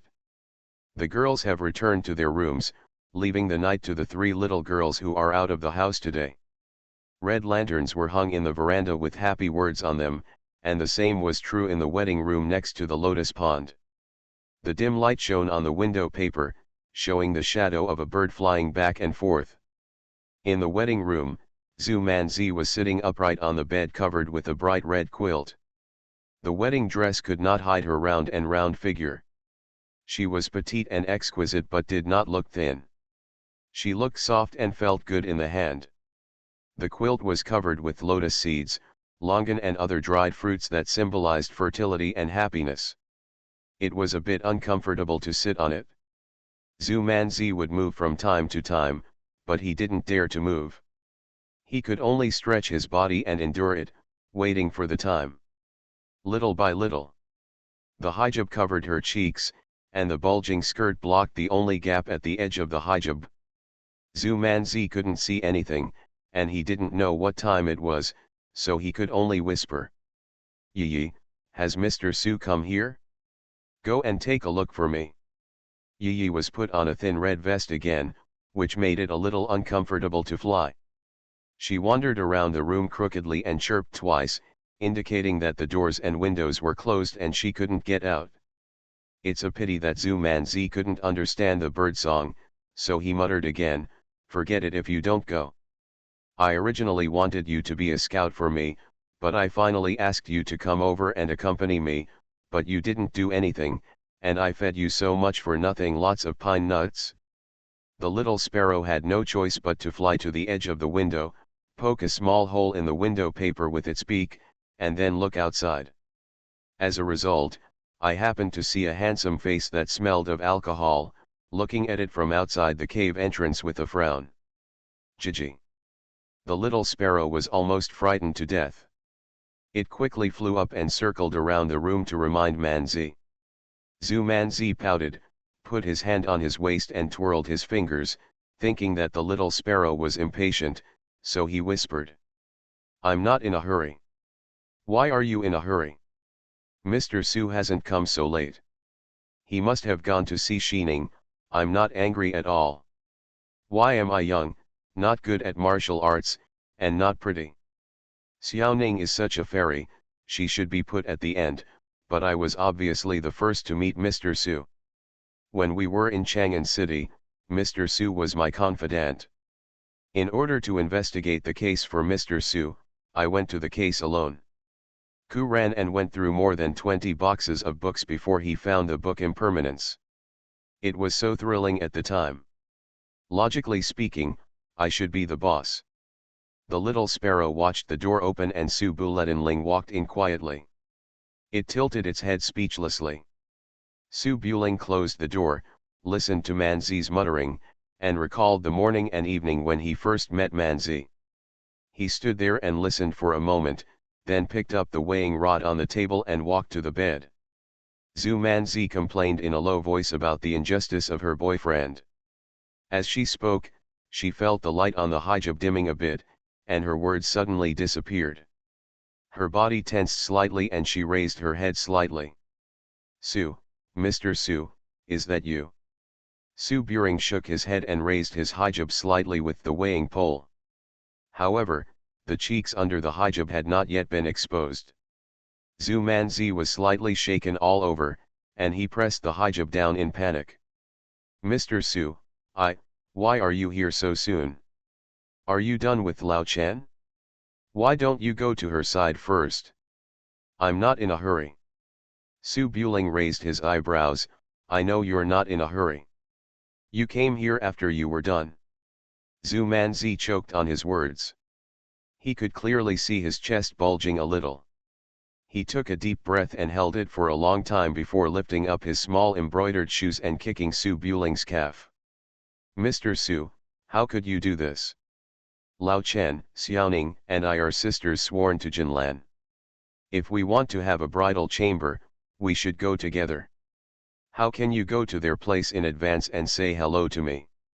The tone was very aggrieved, and I felt like I wanted to cry. Su Buling curled his lips, raised the scale beam, and picked up the red hijab. Under the dim candlelight, her fair and jade-like cheeks are revealed, her big eyes are moist and shiny, and her cherry mouth is slightly pouted, looking very cute. However, upon noticing that the hijab was lifted, Zhu Manzi immediately put away his aggrieved and complaining expression, and followed her mother's instructions, showing a sweet smile and blinking her big eyes. This kind of change is really fast. Su Buletinling couldn't help laughing, lifted up his hijab, and said softly. Madam, do you want to kill me with your cuteness? Zhu Manzi's face slowly turned red, he put away his sweet expression, lowered his head, raised his hand and patted Su Buling's clothes. Ms. Sir, you must have no conscience. Su Buling picked up 2 glasses of wine, sat down next to Manzi, and turned his head to look at the sweet and mature cheeks. Jealous. Zhu Manzi is carefree outside, but privately he has always been timid and shy. She took the small wine glass, glanced at Su Buling, and hummed softly. Nothing, people in the world are righteous. Benzi is the most loyal person. He never says what he means. Let them go first. As a sister, you have to give in to your sister. Su Buring shook his head and raised his hand to scratch her little nose. It was just a joke, but you took it seriously. Zhu Manzi's aggrieved expression froze, and then his eyes lit up again, but unfortunately he hadn't spoken yet. Su Buring said again. No matter what happens, you are still the youngest? Zhu Manzi looked aggrieved again and bumped Su Buling with his shoulder. Mr. Su, why are you like this? Don't you think you are bullying others? They go in first and I stand in the back. Should I go in first or in the back? Isn't this order based on height? Su Buling nodded slightly. This is a good idea. Zhu Manzi quickly shook his head. No, it's too bullying to rank by height. Why don't we rank like this? Zhu Manzi shyly held up her bulging skirt. Su Buling looked at it, shook his head and said, then you are bullying Nightingale, she is not allowed to line up in the ditch. The little sparrow feels the same way. Zhu Manzi blinked, feeling a little unbearable. Su Buling couldn't help laughing. He raised his hand and pinched Manzi's face, then stood up and picked up the wine glass. Zhu Manzi knows that there is no distinction between big and small in the family. Everyone is a baby, just competing to play. Seeing Su Buling's movements, she quickly sat up straighter. Su Buling picked up the wine glass, took Manzi's hand up, passed it through his arms, and brought the wine glass to his mouth. Cheers! Zhu Manzi's face was red. At such an important moment, he suppressed the random thoughts in his heart for the time being. He held the wine glass seriously and drank it down in one gulp. As the sake entered his throat, the spicy command stained his cheeks, and the atmosphere seemed to warm up a bit. Zhu Manzi frowned and took a long time to suppress the drink, stuck out his tongue, and put the glass aside. She recalled what her mother had taught her, turned over and knelt down on the quilt, bent over and looked for lotus seeds and longan under the quilt. Placing dried fruits under the quilt not only symbolizes fertility and happiness, but also relieves the newlyweds' embarrassment and provides them with something to do. Su Buling turned his head and looked at it. The full skirt was stretched tightly, drawing a perfect arc in the dim candlelight.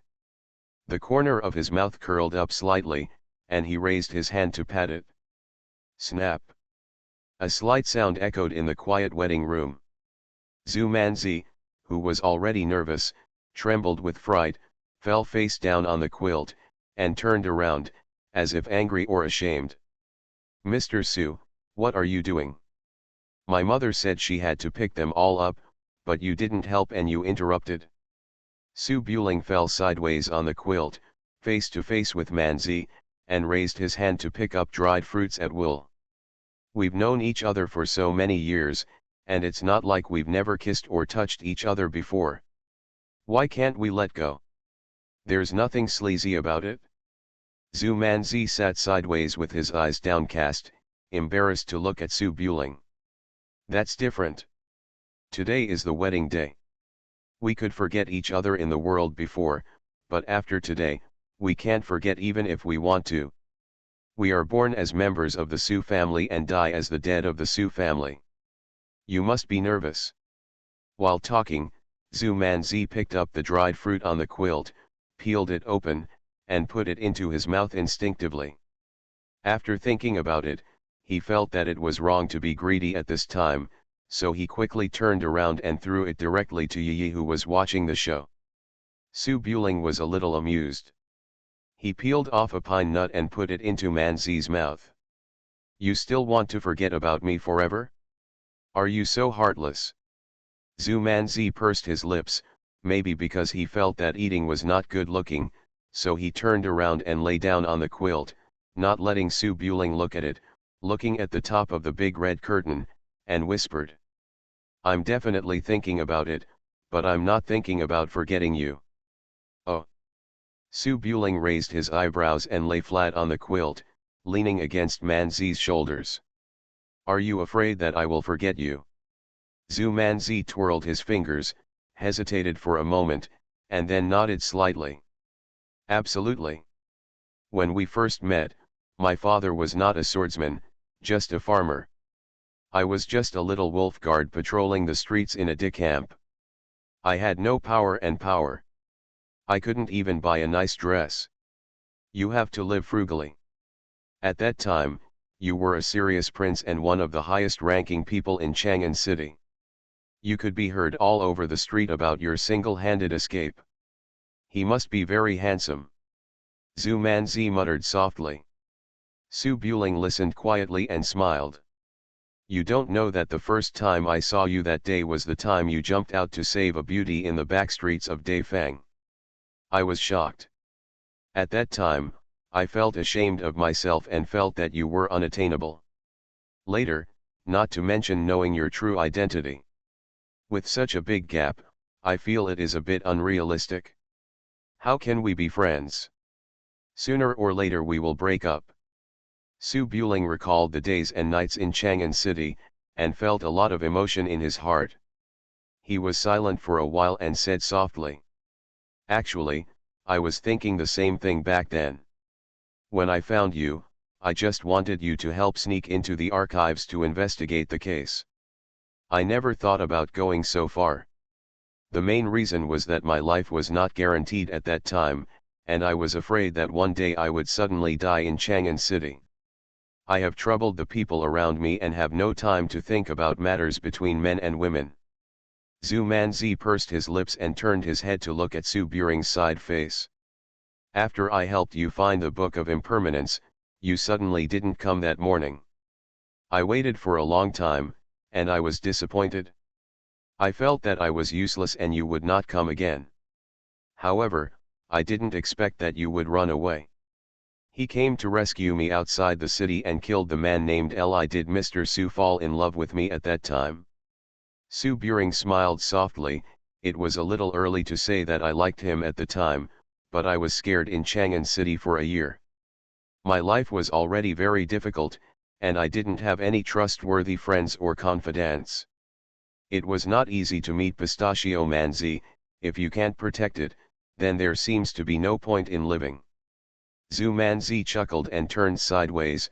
That's what I like. I also liked you at that time, but I was embarrassed to say it. Xiaoning was also here. Compared with Xiaoning, I felt like a wild girl. I thought you two were a perfect match, and I was satisfied to be friends with Mr. Su, but I didn't expect. What did you expect? I didn't expect you to be so lustful and marry so many girls. It seems that adding me doesn't take up much space, right? Zhu Manzi bit her lower lip. After all, she was a little shy and didn't dare to look at Su Buling's eyes. Su Buling looked at the silly little girl from the side, shook his head and smiled, turned over gently, and moved closer to Manzi. Zhu Manzi's body was obviously tense, but she immediately calmed down and met Su Buling's lips. The little hand that had nowhere to put was slowly hooked on Su Buling's neck, and her feet were slightly arched. The night was dark and the lights were silent. In the slightly warm wedding room, rustling sounds echoed, and there were also slightly immature whispers. Men and women in red embraced each other, their breaths intertwined, and their voices were sweet. Red gauze curtains, candles in small windows. In the silent room, a light was dim, and the air was filled with a faint fragrance. Two little snakes, dressed in two red clothes like stockings by the nightingales for good luck, could not crawl, and could only lie on the table blankly, looking at the food in the fruit plate, wanting to move but not daring to move. Chen Xining was alone, sitting on the edge of the bed, with her hands tangled together and placed on her waist, her head moving from time to time, trying to listen carefully, trying to distinguish the movements around her. Unfortunately, the backyard was extremely quiet, as if she was the only one, and apart from the laughter and joy of the outer house, no other sounds could be heard. Since Chen Xining fell into an illusion in Yulongling Chinese medicine, she often dreamed of the scene of making love with Su Buling. What you think about during the day, you dream at night. Although Chen Xining didn't want to admit it in her heart, she did secretly think about the scene of being intimate with the handsome and unparalleled ranger before confirming the relationship. Chen Xining is a relatively independent woman. She lacked the company of her parents since she was a child, and she was in a high position. She developed a personality of making her own decisions on everything. If she liked someone, she liked him, and there was nothing to deny. If she didn't like him, how could she chase him from South Vietnam to North Chi alone in a fit of anger? But thinking about it privately is one thing, and it's another thing to do it for real. Chen Xining thought about it thousands of times in her dreams, but she was not prepared at all in reality. She was about to change from a girl to a woman, so how could she not be nervous at all? Of course, there was also a little excitement that came from nowhere. The wedding night was coming soon, and Chen Xining didn't know how to deal with it. Should she be more tactful and shy, or should she be more generous and get to the point? Would it be too fake if she was too tactful? After all, he knew that she had that kind of dream every day. It's not good to be too direct, it would seem dissolute, and she would be misunderstood as a nymphomaniac. Chen Xining was very entangled in her heart, and she didn't know how long she thought about it. Suddenly, there was a slight creak sound from the door. Chen Xining was shocked and almost broke the bed. She hurriedly straightened her back, like a monk in meditation, and listened to the footsteps at the door. He was going to lift the veil. I should smile shyly, then call my husband, and drink the wedding wine together. Chen Xining frantically reviewed all the etiquette in her heart, listened to the steady footsteps coming in front of her, tried to make a shy smile, and waited for her future husband to lift the veil. But Chen Xining waited for only a moment, and then she saw a white big hand reaching out to her waistband from the gap under the veil and gently pulling it open. Sister Xiang really knows Su Buletin. Chen Xining was stunned, and then a little panicked. She looked forward and said nervously, "Su, husband, won't you lift the veil?" Su Buletin stood in front of him, looking at Chen Xining with a slightly raised cheek, and chuckled. "It's so exciting to cover your face, my lady, please bear with it." Chen Xining's eyes were a little confused. How could she be so nervous when she covered her face? Seeing that the waist belt was about to be pulled open, Chen Xining gritted her teeth and still bravely pressed down her husband's hand. "Husband, let's follow the procedure." Su Buletin was just joking. He nodded, turned around and took the golden scale from the table, and gently lifted the red veil on Chen Xining's head. The veil was slowly lifted, and the first thing that appeared was the fresh and juicy lips and the tall and straight nose, and a pair of peach blossom eyes with a bit of blur. They were shy and shy, hiding the sharpness of the past, adding a bit of girlish green pheasant, showing a soul-stirring charm under the dim candlelight. Su Buling stared at her intently, looking carefully. Chen Xining couldn't stand this gentle but unscrupulous look. Her face slowly turned red, and after looking around, she stood up by herself, ran to the table and picked up the wine glass. "Husband, you have been busy all night, are you tired? Sit down, I'll get you a glass of wine." Su Buling was not tired at all, but he could enjoy the service of his young wife, so he naturally didn't refuse. He sat down by the bed, supported the quilt with both hands, and waited with a smile. Chen Xining carefully took 2 glasses of wine, turned around and walked to the bed, not daring to look at Su Buling at all, stared at the tiptoes and walked up to him, and handed Su Buling a glass. Su Buling raised his hand to take it, and patted the seat beside him. "Don't be so nervous, it's not like you're going to the execution ground." "What is the difference between this and going to the execution ground?" "There will be blood." Chen Xining muttered something secretly, but did not dare to say it out loud. She sat down next to Su Buling, raised her hand, and passed Su Buling's arm. The wine in the glass was drained in one gulp, and the two people's already red faces became even redder under the candle light. Chen Xining's eyes flickered, and she was naturally talkative. The more nervous she was, the more she talked. Seeing that Su Buletin was silent, she took the initiative to talk about something else. "There are a lot of guests here today. Have you drank a lot? Did those uncles try to get you drunk?" Su Buling lifted Chen Xining's chin and said with a smile. "There are flowers and candles in the wedding room, how can we talk about these things?" Chen Xining choked on her words, looked into Su Buling's eyes, and then looked away. "Then what are we talking about? Why don't you start? I almost forgot my last name." Su Buling was amused by these words, held Chen Xining's hand, and thought for a while. "Let me apologize to you first. The Nanya kingdom has been passed down in the hands of the Chen family for so many years, and it was broken in my hands. I am really sorry for you. But I also hope you understand me. The general trend of the world cannot be controlled by human beings. It is I who can go. I guarantee that the Chen clan will remain rich and noble, but if it were someone else..." Chen Xining has known right from wrong since she was a child, and she pursed her lips and smiled. "If I hadn't said this, I would have thought it through a long time ago. Otherwise, I wouldn't have married you. Well, if you want to eat an orange, I'll peel one for you."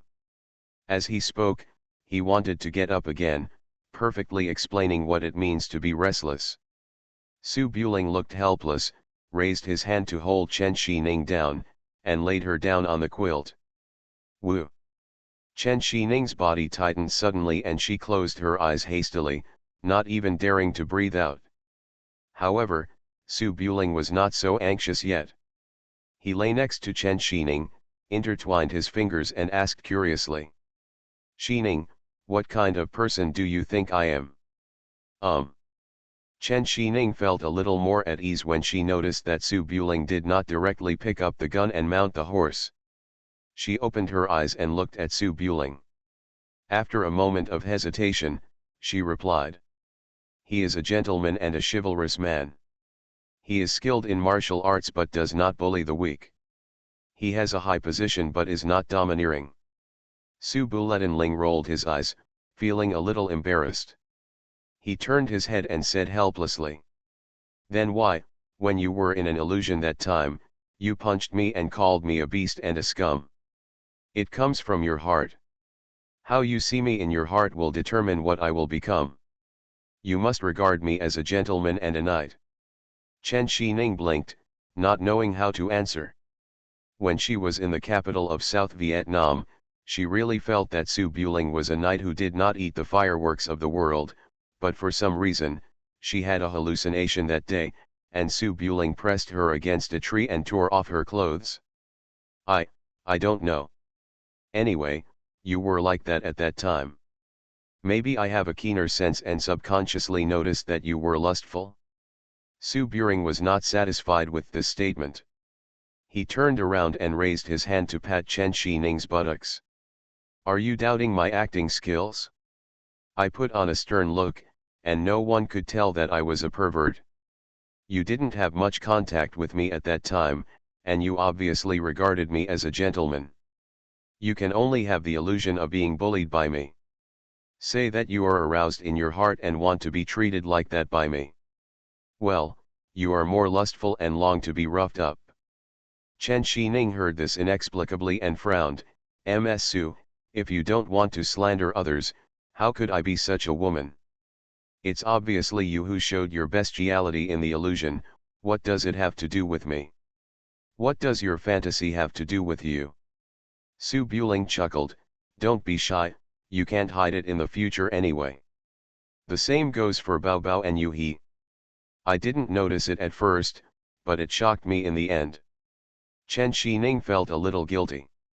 After all, her dreams in the past were always inhumane scenes, but she felt refreshed when she woke up. But how could she admit this kind of thing? She didn't even dare to think about it. She said slightly dissatisfied. Don't talk nonsense, I won't do that. Su Buling raised his eyebrows, stood up, and put down the curtain. Whether it is true or not, you will know if you try it. Chen Xining's heart tightened, she quickly closed her eyes and curled up her hands on her chest in panic. Ms. Sir, you, don't mess around, ugh. Chen Xining was hugged tightly by Su Buling, and the expected outburst of animal nature did not come.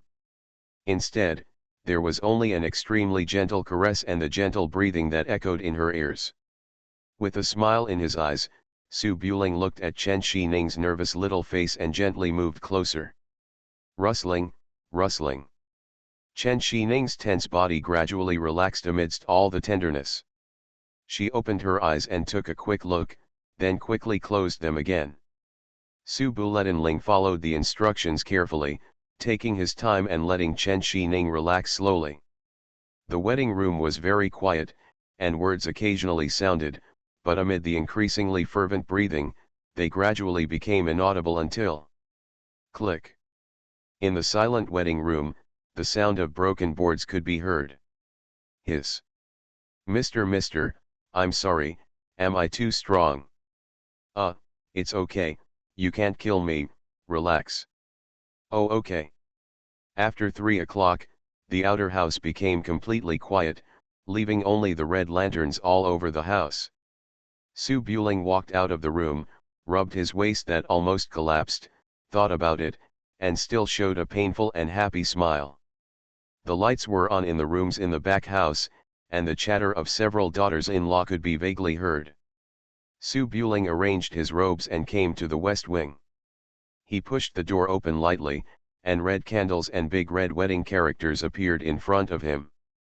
Beside the bed on the inside, Ning Qingyi sat quietly with her head covered. She seemed not to notice his arrival and kept looking at the window. Su Buling picked up the scale bar, walked to her, gently lifted the veil, and smiled. "Madam, what are you thinking about? Why are you so absent-minded?" Ning Qingyi's face was originally cold and beautiful. With the embellishment of red makeup, her beauty was undoubtedly revealed, but her expression was a little sad. She smiled and said softly, "Husband," and then lowered her head. Su Buling picked up the wine glass and sat down next to Qingyi. The two of them drank from the cup. They had already consummated their marriage, so Ning Qingyi was not as nervous and shy as the two girls in front. After putting down the wine glass, she leaned her cheek on Su Buling's shoulder and said nothing. Su Buling sighed secretly, raised his hand and put his arm around Qingyi's shoulder. "Today is our big day, don't think too much." Ning Qingyi leaned her cheek on Su Buling's shoulder, her clear eyes were slightly absent-minded, and after a moment of silence, she said softly. "Back in the mountain village, when I just started to remember things, my mother often leaned on Li Hanzhen's shoulder like this. Now that I think about it, my mother really liked Li Hanzheng, and Li Hanzheng also liked my mother. Why did it become like this now?" Su Buling pondered for a moment and said softly, "The world is unpredictable, fate plays tricks on people, no one wants to experience what happened back then. When we were worshipping today, I saw Li Hanzheng sitting on the roof outside with Zulu, crying. His face was full of emotion, and it was impossible that he didn't have a daughter like you in his heart." Ning Qingyi came back to her senses, raised her cheek, and looked at Su Buling. "Really?" "Yes, why would I lie to you?" Ning Qingyi blinked, but didn't make any comments in the end, just shook her head and smiled. "Mother can't come back, I don't know what to do, so let it be. Anyway, I'm a daughter who has been married and has become a member of your Su family." Su Buling hooked Qingyi's shoulder, let her lean her cheek on his shoulder again, and gently stroked her back. "Life is long, live in the present, be happy, and the rest, we'll talk about it later." "Yeah. There are still a few chapters to the finale. Like the previous book, there will be a special volume after the finale to make up for some of the heroine's roles. The next few chapters are the finale of the main text, which is more difficult to write and may take a while. They will not be posted until they are finished. Please forgive me if I stop updating. After all, I have written it here. I will try my best to write it to the best of my ability. There is no need to rush for 1 or 2 days. The prince is very fierce. Author, Guan Zi. Chapter 848. The east is white, and the morning light shines on the mansion where flowers are blooming. The faint fragrance of flowers wakes up the early birds. They stand among the branches of the trees and watch the people coming and going in the back house. Yunu and Qiaoyi carried the washing utensils and walked towards Lu Hongluan's courtyard. They passed by the veranda and looked at the room with the word happy on it, whispering in a low voice. "Yunu, how many houses did the young prince visit last night?" "What are you asking me for? I didn't follow the young prince to help push anything." "Oh, I want to help the young prince push it, but I haven't had the chance yet. My young lady goes to bed every day after the childbirth. Last night, I took Empress Kui and talked for a long time, saying something like 3 generations of grandparents are sleeping together. I even made a few insinuations, and Queen Kui understood what I meant, but my lady just didn't understand." Yunu's charming eyes squinted. "What's the use of just talking in front of me? If you have the ability, you can imitate the nightingale. If you get the chance, you can crawl into the bed of the young prince. How can the young prince kick you out? I am the young lady's maid, can I be the same as Nightingale? Besides, why don't you go get it? I'm not in a hurry." Madam has said that she will make arrangements for me when this busy period is over. If I'm lucky, I can still be the wet nurse for Madam's baby. Oh, I'm so envious. My young lady is taking care of me as a baby.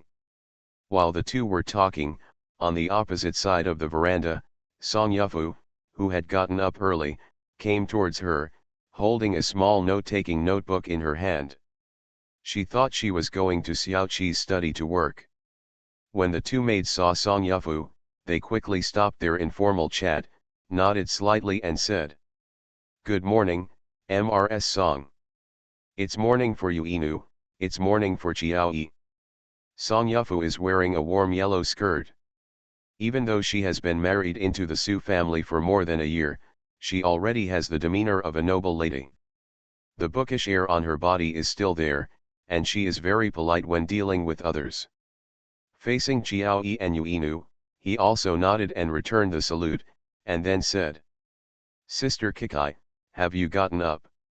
"I just got up and am washing up. I just got married yesterday and the young prince said that we will have a day off, so Mrs. Song doesn't need to go there so early." Oh. When Song Yufu heard this, she gave up the idea of going to the study to work. After Chiaoyi and Yunu left, she turned around and walked back to the yard. But before Song Yufu returned to her room, she saw her silly maid Daodu coming out. After seeing her go and come back, she froze in place. "Miss, why did you come back again? Did you forget to take something?" "No, it's okay today." Song Yufu walked up and wanted to go back with Daodu, but when she looked up, she saw Daodu holding a few nails in his hand. She wondered, "What are you doing with the nails?" Daodu looked down and said with some doubts, "I just went to the kitchen to get hot water. When I passed by Ms. Chen's yard, Ms. Chen asked me to help find some nails. I didn't know what to do." Song Yufu was relieved after hearing this. Several girls in the village who were born in the world did not like to be served by maids. Chen Xining had her own nanny who would come over in the future, so she did not let the maids be arranged. For any trivial matters, she asked other maids to help. Song Yufu thought for a moment, and there was nothing wrong in the morning anyway. Chen Xining had just walked in, so it was natural for her to visit as her sister, so she took the nails from Daodu's hand, turned and walked towards the depths of the house. Daodu watched the young lady leave and hesitated to speak. When Song Yufu walked away, she shrank her neck and whispered, "Miss Chen asked me not to tell outsiders, the young lady doesn't seem to be an outsider either." Song Yufu took a few nails and walked through the path between the courtyards. She passed by Ning Qingyi's courtyard and glanced from the door. In the courtyard, Ning Qingyi had just gotten up, still wearing a red dress, sitting at the dressing table by the window with her hair tied, and turned around and said, "Excuse me, please get up quickly. The maid will come over later and ask us to have breakfast. If you stay in my room without getting up, what will the people in the house think of me? Oh, I hurt my waist last night, I'll take a rest. You, sigh." Song Yufu's face blushed imperceptibly, and after muttering to herself, "What a wild night to play," she walked over quietly. In order not to affect each other, the three wedding rooms are not connected together, but are separated by several buildings in between. Song Yufu came outside Chen Xining's yard, and there was a slight bang-bang sound inside, as if wooden furniture was being moved. At the entrance of the courtyard, two little snakes stood conscientiously on the left and right sides as doorkeepers, with a posture of "no one can enter." Song Yufu came from a scholarly family and was quite afraid of snakes. Although she knew that the two small snakes did not bite, she still stopped and was a little hesitant to call out. It was just two little snakes. After seeing the nails on Song Yufu's hands, they seemed to remember their master's instructions and moved out of the way. Song Yufu was a little confused, but she didn't say anything when she saw this. She stepped into the courtyard and looked at the wedding room on the east side. The doors and windows of the wedding room were open. Chen Xining had changed her clothes, but her hair was spread on her back and not tied up. It seemed that she had just gotten up and hadn't washed up yet. She just lost her virginity last night. Although Chen Xining looks the same on the outside, her face is obviously a little more moist and flushed, and her blurred peach blossom eyes have a little more charm. Maybe it's an illusion. At this time, Chen Xining was pushing an embroidery bed to an open space in the room. No matter how big the house is, the boudoir where the daughter lives is relatively elegant. With the furniture and various wedding decorations, there is not much space left. Chen Xining's embroidered bed is definitely not the wooden bed of ordinary people. It is an 8-poster frame bed made of mahogany, with a top frame and carved auspicious animal decorations.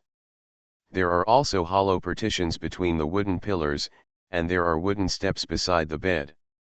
There are bedside cabinets on the left and right sides of the steps, each weighing nearly 600 pounds. Song Yufu saw a girl named Chen Xining pushing a large bed that weighed several hundred kilograms in the house. She looked like she was about to turn it over. She was really startled. She quickly walked to the wedding room and asked from afar, "Xining, what are you?" "Ah." Chen Xining, who was carefully moving the bed, heard the footsteps and thought it was Daodu. Suddenly hearing Song Yufu's voice, she exclaimed in fright, quickly stood up, hurriedly blocked the bed, and showed a very forced smile. "Afu, why are you here?" I'm practicing." "Practice?" Song Yufu took the nails and walked into the fragrant wedding room. She glanced around and saw that the neatly arranged furniture had been moved in a mess to make way for the bed. Although Chen Xining blocked the bed was so big. Wherever it could be blocked, the red quilt was lifted up, revealing the wooden bedboard underneath. Song Yufu blinked and asked uncertainly, "Xining, what kind of kung fu is this?" "The great shift of the universe that Xiang Gong said." Chen Xining's expression was very embarrassing. She had consummated her marriage with Su Buling last night, and was being seduced by Su Buling. When she was feeling dizzy, a heart-wrenching shock suddenly came. She had never experienced anything like that before. I couldn't control the excitement. Although Su Buling's waist was not broken, the bedboard obviously couldn't bear the half-step master's martial arts. At that time, the two of them were deeply in love, and Chen Xining didn't pay attention to this little incident. Later, he fell asleep at some point and woke up at dawn. No matter how stable and decisive Chen Xining was, she did not dare to let outsiders know that she broke the bedboard during the wedding night. Now being blocked by Song Yufu, she could only smile. "Well, that's not the case. I just think the house is a bit messy, so I just want to tidy it up." Song Yufu didn't believe it at all. She was already very curious. She noticed that Chen Xining was a bit shy, so she walked to the bed, looked around casually, and said with a smile, "For this kind of thing, just ask the maid to come over. You just got married yesterday. How can you do the housework by yourself? If outsiders know about it, they will think that our Su family is bullying the new daughter-in-law." Chen Xining didn't dare to ask the maid to come over and clean it up. She couldn't even find the nails, so she had to ask the stupid Daodu to get them. Seeing Song Yufu walking over, Chen Xining sat on the bed without thinking, trying to cover the cracked lines on the bedboard. Result. Click. The canopy bed, which had experienced the unbearable weight of life, finally ended this extremely short but vigorous life. "Ah!" Chen Xining staggered and almost fell into the bed. She quickly helped the bed to sit up, her expression suddenly stiffened.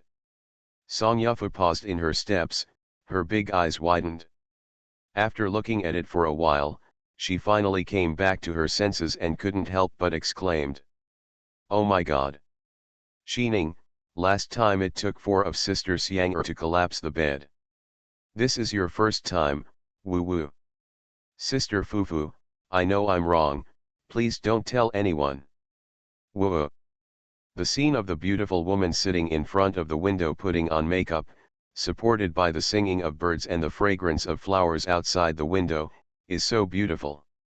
Su Buling leaned on the pillow, rubbing his old waist that was almost severed by Si Ning's deadly scissor kick, his eyes full of admiration and intoxication.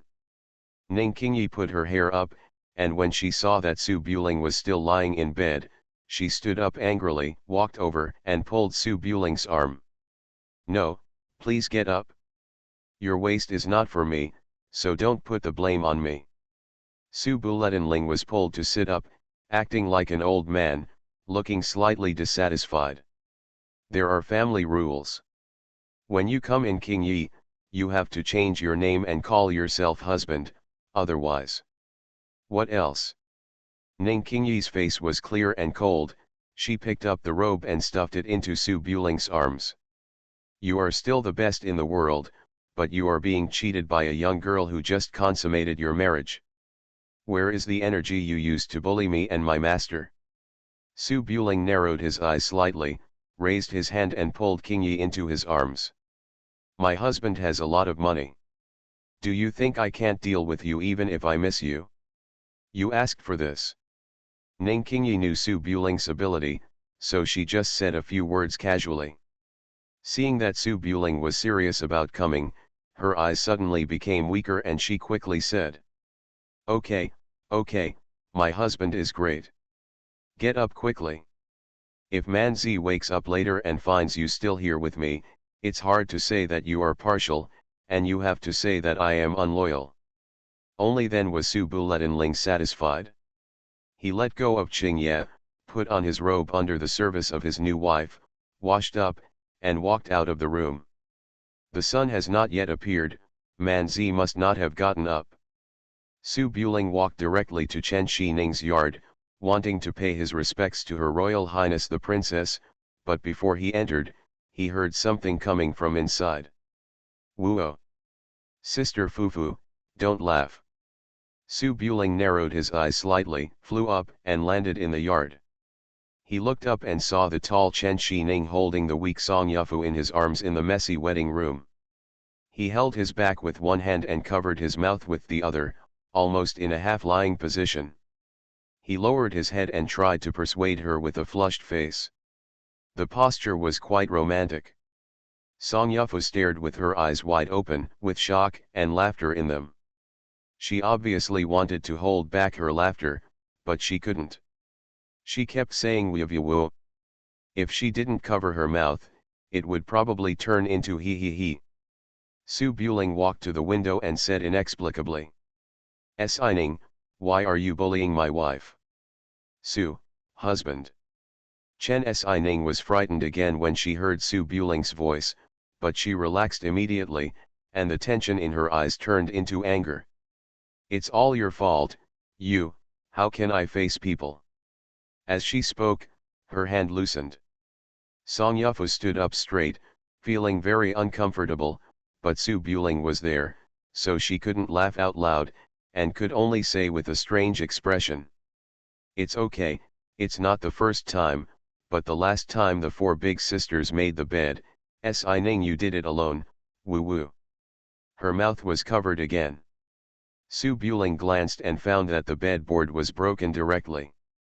His expression became strange, but he certainly didn't dare to laugh, just said, Well, I'll call the carpenter." No. Chen Si Ning didn't know what she had done wrong to marry here.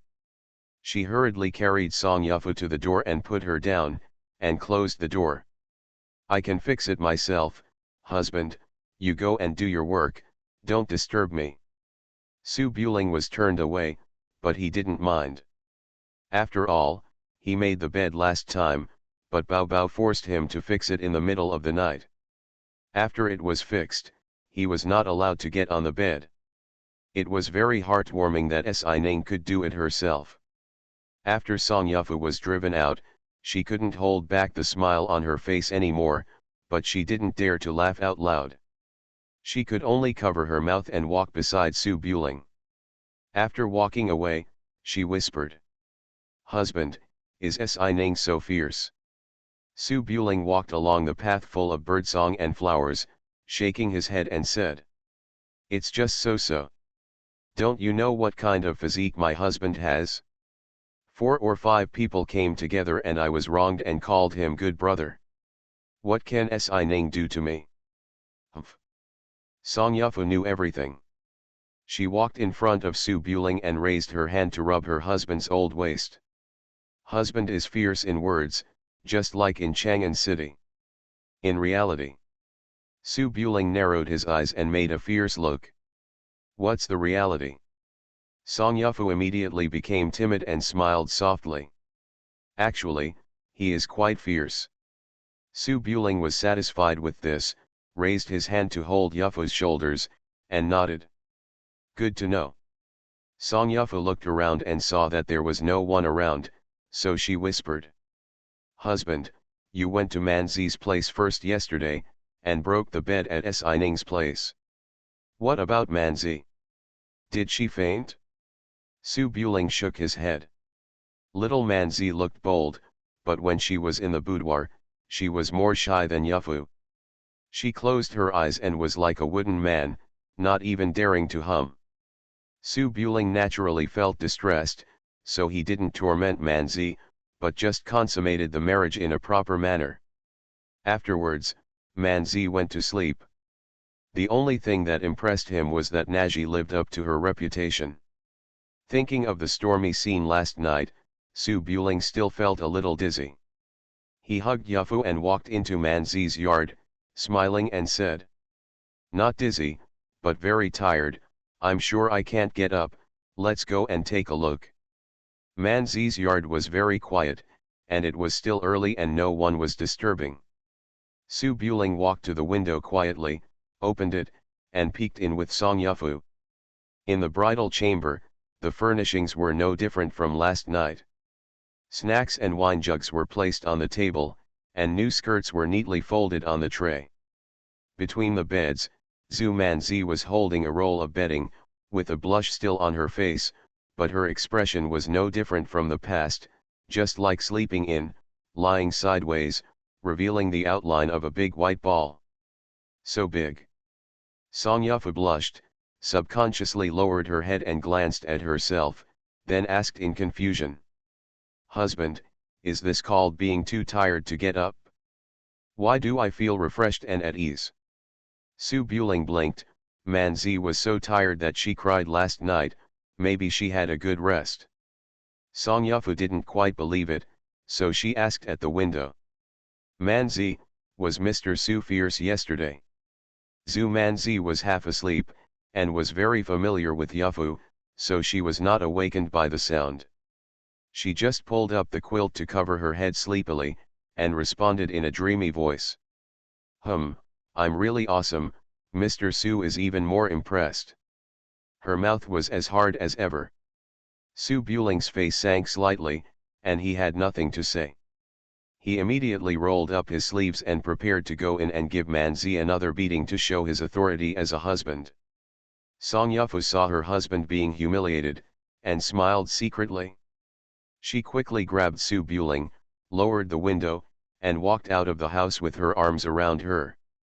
Forget it, I know my husband is awesome. Manzi doesn't know. She'll know when she wakes up. Is there anything going on today, husband? I heard Keahu is pretty, and I haven't been there yet. Oh my god, it's so high. What are you doing, husband? Going to Keahu? Can't you just walk? I'm afraid of heights. Between the buildings, men and women embraced each other, rising and falling, and gradually walked away. The dawn was just beginning, and the house was filled with birdsong and flowers, full of spring. A new day began in this plain and warm atmosphere. Originally, the ending had already been written, but it felt a bit rushed, so I'll write about the daily life for a while longer. You are listening to Novels at Bless Up channel. Wish you happiness and luck. Please subscribe to receive new novels. How do you feel about this novel? Please like and leave a comment. The Prince is Very Fierce. Author, Guan Gong Zi. Chapter 849. The sun rises in the east. Ning Qingyi finished breakfast in her room, put on her usual clothes, and walked out of the courtyard. We just had the bridal chamber last night. As a bride, she should actually serve tea to her parents-in-law and sisters. However, Su Wang Suyu is not in Luzhu, and the family has been together on the boat for a year or two. They are already familiar with each other. These tedious matters etiquette is naturally dispensed with. Ning Qingyi walked through the path and wanted to go directly to Manzi, but when she was halfway there, she saw Kui Zioan standing outside Chen Xining's yard, holding a small wooden stick that was broken off casually, standing at the door and saying seriously, "Don't block the road. I killed a lot of snakes in Peach Blossom Valley, some of which are longer than all of you combined." At the door, the two little snakes were still acting as door gods. Seeing that Kui Zioan didn't hold the nail, they naturally refused to let him go. In the courtyard, Chen Xining's voice soon came. "Auntie, wait a moment, I'll be out right away." Kui Zioan heard this and said to the yard, "Xining, what are you doing? Are you unable to get up because of Su Buling?" "No, no. It doesn't matter. I'll come in and take a look. You can call these two little snakes back." "It's true, Auntie, I'll be out right away." Ning Qingyi knew about Su Buling's waist flash, so she guessed that Chen Xining was dealing with the crime scene. After watching for a while, she didn't disturb him and went straight over the courtyard wall to Zhu Manzi's yard. It was already bright, but Zhu Manzi, like Xiao Xiang was used to sleeping until 3 o'clock in the morning, so he naturally didn't get up at this time. Ning Qingyi was familiar with the door and walked into the room without saying hello. Between the beds, Zhu Manzi was still sleeping, but his posture had changed from lying on his side with his bedroll in his arms, to a large, sprawled figure with only a spring quilt covering his belly. "We just got married last night," Su Buletinling just took off his clothes and didn't put them on. Manji naturally had nothing on him, 2 white flowers. Ning Qingyi blinked her eyes, lowered her head to compare, straightened up slightly, then walked to the bed and sat down, reaching out and shaking the dumplings. "Woo!" Zhu Manzi shook slightly, pushed away his palms, pulled up the quilt to cover his body, turned over and faced inside, and said vaguely, "Mr. Su, why haven't you gone to Lao Chen yet? It's already dawn. Xiao Ning must be very anxious. Fu seemed to have been here just now, and asked you if you were fierce." Ning Qingyi rolled her eyes. As a sworn sister to Jinlan, she was not polite and just raised her hand. Snap! A crisp sound echoed in the room. Zhu Manzi was in a daze, turned up, looked around blankly, and found Ning Qingyi sitting next to him. He was about to say something harsh, but suddenly he realized his situation, his face instantly turned red, and he quickly hugged her with a spring quilt. Looking at himself, he said in shame, "Xiaoning, what are you doing? If you can't just stay in your own room, why are you here?" Ning Qingyi stood up, threw the skirt on the tray to Zhu Manzi, and said calmly, "Afraid that Su Buling will kill you, why don't you come over for a visit?" Zhu Manzi had just bid farewell to her career as a girl for more than 10 years. She was still a little bit overwhelmed by these teasing words after marriage, and frowned and said, "Xiaoning, what are you talking about? My husband is so gentle." Ning Qingyi narrowed her eyes slightly. "I call you Xianggong very smoothly, and I change my words very quickly. That's natural." Zhu Manzi chatted for a while and woke up completely. He put on his clothes in a few moments. After going out to wash up, he asked Qingyi to help tie up his hair. Ning Qingyi came here because she was bored and wanted to talk to Manzi, but Manzi couldn't stay in the house. After packing up, she was ready to run to Chen Xining to see what kind of torture her good sisters had become. However, Ning Qingyi knew that Chen Xining was being tortured by Demon King Kui, and did not want to make Chen Xining too embarrassed, so she stopped Manzi. "Don't go there, Su Buletinling collapsed the bed last night, and Shi Ning is repairing the bed now. The bed collapsed. Zhu Manzi's eyes were slightly startled, and he said in astonishment, "Oh my God! I didn't expect that Lao Chen would be so fierce, then I should go and have a look," he said and ran outside. Ning Qingyi quickly slipped Zhu Manzi back and said with a frown, "Si Ning has just entered the house. It's not like Master and the others. One is more wild than the other. If you run over and make a few jokes, she will be so embarrassed that she will run away from home. We will see how Su Buling deals with you." Zhu Manzi thought so he suppressed the thought of watching the joke. "I know the seriousness, but let's just get over it. Let's go find my mother. My mother's cooking is delicious. I'm almost starving to death." Ning Qingyi hesitated for a moment, originally wanting to say that the new daughter-in-law would not return home until 3 days later, but the Su family didn't seem to have such strict rules, and it was fine in the house, so she followed Manzi out. The girls in the back house, except Xiao Xiang have all gotten up. Lu Hongluan is almost 5 months pregnant and lives in the back of the house to rest. Ning Yuhi and Zhongli Jiju are with them, and Zhongli Chuchu is sitting next to her master, preparing medicines by hand. Zhu Manzi was originally going to call Chu, but when he saw Chu busy, he didn't bother him. He walked out of the handsome manor with Ning Qingyi and came to a private house not far away. Sword Master Zulu was already a powerful person, and his daughter was married to the Crown Prince of Su. There were many black and white figures who wanted to meet and make friends with him. In order to avoid these worldly disturbances, the private house where Zulu and his wife lived was relatively remote, just a small courtyard with 2 entrances. It was still morning, the courtyard door was open, and Guo Shanrong was sitting in the kitchen having breakfast, chattering non-stop like Manzi. There were so many people present yesterday. Xuechenzi didn't seem to dare to come. It was his son, the second boss of the Yangzhou boat gang, also arrived. When he was walking around in Yuzhu, you seemed to have beaten him up. Done, I saw that he didn't hold any grudge at all. He came over and toasted me vigorously. By the way, why didn't those 7 Taoist nuns from Mount Imei come? There are rumors in the world that you guys had an affair. I really want to see it. Sword Master Zulu stood in the yard playing Tai Chi with his sword. He didn't listen or look and responded, as if he was meditating on the Great Road. When Ning Qingyi heard these words, her eyes looked a little strange. She glanced at Xiao Manzi secretly, as if she was imagining what Manzi would look like in the future. Zhu Manzi listened with great interest, ran into the yard, and continued.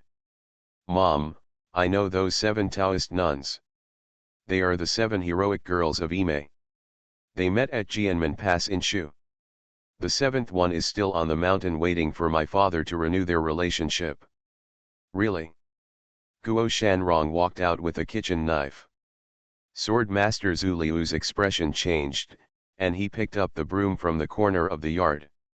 "You damn girl, I want you to stop reading those messy books.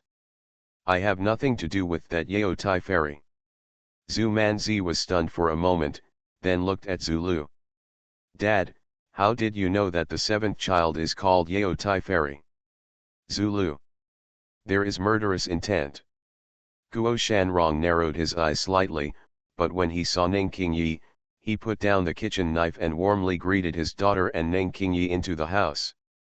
Zhu Manzi just got married yesterday, so the mother and daughter naturally had a lot to talk about. After saying a few words, they sneakily ran to the bedroom, obviously to talk about some private topics in women's homes.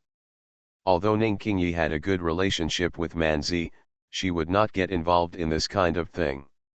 She turned around and came to the yard and watched Zulu playing Tai Chi sword seriously. Zulu is a true sword master. He has mastered the world's swordsmanship and mastered one sword. He is not just a swordsman, he can also do the Tai Chi sword. However, after he injured his right arm at Mazaoling, Zulu basically said goodbye to the top martial arts masters. At this time, Practicing Tai Chi was purely for self-cultivation and avoiding his wife. Seeing Ningqingyi watching intently, Zulu didn't want to mislead his disciples. He put away his sword and stood with his hands behind his back, and said with a smile, "Miss Ning, I'm just playing with the Tai Chi sword casually. In terms of attainments, I'm definitely not as good as the Taoist priests from Wuodane Mountain. I can't learn it." Ningqingyi's original name should be Li Qingyi, but the relationship between father and daughter is tense, so Zulu naturally doesn't find it easy to call her by random names. When Ningqingyi saw Zulu being so polite, the respect in his eyes increased instead of decreasing. He raised his hand and saluted. "Uncle Zhu is too self-effacing. I have learned swordsmanship since I was a child.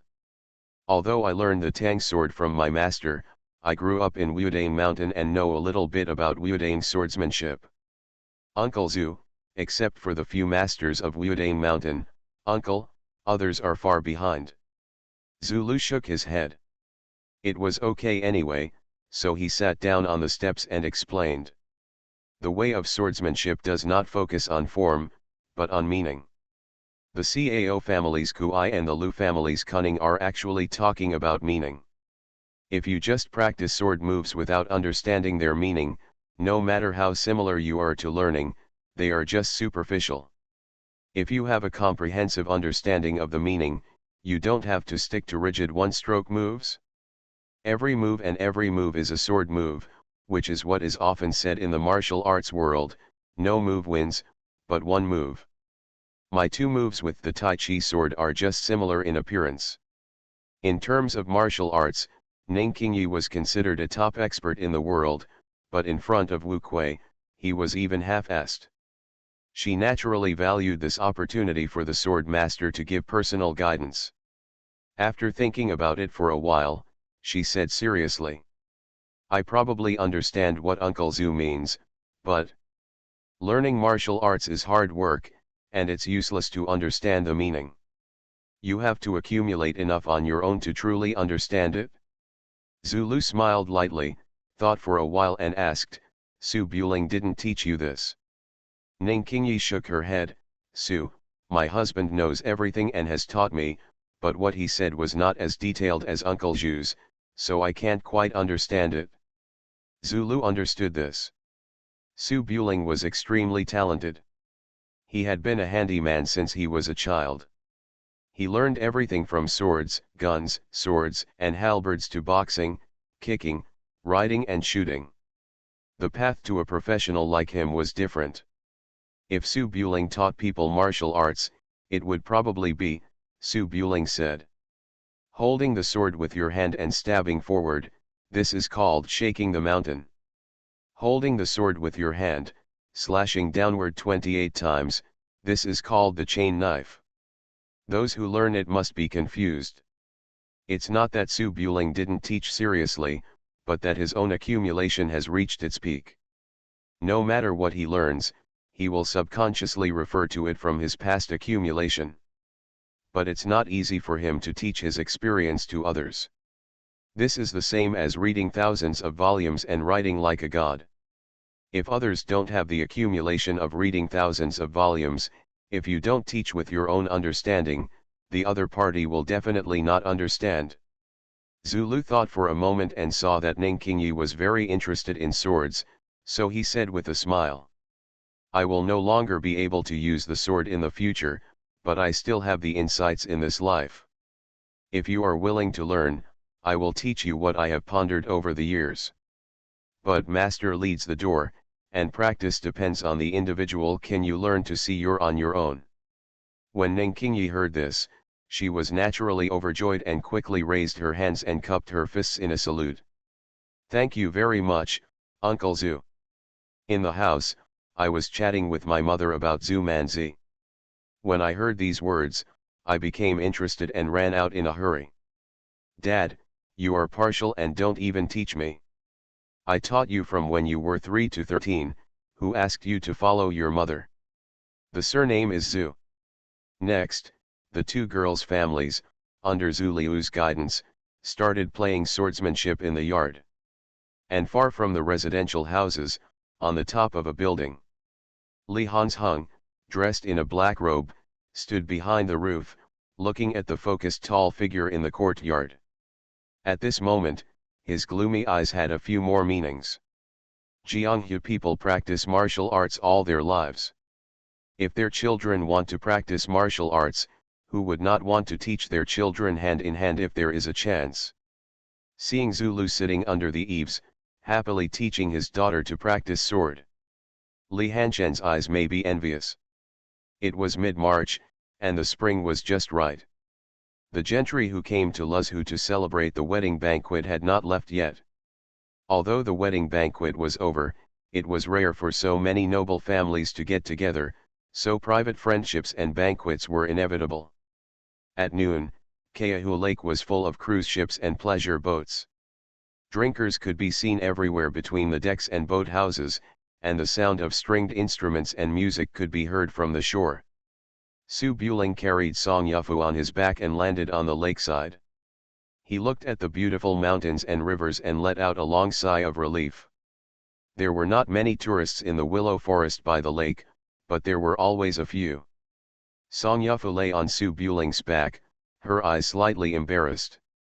She was afraid of being seen, so she patted Su Buling's shoulder.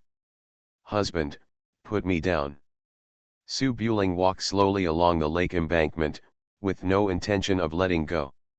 "I just had a meal, so I need to exercise to digest the food." Song Yufu had just had breakfast with Su Buling, and now she touched her stomach. "I have to digest the food too. If I can't move if I just eat, what if I become a fat man?" Su Buling smiled and said, "We are an old couple, and I like you whether you are fat or thin." Song Yufu pursed her lips, her eyes slightly shy, and her fingers twirled the robe on Su Buling's back. "You just say that, but when I was in the Imperial College, if I was a little fat man, I would dare to. If I talk back to you, you will probably throw me under the bell and drum tower on the spot." Su Buling shook his head seriously. "How could it be? If you were a little fat boy, I would not go to the school to attend classes at all." Song Yufu was stunned, and after thinking for a while, she understood what she meant, and raised her hand to pat Su Buling's shoulder. "You are so good. I thought you were cold and arrogant, and didn't like women at that time. It turns out that you had bad intentions towards the female teacher in class at that time. What's wrong with that? Anyway, you are married to me now. Humph, I was so scared that I went to you to reason with you. I should have ignored you earlier." The couple flirted and teased each other and came to the pier where the cruise ship was docked. Su Buling was just looking for a small boat to tour Keahu with Song Yufu, but when he looked up, he found that his own carriage was also parked at the pier, and there were carriages from Xiao and Lu's families next to it. A large boat docked by the lake was holding a party. Lu Hongxin, Xiao Mo, and others could be seen enjoying the view on the deck from a distance. Next to them were the heads of the noble families in Jiangnan, Luzhu and other places. More people rushed to board the boat. There were many female relatives in the boat next to them, who were the ladies of the major noble families. Xiao Qi stood at the window and chatted with several familiar ladies. Song Yufu saw the scene and whispered, "It's a day off today, why did Sister Kikai come out again?" Su Buling shook his head. "There are so many heads of noble families gathering together, they must have sent me a notice. Kikai is a workaholic, so it's normal for her to run over to go through the motions so as not to offend the families." Song Yufu nodded.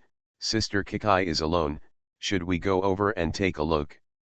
The noble families are trying to make friends, and I have a special status. It will definitely be a cold scene if I show up, and I can't talk about anything. Let's just walk around." Most of the noble families in the east came to Luzhu. There were many people going out today, and the shore was full of cruise ships ready to depart. Su Buling glanced at a pleasure boat between the big ships. The boat was full of stringed instruments and music. Singers playing the piano and dancing could be seen in the distance. Most of the people on the boat were young men from aristocratic families and literati. It seemed that they were holding a poetry gathering. Let's go and have a look. Su Buling put Song Yafu down and came to the carriage of the palace parked on the shore. He asked the palace guards to find a set of scholars' robes and square scarves. After changing into them, he found a fan to cover himself. Song Yafu liked poetry gatherings very much. When she was in Chang'an City, she would go to join in the fun when her father's song baking was invited. She met Su Buling because of a few poems, so she was naturally interested in this. In order not to be recognized by the people on the boat and scare the group of scholars, Song Yafu also changed her hair bun in the carriage, changing it to the style of an unmarried girl, and then followed Su Buling to the painting boat. The ending has been written, but it has not been released. Some bits and pieces of life have been added temporarily. While writing daily life, I am also thinking about new books.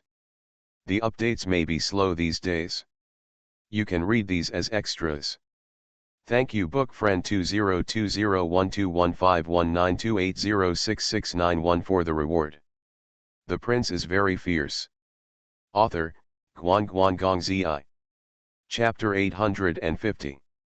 On the banks of Chao Lake, scholars from the north and south holding folding fans stood on the deck veranda, talking and laughing at the spring scenery of the lake, but most of their eyes were on the ships in the distance filled with women's families. Opposite there are also wealthy ladies holding paper umbrellas, pretending to enjoy the beautiful scenery, sneaking around the boat with their big eyes, looking at the people they have already secretly decided to love. Su Buring held a folding fan and took Song Yafu onto the boat. Instead of squeezing into crowded places, he came to the corridor on the side of the boat building and looked at the situation inside from the window. Dozens of scholars gathered in the hall in several waves. There was a book table in the middle, and several elders of the Xiao and Lu families were sitting on it, holding the poem manuscripts and carefully appreciating them. Song Yafu hid behind Su Buling, looked at it with interest for a moment, and then focused on Su Buling's jade fracture fan. "Ms. Sir, where did you find this fan? On the front it says I am a good person and on the back it says I can do whatever I want. It's so weird. The guard bought it casually at the lake. It looks like an antique. It may have been written casually by a former libertine." Su Buling lowered his head and glanced at the folding fan, then turned his attention to the hall. As the important people arrived, several boats also left the shore of the lake one after another and began to swim on the lake. This painting boat was chartered by a scholar, and the party with the aristocratic family was not from the same group, and they did not go together. In the painting boat hall, in addition to the talented people who performed on the stage, they were also surrounded by local scholars and ladies from Luzhu who came to watch the fun. Su Buling had a wedding banquet yesterday, and the situation in Jiangnan has stabilized. These scholars obviously wanted to flatter themselves, and they were all giving congratulatory speeches, either congratulating Prince Su on his wedding, or praising the military power of Ziliang and celebrating the imminent recovery of Jiangnan. The flattering poem made Su Buling blush a little. Song Yafu stared at it eagerly for half an hour, but she felt that it was all rubbish, which was completely different from Su Buling's poems. She gradually lost interest, and her eyes wandered around the crowd again. After a few glances, she suddenly pointed to one place. "Ms. Sir, Xiaoting seems to be there." Su Buling followed his fingers and saw Xiaoting, who was wearing a scholar's robe, holding a folding fan and sitting on a chair in the corner of the hall. There was also a little girl wearing a skirt sitting next to him.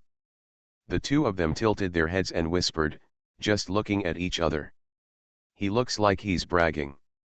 Su Buling frowned. He thought Xiaoting was on the big ship over there to make friends with the masters of the big families. Unexpectedly, he skipped work and ran here to hang out. He also had a little girl in his 20s or 13 with him. This was too bad. Get rid of it? As an uncle, Su Buling could not ignore the situation. He took Song Yafu and took a detour from the shipbuilding, sneaking to the window in the corner of the hall to eavesdrop. After Song Yufu came to the window, she put her ear against the window. Su Buling blocked the young daughter-in-law, holding a jade fracture fan as if looking at the scenery, and also listened attentively. In the window, Xiao Ting's thiefful whisper was obvious. "Girl, have you been to a poetry club before?" "No, I saw it on the shore when I was in Yueyang before. It was so lively." "That's natural. When I was in Chang'an City, my uncle was a frequent visitor to major poetry societies. Regardless of whether he was a prince, general, or a talented person, anyone who saw him would call him Xiao Dakeze. Then why don't you go up?" When Song Yufu heard this, she turned around and leaned into Su Buling's ear, whispering. Xiao Ting came in a hurry. "He must have forgotten to buy poems. How dare he go up there?" Su Buling nodded and smiled. Only then did he realize that the person sitting in front of Xiao Ting was Meng Hua's daughter. After Xiao Ting held it in for a moment, the voice continued. "After you go back in the evening, if your mother asks you where you have been, just say that your uncle took you to a poetry gathering. Your uncle dominated the poetry gathering and was unstoppable." Many people were shocked, and there were many others. The lady fainted. "You don't even dare to go up to the stage. Hey, you can't say that. So your mother won't let your uncle take you out to see the world in the future? If he doesn't take you out, how can your uncle go to your house to learn martial arts from your mother? Are you learning martial arts? My mother beats you out with a broom every day and scolds you for being shameless." Song Yufu, who was eavesdropping, opened her eyes suddenly and looked back. "Oh my God! Why is Xiao Ting better than my husband? Ouch!" Su Buling twisted Song Yufu's buttocks and continued to listen. "I just started learning martial arts. As long as you are obedient, when you grow up a few years, your uncle will make the decision for you and marry you to that bastard Su Buletin-ling. I am Uncle Su Buletin-ling." Su Buling's chuckled expression paused, then his face darkened, and he raised his hand and knocked on the window. Cough. Xiao Ting's sullen expression suddenly froze. He quickly sat up straight and behaved like the head of the family. He looked back and found out that it was Su Buling. He breathed a sigh of relief and said angrily. "Why are you so mysterious? You almost scared me to death. I thought my aunt was here to catch me." Song Yufu stuck her head out of the window and frowned. "Xiao Ting, what nonsense are you teaching this little girl?" Xiao Ting was not afraid of Su Buling at all, and waved his hand. "Go aside, didn't you see that I am busy? My aunt is over there, you go find her, huh?" Xiao Ting turned and pointed outside the window, but the lake outside was empty, and said strangely. "Where's the boat?" Song Yufu said helplessly, "The boats have started to cruise around the lake. Do you think they are still parked by the lake? Have you never heard of the illusion of carving a bow to ask for a sword?" Su Buling originally wanted to make fun of him, but when he followed Xiao Ting's gaze and looked back, he also frowned. "Where is the boat? I saw more than a dozen cruise ships wandering around on the lake under the spring sun, but there was no sign of the two cruise ships." Su Buling squinted his eyes and searched carefully, only to find that a few miles away, the cruise ship on which the female family members were riding had arrived at the mouth of the Yuxi River and became a small dot. Zai, there is no trace at all. Yuxi River is the river leading to Keahu Lake. The river is fast and there is not much scenery around it. It is not a place for spring outings to enjoy the scenery." Su Buling frowned and thought for a moment, then turned around and said, "Xiao Ting, where are you planning to go on the cruise ship?" The party was led by Xiao Ting, who was also invited. He stood up and looked at the window, shook his head and said, "I don't know. The Qian family in Suzhou is taking the lead. I thought they just walked around the lake twice. Looking at it, are they planning to go directly to Jinling?" Song Yufu thought for a while. "We got married yesterday and most people only arrived in the past 2 days. Today's gathering was an impromptu event. Could it be that it was arranged too hastily and without careful planning? Su Buling felt something was wrong and raised his hand to point to the hundreds of warships in the direction of Luzhu. The Ziliang army is stationed in Kaihua. It's safe to visit the lake here. There are so many big shots here. No matter how hasty the Jian family is, they can't risk running out of Kaihua. While they were talking, Hua Jingting, the Xiao family's chief steward who was responsible for protecting the head of the family, also walked over from the side and frowned. Your Highness, the ship over there is moving in the wrong direction. Luzhu has just been recovered, and Jinling in Huainan has not yet been captured. Although there are no Jiangnan troops around, there must be stragglers. Both sides of the Yuxi River are full of mountains and fields, making it difficult for the army to move. The wind is still favorable today. If someone sets an ambush in the river. Su Buling's face changed slightly when he heard this. On board the boat were 90% of the heads of the aristocratic families in Jiangnan and officials from all over the country.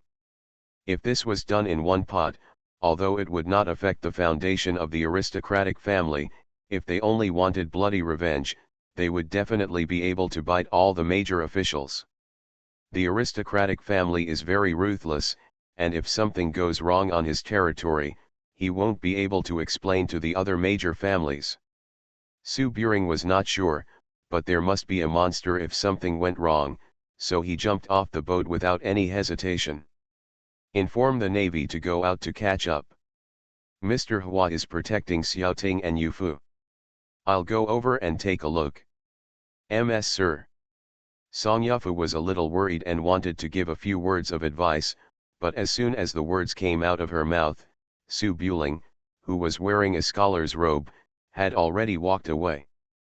Yuxi River is a river channel that was expanded and transformed on the basis of a natural river channel. One section passes through Lion Rock, with cliffs on both sides. The river suddenly narrows here and the water flows rapidly. At noon, near the cliff at the foot of Lion Rock, nearly 100 sword-wielding soldiers dressed in black were crawling among the dense spring vegetation. More than 100 people slid down the stone wall, dived into the rushing river, and breathed through reed sticks. Lurking near the rocks at the bottom of the cliff, Wang Ruiyang, the legitimate son of the Wang family in Hangzhou, stood above the Lion Rock, looking at the two ships as big as grains of rice on Chao Lake in the distance, and said coldly, "The Holy One has an order to kill everyone on sight. Kill each one to earn one. These scum of Qin, Mu, and Chu should all be buried in my daio's grave." Next to Wang Ruiyang is Xuechenzi, one of the two heroes with iron guns. Xuechenzi was almost beaten to death by Su Buling in Hongshan Lake, and since then he has withdrawn from the world. But people in the world have countless grievances and entanglements. As long as people are alive and their family fortunes are still there is no way to escape these grievances and grievances. Liuhemen is rooted in the south of the Yangtze River. It can smuggle darts everywhere to make black money, which is inseparable from the care of the four kings in the east. After Wei Wang Song Shaoying became emperor, because the only thugs in the south of the Yangtze River were the three giants of Dainglu, they took great care of Xuechenzi. It is an ironclad rule in the martial arts world to use people's money to eliminate disasters for others. Xuechenzi belongs to a martial arts sect and does not have the influence of the major clans. Song Shaoying wanted to kill all the major clans when the situation was over. The remaining soldiers and horses under his command would definitely not dare to take the order, but it was still possible to mobilize troops to massacre the insignificant Liuhe clan. Although Xuechenzi knew that coming here was stirring up a hornet's nest, it was always a dead end, so he had no choice but to bite the bullet and get here. While Wang Ruiyang talks about loyalty, he is actually more desperate than Xuechenzi. When the Wang family of Hangzhou promised to enter Chang'an as a hostage, they had already placed all their wealth on the king of Wu. They did not leave any backup options like the Zhou family, the father-in-law of the king of Chu. Now that the four kings are destroyed, the Wang family will be destroyed. There is no turning back. If given the chance, Wang Ruiyang could not wait to go to Keahu Lake right now, give Xiaoting 3 nods, and ask Xiaoting to say a few good words on his behalf, leaving a way for the Wang family to survive when the accounts are settled in the future. But Xiaoting and a group of elders almost died on the wall of Luzhu city. The bad idea was Wang Ruiyang's father. Su Buling could give him this opportunity to the Wang family. I'm afraid I wish I could sleep with his wife and mother right now in front of their father and son's tomb, and then give him a younger sister. Su Buletinling might not be able to do this, but Wang Ruiyang knew that Xiaoting could definitely do it. Seeing 2 ships full of Jiangnan clan entering Yuxi River, Xuechenzi looked heavy and asked again. If Su Buling is on the building boat, Xue will undoubtedly die today. There will probably not be a few left in the Xue family. Are you sure the prince has made arrangements? Wang Ruiyang knew that he couldn't kill Su Buling, and Song Xiaoying didn't have such great ambitions. He just wanted to drag the head of the Jiangnan family who had defected to bury him. In the past 2 days, there have been many large and small families who have fled to Luzhu from all over the south of the Yangtze River. Some small families have never even heard of Xiaoqi. They are guests. If they can come here to seek refuge at this time, they will naturally be treated kindly and accepted. It's not difficult for Wang Ruiyang to fish in troubled waters and sneak in. Although he can't attack Su Buling in the city, people from these wealthy families have come in a hurry, so they have more opportunities to deal with them. He only needs to bribe the steward of the Qian family in Suzhou to find a boat. With the boat owner, just change the itinerary a little bit, and the people on the boat have just arrived.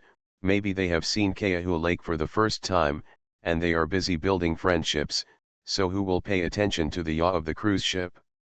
After Wang Ruiyang saw the ambush of King Wei's dead soldiers prepared, he said coldly. Su Buletinling just got married yesterday, and the aristocratic families are friends with each other. He will be a prestige when he arrives, and he will definitely not be on the boat. You hide your face, kill the person and leave. The blood debt saint will carry it on your back, and your Xue family will not be harmed. Xuechenzi had no other choice. He could only nod his head, cover his face with a black scarf, and walk down the mountain with 2 big knives on his back. On the cruise ship, there are silk and bamboo trees, and in the gorgeously decorated hall, there are 3 or 2s of orioles and swallows gathering around and chatting. The people on board were all the wives and daughters of Jiangnan aristocratic families, and at last they were the relatives of officials or famous scholars in the state.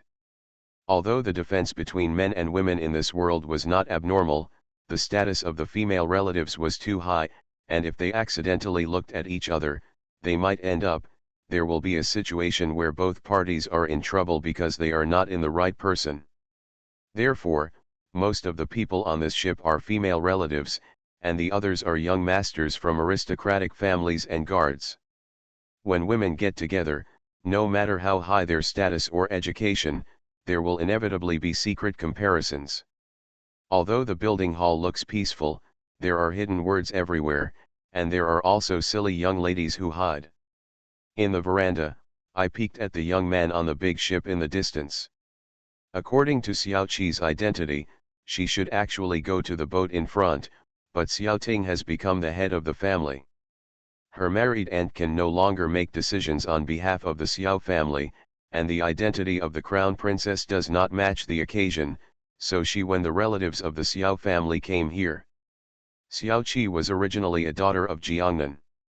She was once the head of the Xiao family, and now she is the eldest concubine of Prince Su's palace.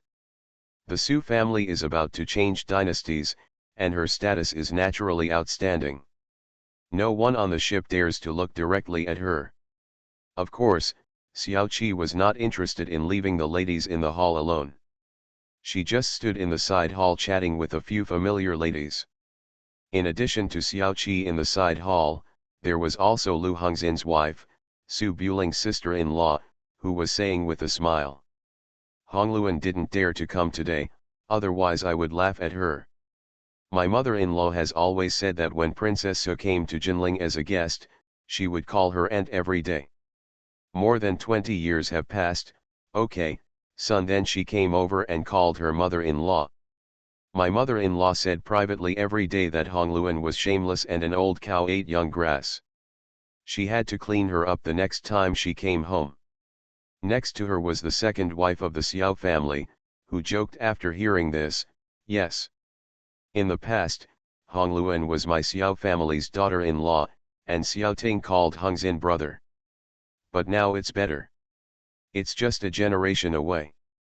At the wedding banquet yesterday, Hongzin sitting at the wine table, Xiao Ting was too embarrassed to change his name to uncle, and kept saying, "It's all in the wine, don't talk anymore, drink." Xiao Qi listened with a smile, but her eyes were focused on the beautiful scenery outside the building, feeling a little confused. Most of the ladies on the boat, and even the heads of families on the big boat in front, were visiting Chao Lake for the first time. They were busy making friends and chatting on the boat, and would not pay attention to the direction of the boat. If they did, they would not know which part of Chao Lake they were in. Xiao Qi helped Su Buling handle military affairs and was very aware of the geographical environment around Luzhu.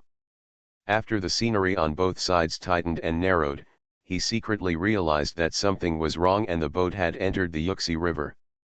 Xiao Qi was thoughtful and thought of all the possibilities in an instant.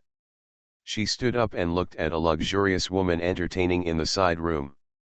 "MRSGN, where is this boat going?" This gathering was spearheaded by the Qian family in Suzhou. Although the Qian family was not among the top 5 powerful families, it still had a strong foundation in Jiangnan, otherwise it would not have been able to invite so many people. Hearing Xiao Qi's inquiry, MRSGN thought that Xiao Qi was bored on the boat, so she quickly came over, bowed, and looked outside. "My master said we would just wander around Chao Lake. We only arrived in Luzhu 2 days ago and asked the housekeeper to arrange the itinerary. It is estimated that we will not dock until after the dinner in the afternoon and return. If the princess is bored on the boat, I will go and greet her. Let the ship dock now." Saying this, it was obvious that MRSGN didn't know where the ship was going now. Xiao Qi frowned slightly. Before MRSGN could tell the captain to dock the ship, the guard's call came from outside the ship building. "Something's wrong, be careful." The sound was loud, but the female family members on the boat obviously had no sense of crisis, and MRSGN even frowned. Xiao Qi's expression changed and she quickly ran to the window to check. The cruise ship Xiao Qi was on was calm for the time being. More than 30 guards ran to the bow of the ship with knives in hand, looking under the ship. The big ship that was more than 200 steps ahead, when it reached somewhere in the middle of the river, shook violently and made a loud noise. The Squire clan on the deck and in the ship building staggered, and many people fell directly. On the ground, there were several exclamations. There were stone walls on both sides of the river here. The river was fast and the wind was favorable. The boat was going very fast. It was obvious that it hit something on the bottom of the river. After the big ship collided, the guards on the ship became confused and ran to the edge of the deck to look around. The head of the Qian family, with an angry face, asked the maids and servants to come over and help the distinguished guests. Xiao Qi's face darkened. This channel leading to the river had passed more than 300 troop transport ships in the past few days. No matter how big the cruise ship was, it was impossible for it to run aground on the rocks in the middle of the river. It could only be that someone had tampered with the bottom of the water. "There are assassins, stop the ship quickly." Xiao Qi quickly called over the maid Lanhua and ran to the deck, wanting to alert the passengers on the ship ahead to be careful. But as soon as Xiao Qi ran to the edge of the deck, before she could call out, the cruise ship under her feet also swayed violently. The sound of breaking wood resounded throughout the ship building. The table, chair, and tea table slid forward under the inertia of the ship's speed. Yingyanjian in the Hall Yan fell down a large piece. Ah! The cruise ship exploded on the spot, and the screams instantly drowned the entire cruise ship. Xiao Qi was not prepared for the sudden impact and staggered under the influence of inertia. A young lady watching behind her also fell down and hit her, causing Xiao Qi to fall directly to the river. Lan Hua followed closely behind Xiao Qi, but she was tall and had a lot of inertia. The collision between the building and the boat stopped suddenly, causing Lan Hua to rush forward. She only had time to grab Xiao Qi's arm, and the two of them fell into the water together. Plop! Water splashed everywhere. Xiao Qi held her breath when she fell into the water. She didn't panic at all after entering the water. She was ready to be carried back to the boat by Lan Hua. But when she opened her eyes in the water, she found that the bottom was full of dense knife-wielding assassins, swimming towards this side. Several people. He was already close, and his face suddenly turned pale. Lan Hua fell into the water and saw a knife coming towards her. She quickly pulled Xiao Qi behind her and kicked the assassin swimming away. The men on the big boat in front were all in charge of their families, and most of them were calm in trouble. But after hearing the screams from behind, they panicked instantly. Several guards were driven by the family owner to jump off the boat and try to get here. Run! Unfortunately, as soon as they entered the water, there was a splash of blood.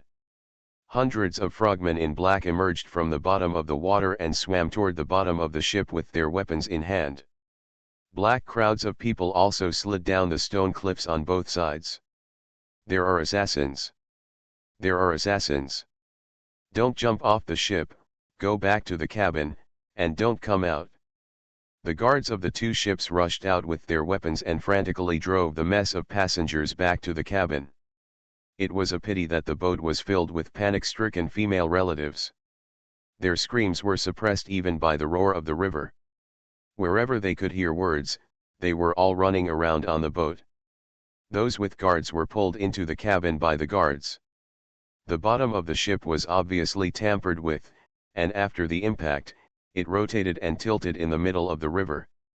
The same was true for the big ship in front. Xiao Qi hid behind Lan Hua and swam away from the assassin. However, the assassin under the water noticed that someone had fallen into the water and swam over here. Others came out of the water and threw flying claws and began to forcefully board the ship. Lan Hua was Xiao Qi's personal maid. She put her master's safety first and would not fight if she could. She would definitely not run over to meet the enemy.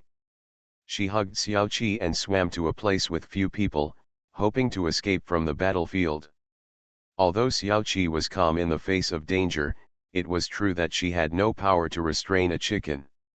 Even if she had extraordinary abilities, it would be of no use in this situation. She grabbed the orchid and surfaced, looking upward. Second Ant and the others are still on the boat, hurry up and don't let anything happen to them. Lan Hua gritted her teeth and was about to board the ship by force when a few blasts of wind came from the distance. The shadow man sliding down the mountain wall was used to prevent fish from slipping through the net, and he carried a hand crossbow with him. Several crossbow arrows came through the air, and Lan Hua hurriedly pushed Xiao Qi into the water again, continued to forcefully rush away from the assassin, and swam toward the far side of the building, trying to break out of the encirclement. Xiao Qi knew the importance and didn't dare to show her head at all.